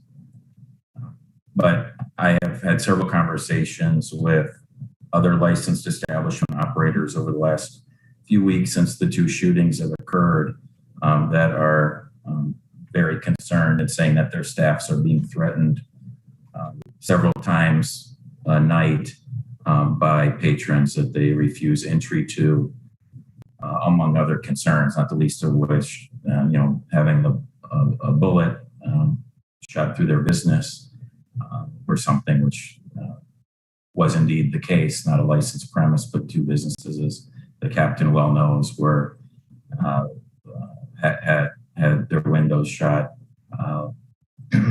just in the last several days. So it's a big concern in this area. I guess I'm getting into discussion. So I don't have any further questions of the captain. If it's the appropriate, then Mr. Chair, I could make the motion now.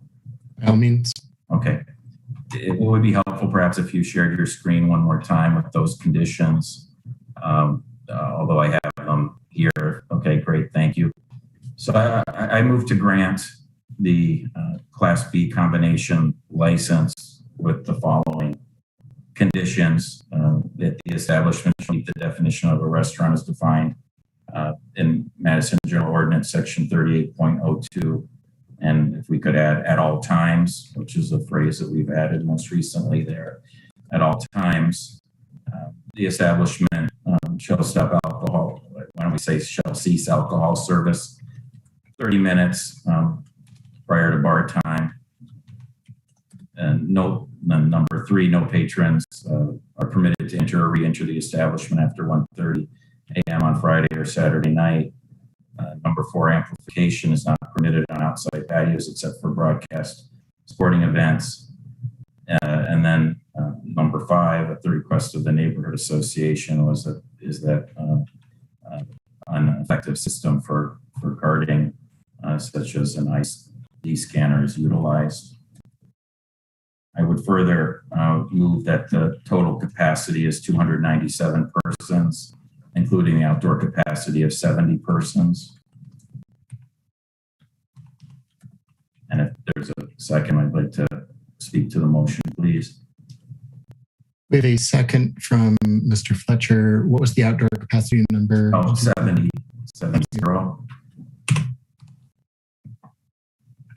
Thank you. And thanks again, Mr. Chair, for doing all this extra work above and beyond the call of duty. So I obviously would urge support for this motion. I will say, and this is not anything that Mr. Rudy hasn't heard me say to him one-on-one, but that I am not excited about the idea of having 2 chasers operating simultaneously for what could be many, many months or perhaps even permanently.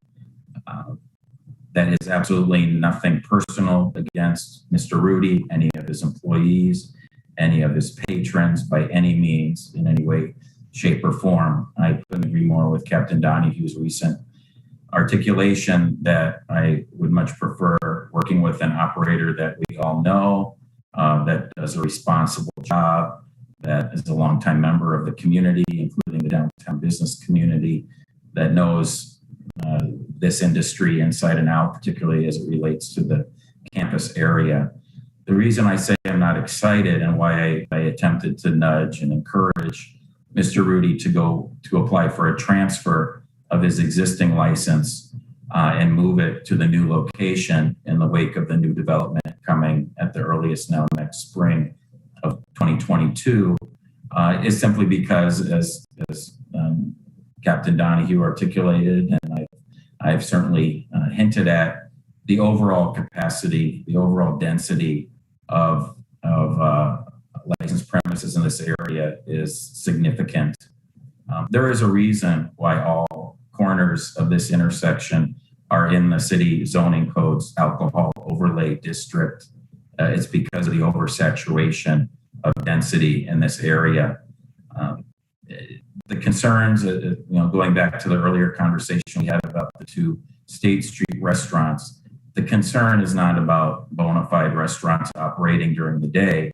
And again, because this is in the alcohol overlay district and codified again in proposed condition number 1, is that this establishment must be a bona fide restaurant. Chasers must and is currently a bona fide restaurant. Chasers 2.0 must and will be a bona fide restaurant under both the zoning code and this license if granted as proposed in this motion. So the issue is the hours of operation. The violence that we've experienced and the unprecedented number of shootings, and admittedly 2, but that is luckily for us downtown unprecedented to have 2 shootings within such a short period of time within a block of one another. And by the block, by the way, is the 400 block of North Broome Street. It is just extremely scary and alarming, frustrating to me. I know it's frustrating to the captain and all of the Central Police District. Frankly, it's probably by sheer luck that nobody has been more seriously injured or killed with these shootings. The issue is that it's the nighttime tavern type activity that is attracting these crowds of people that gather and form in these areas. This isn't anything new. Those of you that have served on the committee for a long time, what we're talking about is the issues around 600 University Avenue, 500 State Street, 400 block of North Francis Street, gravitating and being more of an epicenter now in this area of Gorham and Broome and State and Broome and Gilman streets, and it's just a huge concern. So the timing, in my estimation, couldn't be worse for Mr. Rudy attempting to increase the density, the alcohol density in this area. But again, we shouldn't hold that against him. The timing is what it is. But for those reasons is why the motion is for the current capacity as is currently licensed at this address. It is still a substantial increase from what Chasers currently has on the other side of Gorham Street, across the street. And it is, again, the capacity that had been granted by this committee and the Common Council most recently in the last couple of years. Obviously, nothing will prevent Mr. Rudy from reapplying and coming before a committee if this license is granted with a change of capacity, the change of conditions. Obviously, Mr. Rudy is well aware of that. He's taken advantage of that process over the years at his two current establishments. So I'm sorry that I can't be hugely enthusiastic about this. Please don't take it personally, Bill. It's because of the overall alcohol density in this area, the reason why we have the alcohol overlay district here. But moreover, it's because of the recent violent crime in the area that literally is going to be, outside of the front doors, later this year, assuming that the license is granted and you open up and have both operations going, which I presume you will and will be successful at. The reality is that we've just had this unprecedented violent crime literally outside the front doors of these two establishments. Again, I'm not pointing fingers and saying it has anything to do with this establishment or any other licensed premise in this area, but that's the reality of the situation in terms of location, and I urge my colleagues to support this condition and wish Bill, you and your family and staff all the success. I know we'll continue to have conversations down the road about modifying likely this capacity and these conditions once you get open and are operating. Thank you. Thank you, Alder Verveer. Dr. Reese, and then Mr. Fletcher. Thank you. None of this is personal. This is just about operating as intercapacity as a committee. I don't think there needs to be any apology for the discussion about what happens outside the doors, as even in my short time here on this committee, we've discussed that about other venues to make sure that owners are not only being held accountable for their own properties and businesses, but also being good stewards of the community. At least that's how we've approached the conversation in the past. And so this seems no different to me. I do support the motion. However, I do object to the modification on amplification. Just like capacity, Mr. Rudy could come back and request to modify that. I think, just like we're talking about capacity, the conditions were placed on the past license for a reason. The neighborhood association supports that, and also just for consistency's sake, not that that's a deciding factor necessarily, but just tonight we had another license that we encouraged to not expand hours on their patio because of the neighborhood noise complaints. So I'm not a Roberts Rules expert, so I don't know if I ask Alder Verveer to amend the motion or I make an amendment, but I would like that amended to the original motion. So the formal way to go about that would be to move to amend the original motion, and then that would be if that's seconded, we vote on the motion to amend the motion. Informally, you can ask him, and if he's cool with it and the person who seconded is cool with it, then we don't need to go through the formality. Play it as you will. Do I do that before or after Mr. Fletcher comments? Your call. Well, then I guess I'll ask for the informal method, and then I'll yield to Mr. Fletcher, and then I'll continue if necessary. I'll jump in here then, and I appreciate the concern, Dr. Reese, and I have no objection to amending proposed condition number 4 back to how it currently reads in the existing license at this premise. I'm afraid I don't remember who seconded the motion. Mr. Fletcher, are you comfortable with that change? Excellent. Thank you, Alder Verveer, Mr. Fletcher. Thank you, Dr. Reese. Mr. Fletcher, you're up. This is just a technical thing, I think, Mr. Chair. The outdoor capacity of 70 is included in a 297 rate. So should there be language there to match?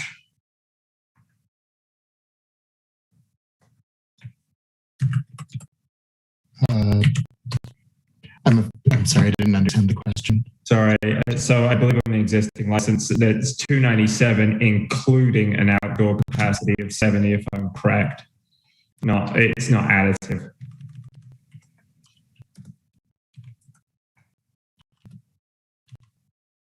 Like so?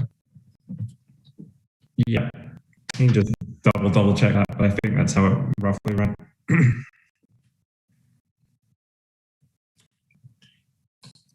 Any further comments, questions, discussion, request for roll call vote?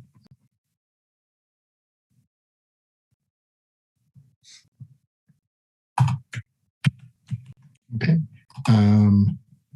If there are none, Mr. Chair, it just occurred to me that I was clear in my motion.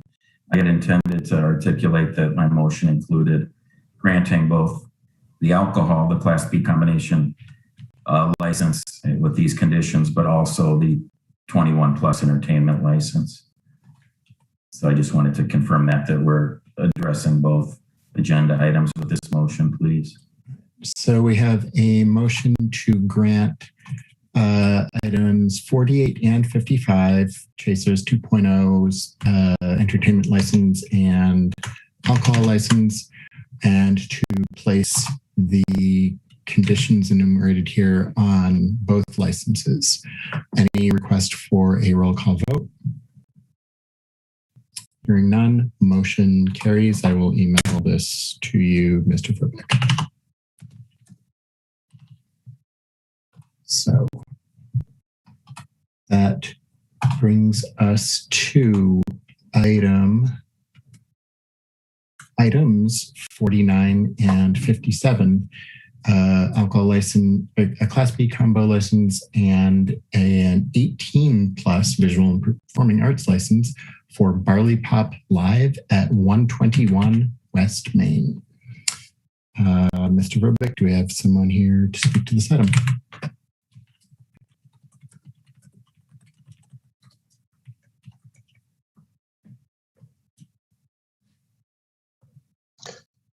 We do. Jason Hadjic. Yep, I'm here. This is Jason. Can you let us know who you are and what you're talking about doing? Absolutely. I'm Jason Hadjic. I'm the owner and agent for Barley Pop Live. And just to kind of give you a little bit of history, we previously owned both these licenses on this same premise. We opened in April 2019, and then we had to shut down in March of 2020 because of COVID. And we've been closed since. We have not been operating since then. So this is really just kind of procedural on our part because we didn't want to pay the license fees for the past year on licenses that we could not use. Pretty awful year to own a live music venue. And we're really just looking to kind of reestablish the same operating plan, ownership. The ownership is the same, capacity is the same, and we're looking to try to get up and running again sometime in July. Excellent. Thank you, Jason. Mr. Fletcher.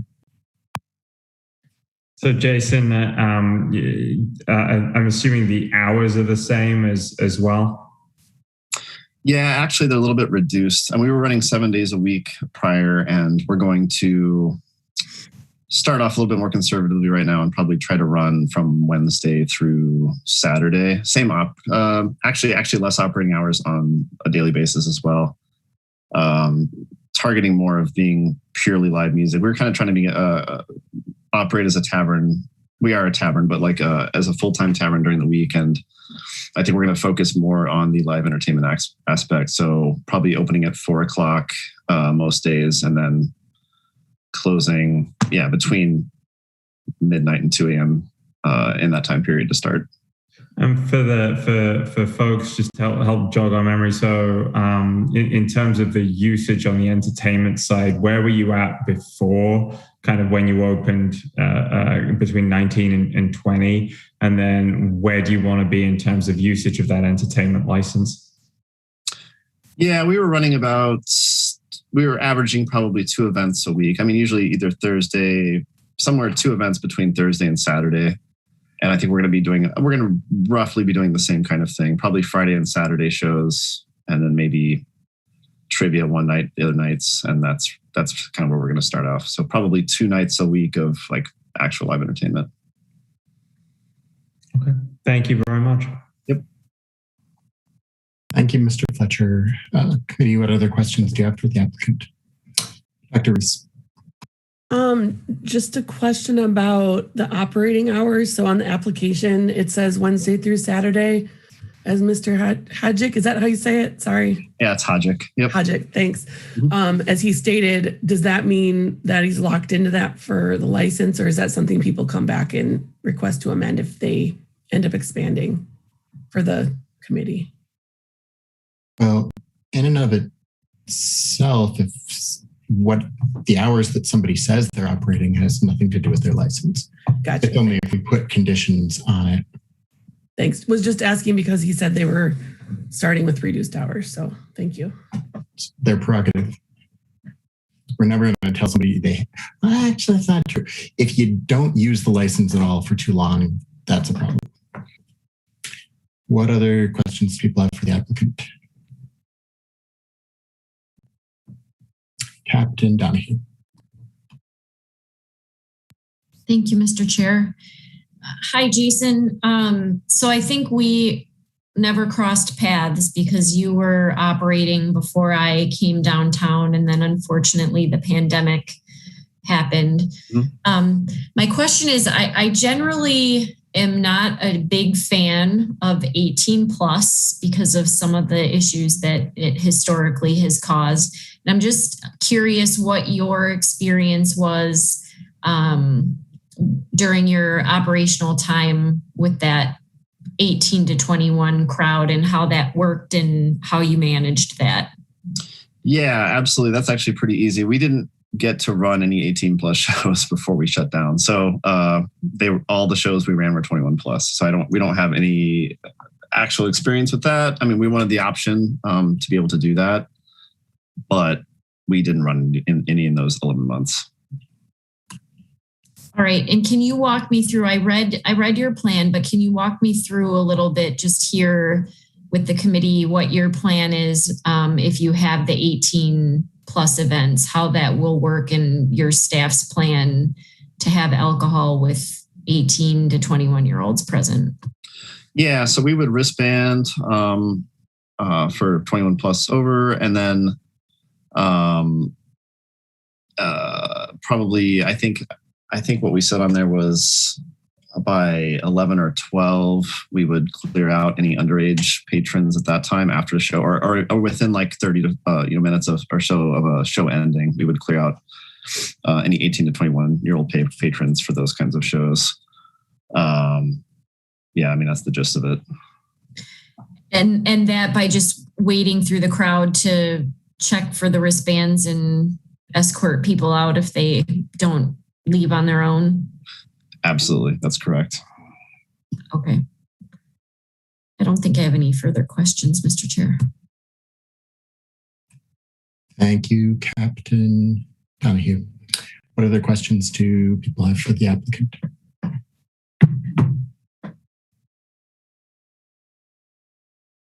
Alderman Hanson. Just out of curiosity, are you going to have an ID scanner? Yes, we would have that for the doorman for shows. Yes. Okay, thanks. Thank you, Alderman Manson. Any other questions for the applicant? Mr. Verbeek, are there any other registrants for this item? There are not. Lee, what's your pleasure? Alder Revere. Thank you. I move to grant the 18 Plus Center for Visual and Performing Arts license and the Class B combination alcohol license. We have a motion to grant items 49 and 57. Is there a second? Second from Dr. Reese. Discussion. If I could speak briefly to the motion, and I'm sorry, so much of this agenda is downtown, so I'm talking more than I should be tonight. But in any event, I just wanted to say briefly that Jason and his partner, Brandon, I think were very much had become a fabric of the downtown prior to the pandemic. And the neighborhood was supportive of Barley Pop. In fact, we even had one of our neighborhood functions there that the neighborhood association had sponsored. They, in a block that had a little challenges from time to time over the years that I've been elected to represent, that 100 block of West Main Street, there were never any concerns about Barley Pop's operation. Historically, I just wanted to say a word about the 18 plus license for Captain Donahue's benefit, if nobody else. And that is that I encouraged actually Jason and Brandon to apply for the 18 plus license and continue the tradition of a live music venue at this location. I think probably most of you are aware that the original Barley Pop successfully been operating on Atwood Avenue and it's not a live music venue there, but they inherited this space with the stage. And as some of you know, this was a longtime home for the Frequency, one of the rare music venues downtown that actually catered to all genres of music and catered to those that are in the 18 to 19 and 20-year-old categories. So, Jason, I'll just say that I hope that you and Brandon might give 18 plus shows a try. And hope that you might find it successful, because there's just not enough places, in my estimation, for underagers to enjoy live music downtown. And you've proven yourselves to be good operators, and I think you do a good job doing that. So I just wanted to share that history and why it's an 18 plus and not a 21 plus license, perhaps. And again, thank Jason and Brandon for renewing their commitment to downtown, as I said to Jason in an email the other day. Thank you. Thank you, Alder Verbeer. So we have a motion and a second. Any further discussion? Would anyone like to request a roll call vote on items 49 and 57? All right, motion carries. Congratulations, Jason. Thank you. Thank you, Alder Revere, for the kind words, and thank you to the committee for your time. Of course. Next up, item 50, new license for Harry's Liquor at 3506 Packers Avenue. It's Class A beer, Class A liquor, Class A cider. Jim, do I have a registrant for this item?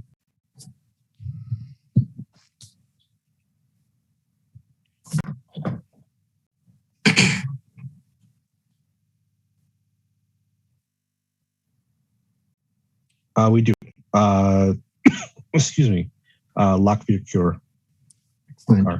Lockveer, can you tell us about your proposed business, please? Oh, hi. Good evening, everybody. It is family owned real estate and business. It's been a liquor store for years. Nothing is changing. It's just my sister retired and the liquor license is in her name. So she's just transferring everything under my name, which I was already managing the store for years with her. So no major changes. Just the main liquor license operator will be transferred under my name. Thank you for applying for a new license the way we like, rather than just swapping the officers around and hoping nobody noticed. Committee members, what questions do you have for the applicant?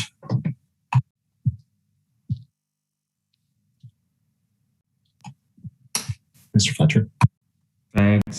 Just a quick note for my edification. The LLC is involved in another liquor store, according to your application. What's the other liquor store? It was in downtown. Mike can tell you more about it. It's just a real estate. But it's also not actually active anymore. So only this property is under this real estate right now. That transaction is getting in progress. So this Punchum LLC owns this property now, Harry's Liquor. So it was previously in downtown. Thank you. Thank you, Mr. Fletcher. Any further questions for the applicant? Mr. Verbeek, do we have any other registrants for this item? We do not. Eddie, what's your pleasure?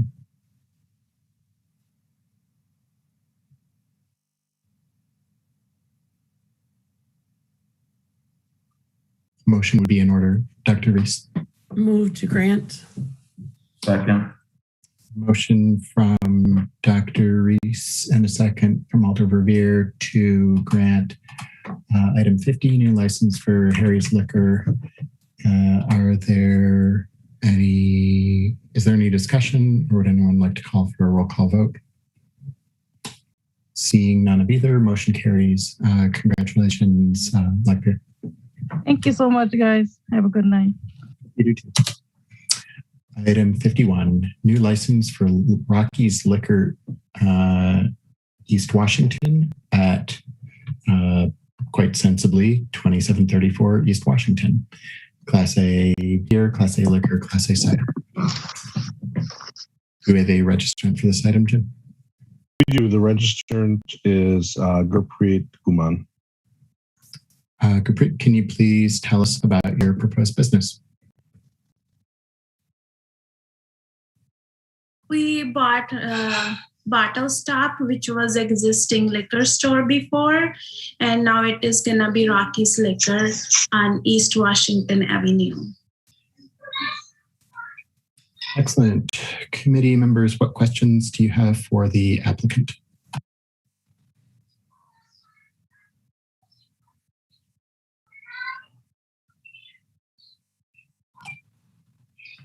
Mr. Fletcher.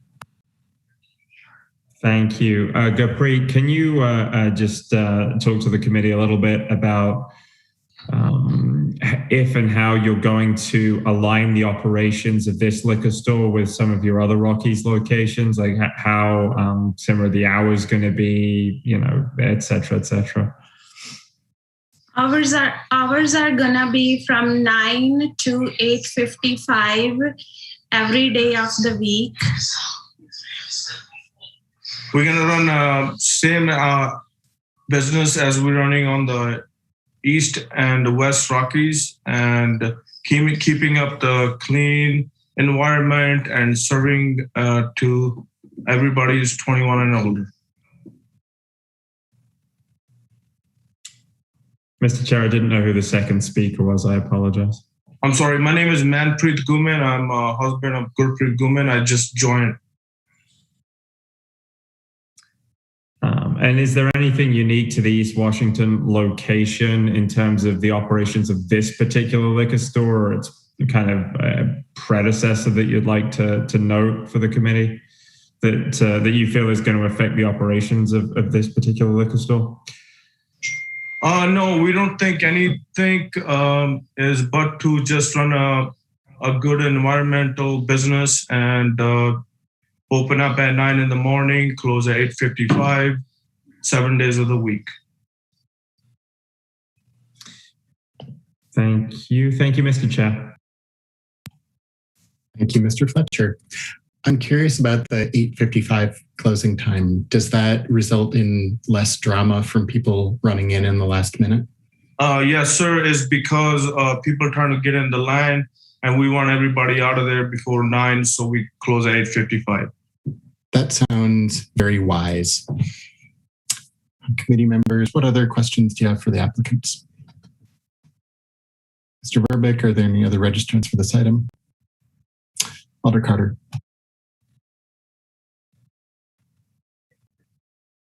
Have you had any situations at your Beltline store? No, ma'am. For the past 2 years, it's been doing good. And we didn't have no situation where it was really got out of control. Okay, thank you. Thank you. And you would still have security at the new location too? Yes, ma'am. Cameras, etc. We'll have cameras all around the building. We're working on that right now. And we'll also have a special somebody extra hand on the weekend as well. And how long would you keep your digital files for your cameras? Ma'am, I believe most companies will able to get 7 days. 7 days. Okay, thank you. Because of the hard drive space. Okay, thank you. Thank you, Alder Carter. Anyone else have any questions for the applicant?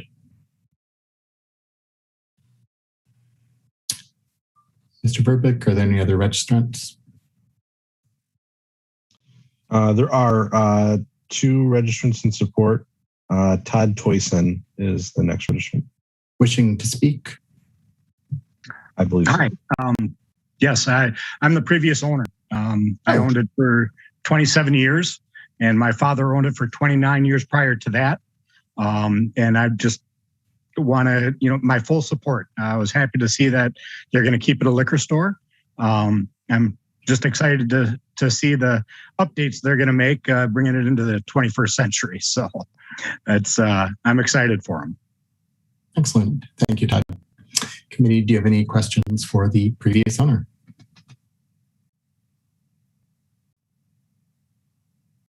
All right. Thank you, Todd. Jim, did you say we have another one?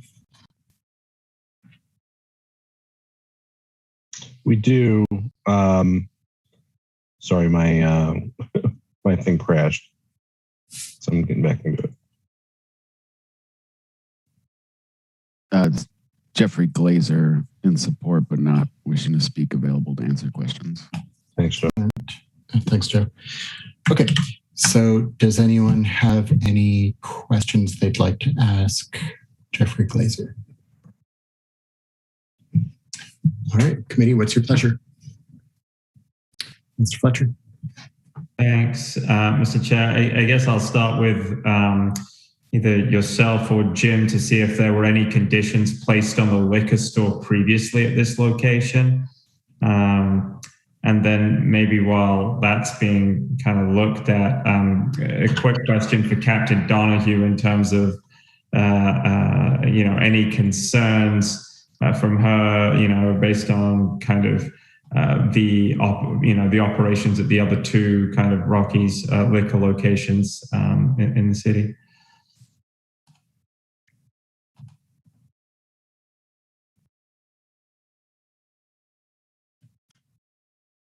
Well, to answer your first question, there's a condition that they have to come to the ALRC 7 years ago. So I think the applicants would have a really hard time doing that. And then I guess for Captain Donahue or Assistant City Attorney Zillaby, I guess any concerns based on the operations at the other Rockies liquor locations? Not that I'm aware of. I know that we've had, in years past, some robberies and things that are not related to their running of the store, just kind of a unfortunate circumstance of owning a business. And there were no concerns from the North District captain about this remaining a liquor store and being run by the folks that own Rockies. And I think some people will recall there were some operational issues when they took over the store on the west side. And since those issues, they did work to correct the concerns, and I have not been aware of any further issues at that location since that time. Okay. Then, Mr. Chair, I'd move approval. Got a motion to approve item 51, Rockies Liquor, East Washington. Is there a second? Second from Dr. Reese. Any discussion? Anyone want a roll call vote? I see nothing for either of those, so motion carries. Congratulations on your now third location, Gurpreet.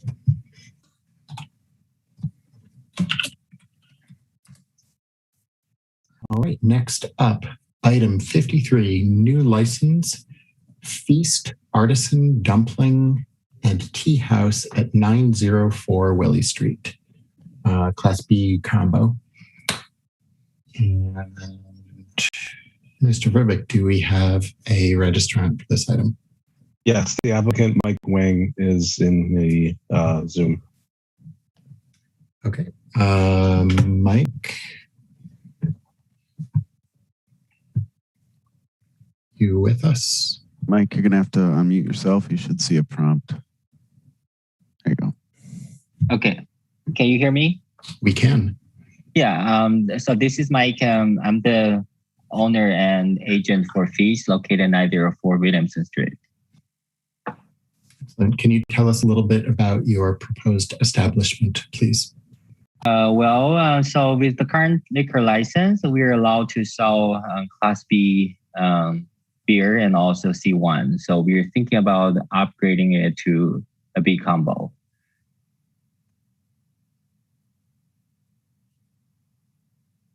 Excellent. Committee members, what questions do you have for the applicant?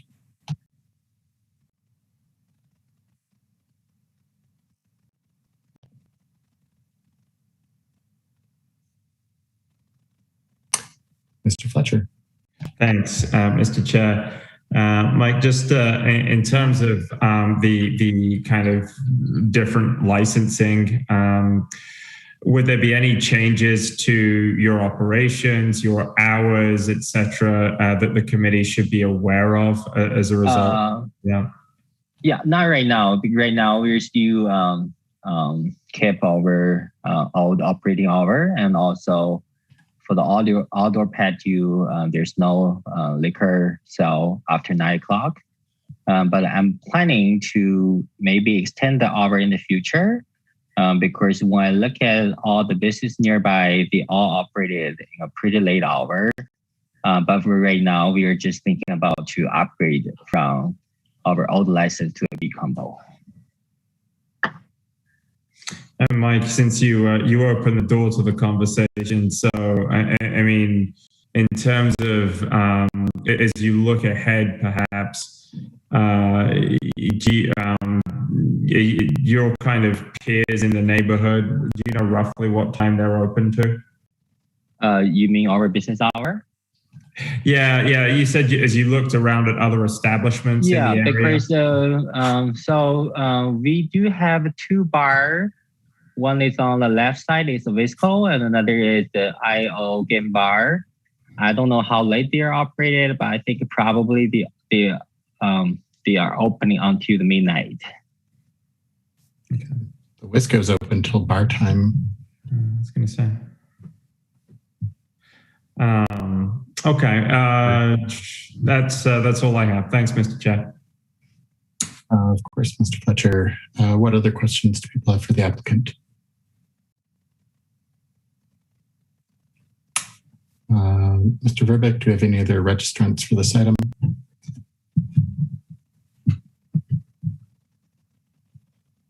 We do not. Committee, what's your pleasure?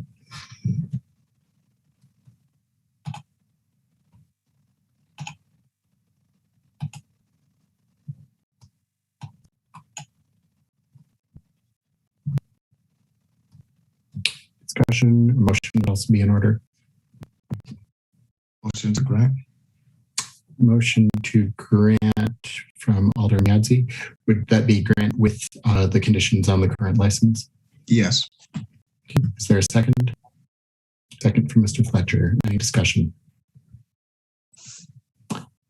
Hearing none. So we've got a motion to approve item 53, or to grant with the same conditions that on the current license. Anyone feel the need for a roll call vote? Seeing none, motion carries. Congratulations, Mike. All right, thank you.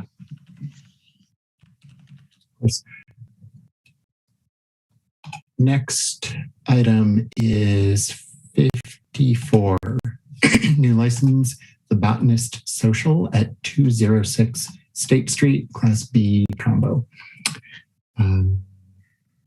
Do we have a registrant for this item? We do. The applicant, Velban Bakiri. Velban, can you please tell us a bit about your proposed business? Velban, to unmute on the phone, you have to press *6.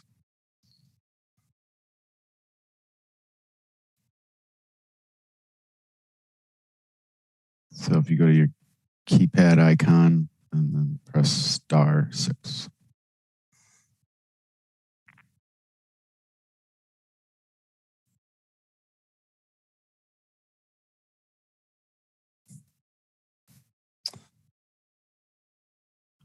Again, *6.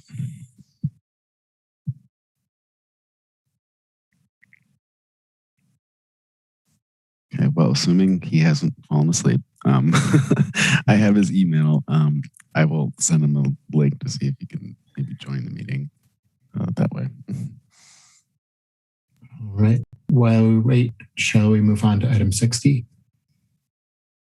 I see multiple head nods and no shakes, so we'll do that. Item 16, new license for Cracker Barrel at, interesting, Cracker Barrel number 214 at 2147 East Springs Drive. This is a Class B beer, Class C wine application.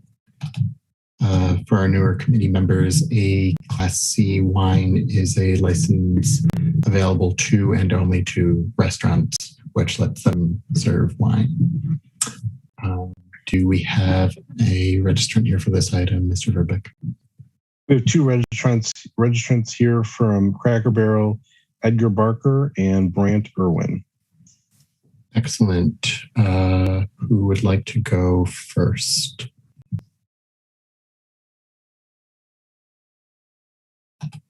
Edgar or Brant? Yeah, I'll let Edgar jump in. This is Brant Irwin. I'm actually I'm serving as legal counsel for Cracker Barrel for the license, but Edgar is the agent, so I'll let him jump in and describe what Cracker Barrel wants to do. Perfect. Edgar?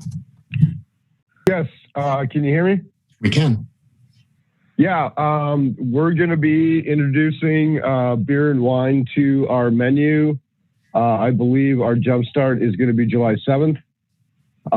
We, right now, myself and our general manager, Hasia Ramadi, have already gone through the ServSafe. All of our shift leads, our managers, and our lead people are going to be going through the ServSafe alcohol training for the comprehensive licensing and getting our certificates. And we will be training our staff as far as the proper procedure for serving alcohol. It sounds like you are familiar with this process. Committee, what yes, question? I've been an agent before. I'm not surprised. Committee, what questions do you have for the applicant?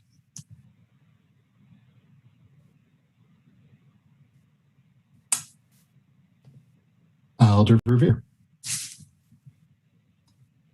Thank you. And thank you for joining us. I really am sorry that we've kept you waiting so many hours tonight. I did have one curiosity question, and that is, as I'm sure many of us are very familiar with your company and locations throughout the country. In your business plan, you stated that for the first time in the company's 51-year history, you'll be adding the alcohol at the stores in Wisconsin. Has the company previously offered alcohol at other stores across the country? I don't remember one way or the other when I've dined at your establishments traveling. I believe we just started doing it this past year. I might need to divert to Brant for clarification on that, but it is the first time in our company's history that we are starting to offer alcohol to increase the business platform.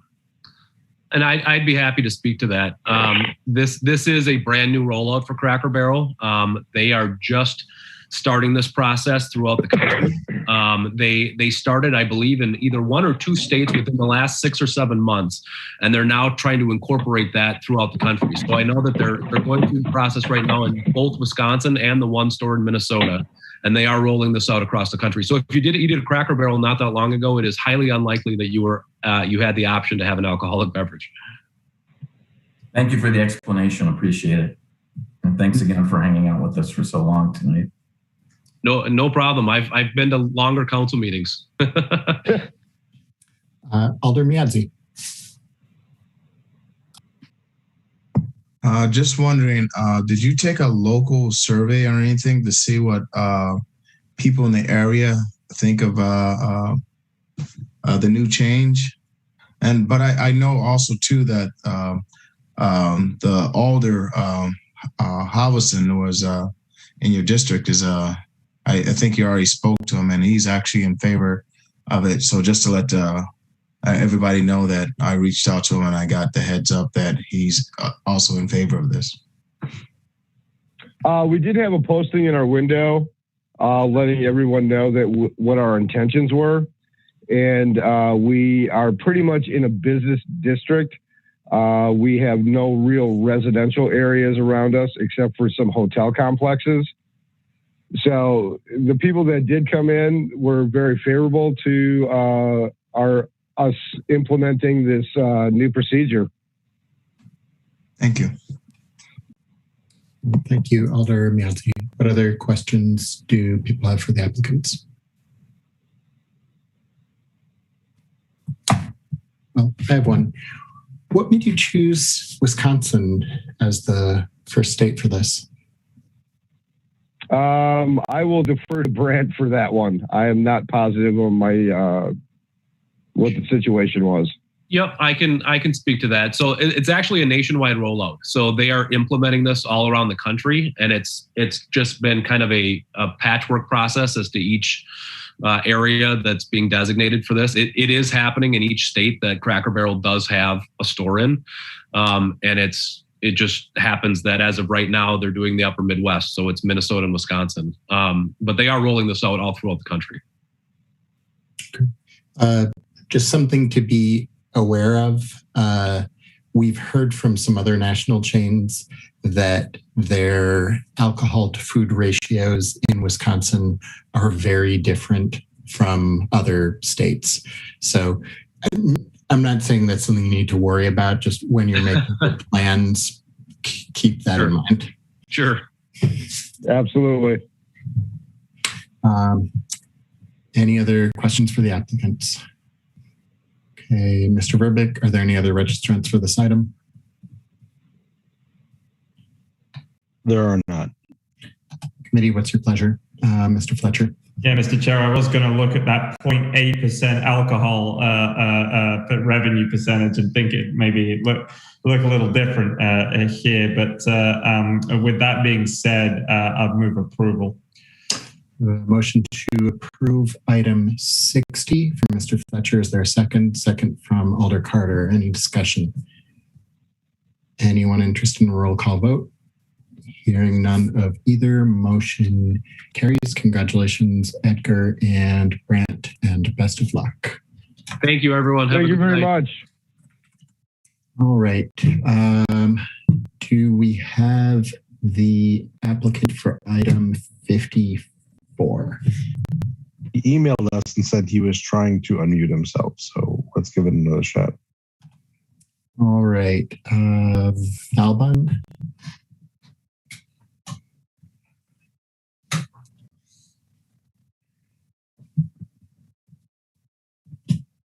And *6. Unfortunately, I cannot unmute you.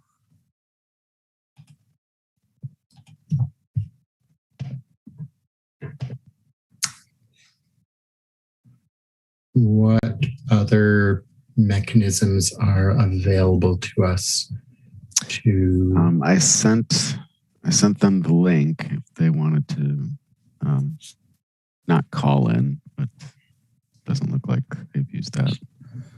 Captain Donahue?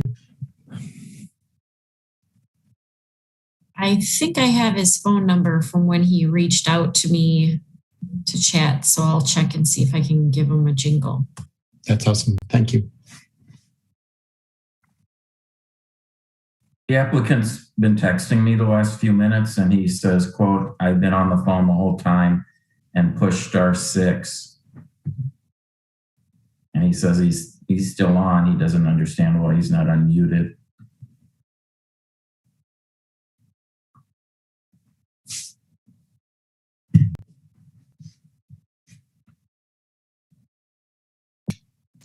Is this the last one or? It is. Well, there are 3 more items on the agenda: report from MPD, report from the city clerk's office, and adjournment.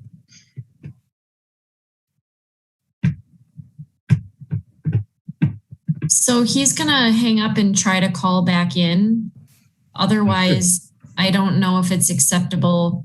I could put him on speakerphone on my phone and have him talk. Well, let's let him try calling in first, because I suspect that will be a better experience for everyone involved. But if it doesn't work out, we'll see what we can do.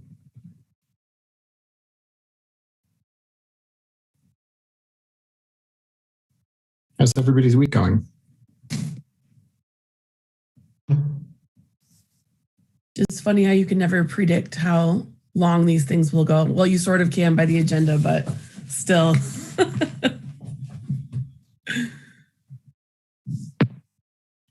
Yeah, it's like after a while you get a feel and you can see certain items. You can be like, oh, no big deal. Oh, that one. That'll be fun.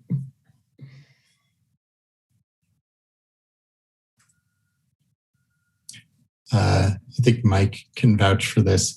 These used to be so much longer. I can only imagine. I do not envy your usual council meeting lengths either, Alder Verveer and Alder Carter and Biazzi. God bless you. Yeah, I just hope I don't fall asleep on Zoom and they end up and I end up snoring and they can't even get me off. So they have to have the whole people, everybody log off. Everybody log off and just to get Charles Miadze unmuted. I did that one time in school. I felt so embarrassed. Right. Hello? I think we got him. Hello. Can you hear me now? We sure can. Oh, thank God. All right, good. Excellent. Can you state your name for the record and let us know about your proposed business, please? Yeah, so my name is Valbon Bakiri, and I plan on opening up the Botanist Social on State Street. It is going to be a gin-focused cocktail bar with small plates. Yeah, so just kind of a botanical theme inside, very floral, cool cocktails, good small plates, shareable plates, anything from lamb chops to risotto to some flatbreads, scallops, that sort of thing.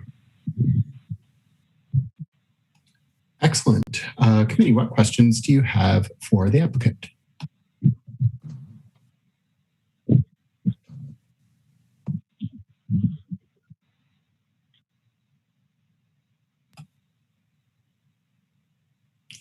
I'll start with a really easy one. I can't remember what used to be at 206 State Street. The Icon. Oh, yeah. Okay. Thank you. Yep.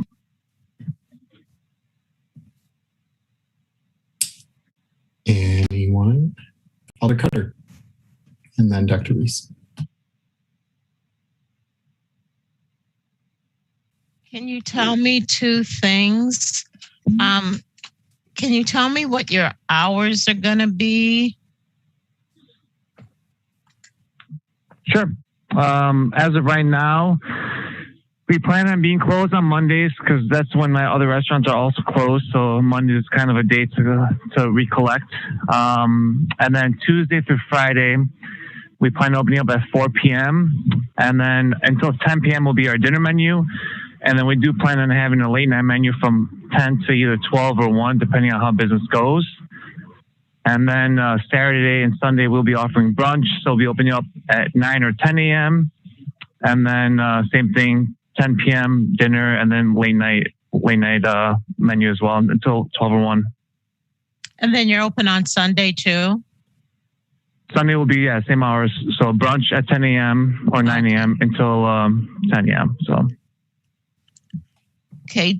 What security are you going to have for your late night?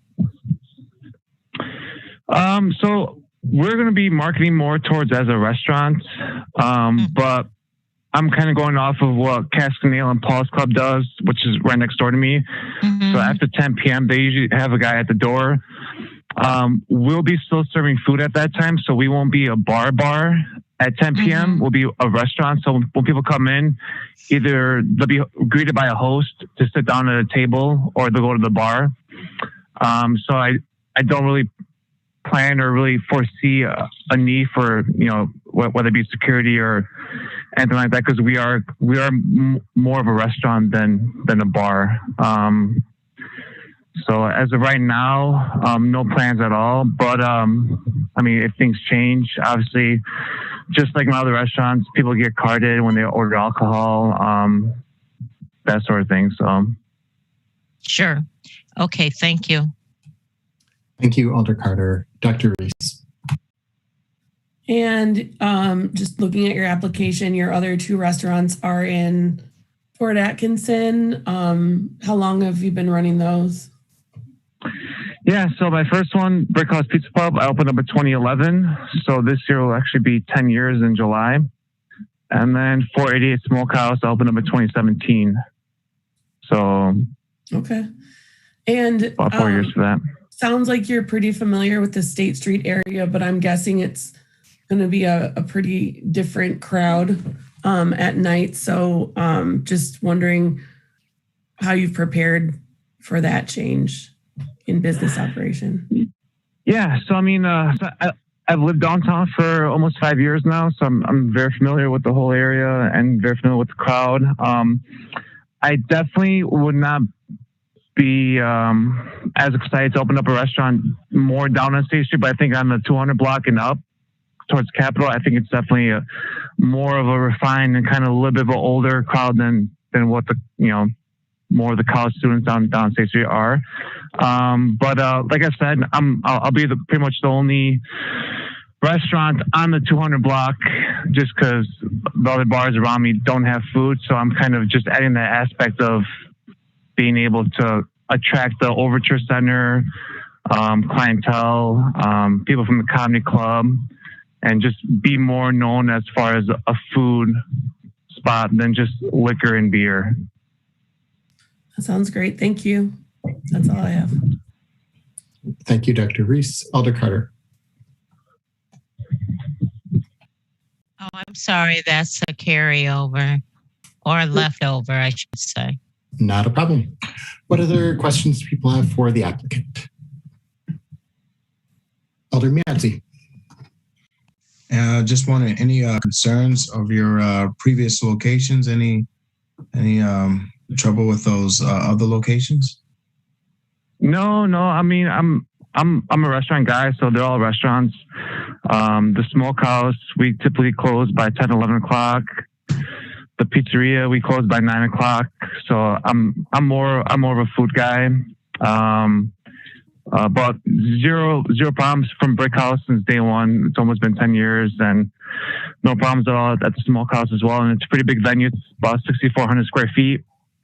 And compared to the old Icon space, it's 1,900 square feet. So I'm definitely feeling very confident, and definitely know I'll be bringing something new to the area that people will be excited for.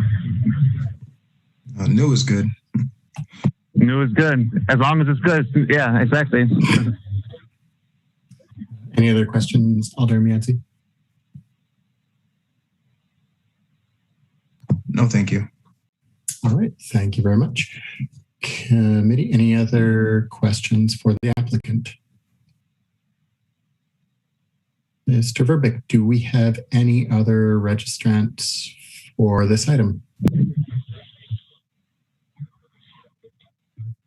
We do not. Let's see, I've got some stuff I'm curious about, but it won't make a difference in approving the application, and it is late. So I'll have to go down there and eat at some point. Maybe I can ask some questions. Perfect. Anytime. Committee, what is your pleasure? Alder Revere. Thank you. I move to grant the Class B combination license with the condition that the establishment shall meet the definition of a restaurant as defined by Madison General Ordinance Section 38.02 at all times. Motion. I see a second from Mr. Fletcher. Alder Revere, would you like to speak to your motion?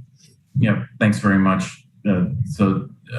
Obviously, this license is also in the Aldermanic district that I represent, so I have had the opportunity to chat with Valbon a couple of times, and am excited to have him open this establishment on State Street.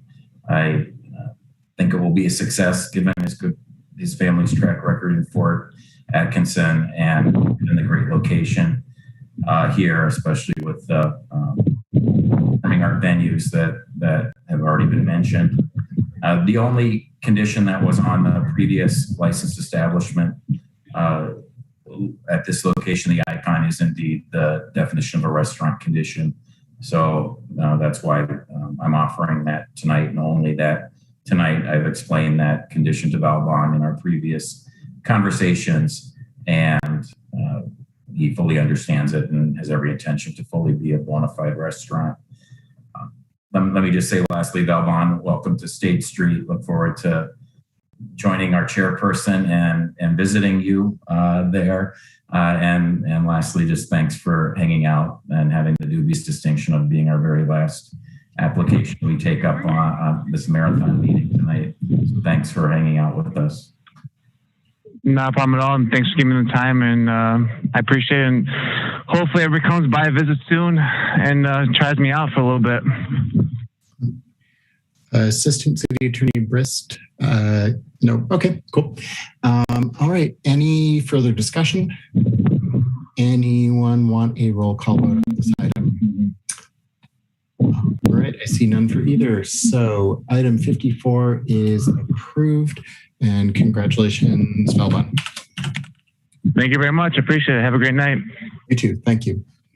All right. Item 61, report of Madison Police Department. Captain Donahue, do you have anything to which you would like to draw our attention? Not at this time. Committee, do you have any questions for Captain Donahue?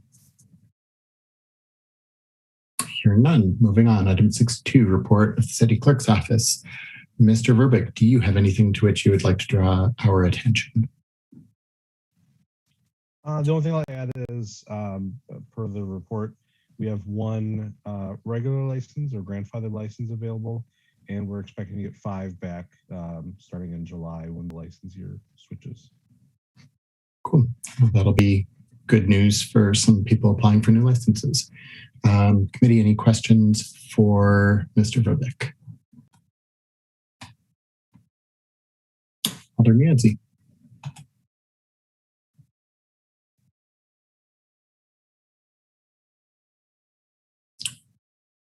This one, hello? Yep, you're good now. Yeah, I'm just wondering, earlier when we had a question as far as, how should I put this? When there was time for a discussion, when we had a translator, and we used a translator to speak about everything. I'm wondering, if you have an application, you usually leave that time for discussion amongst everybody else. Is there, how does protocol go? Are we supposed to engage with, are they supposed to interpret everything? I'm just wondering about equity, being equitable about the whole process, right? Sure. That's a good question. Normally, we aren't in a pandemic and we're all in the same room. And so when the applicant is no longer on the stand, the translator will move with them to the gallery and continue to translate for them. So the thing that is different now, for which I feel culpable, because this, it's obvious that there's no magic translation happening. The difference now is any translation that's going to happen, we have to sit and wait for it to happen and then move on. So that's something I think as long as we continue to meet virtually, we're just all going to have to keep that in mind. Two things that everyone should consider. One is speak to the applicant or registrant and not to the translator. And the other is, whenever possible, speak in smaller blocks, pause, give the translator the opportunity to interpret, and then move on. Oh, and I said two things, but I'm going to make it three. Also, be explicit about when you are asking a question so that it is more clear that you are not asking a question the rest of the time. I believe that just the types of cues that people take make them feel like they are supposed to answer after someone has translated for them, but that is very much not the case. If we aren't asking a question, they shouldn't answer. Have I answered your question, Alder Miadzi? Yeah, just making sure that to understand the process so that we're fair and equitable through the whole process. I think the next meeting that we have where there is a translator, we'll go over this stuff at the beginning of the meeting. And if I may just mention, Chair, there is in Zoom, this has to be set up ahead of time, but there is an option to have different audio channels for different languages. That is cool as heck. It is, yes. Again, we need to set that up ahead of time. The meeting can't have started, and we've done some testing with it. We haven't been able to have more than one translator for one language. So that translator would basically, be stuck with us the whole evening, whereas sometimes there's two translators for one language if it's going to be a long night or something like that. But there is a way to do it. I think we'd still probably want to troubleshoot it before the next meeting, just in case. But it's definitely something we can look into. So. Well, that's excellent. I wasn't even aware that was possible. So if you could look into that, that could be a great opportunity. You bet. Great, thank you. Alder Verveer and then Dr. Reese. Thanks. Two things. First, Jim, I realized that when you reminded me when you had said that you see in the report that there's one grandfathered license left and so forth, that for some reason your monthly report was not attached in Legistar. So I wasn't able to see it. I don't know if anyone else was able to find it, but I wasn't able to see it when I went through the packet. And I just looked and it looks like it still isn't attached in Legistar. So if you could attach in Legistar, please, at your convenience, and then email it to the committee at your convenience, that would be great. And then secondly, Obviously, the licensing year is quickly drawing to a close in a matter of days now. I'm just generally out of curiosity, has your office experienced a wave of folks that, because of the pandemic, lost track of the deadlines and so forth? And do you anticipate that we'll be seeing a number of new licenses that aren't really new but are legally new because of missed deadlines at our next meeting? No, I don't think we have any who missed deadlines who are sort of playing catch up and getting a new license. I don't recall. Granted, I haven't looked at it because the deadline to get next month's meeting is next week, Monday. But I don't, from what the emails I've received from applicants, in their just general contact for me, letting me know that they have filed an application, is I don't see any returner who missed the deadline to renew and is trying to get back their license. And I just attached the summary. It wasn't a packet. I just forgot to attach it in Legistar, so it's in both places right now. Okay, thank you. That's the way I look at our packets, is one item at a time. But so I realized now that it would be there if I looked at the whole long packet online. So what you're saying is that unlike most previous years, even with the pandemic, there actually will be no establishments that that will need a provisional license to get past June 30th? I don't believe so, no. Oh, great. And at least 5 grandfathered have told you that they're not, for sure, not renewing. Correct. Okay. Very good. Thanks a lot. Thank you, Alder Verveer. Dr. Reese. Just a translator question, Joe. And in the school setting, I've seen translators where both people are on the Zoom, but then there's also a separate phone headset. So I don't know if you all have that capability, but I just wanted to mention it while we were on the subject. Thanks. So thank you. Jim? Yeah, sorry, my headphones died on me. The meeting was too long and my headphones ran out of battery. But I didn't hear what Dr. Reese had said. Oh, I was just saying, in another setting, I've seen a situation where the translator and participant are on Zoom, but then there's also a separate phone system so that they both can mute, but the translations can still be happening. And I don't know any other details other than that, though I could figure it out if y'all were interested. Cool. All right.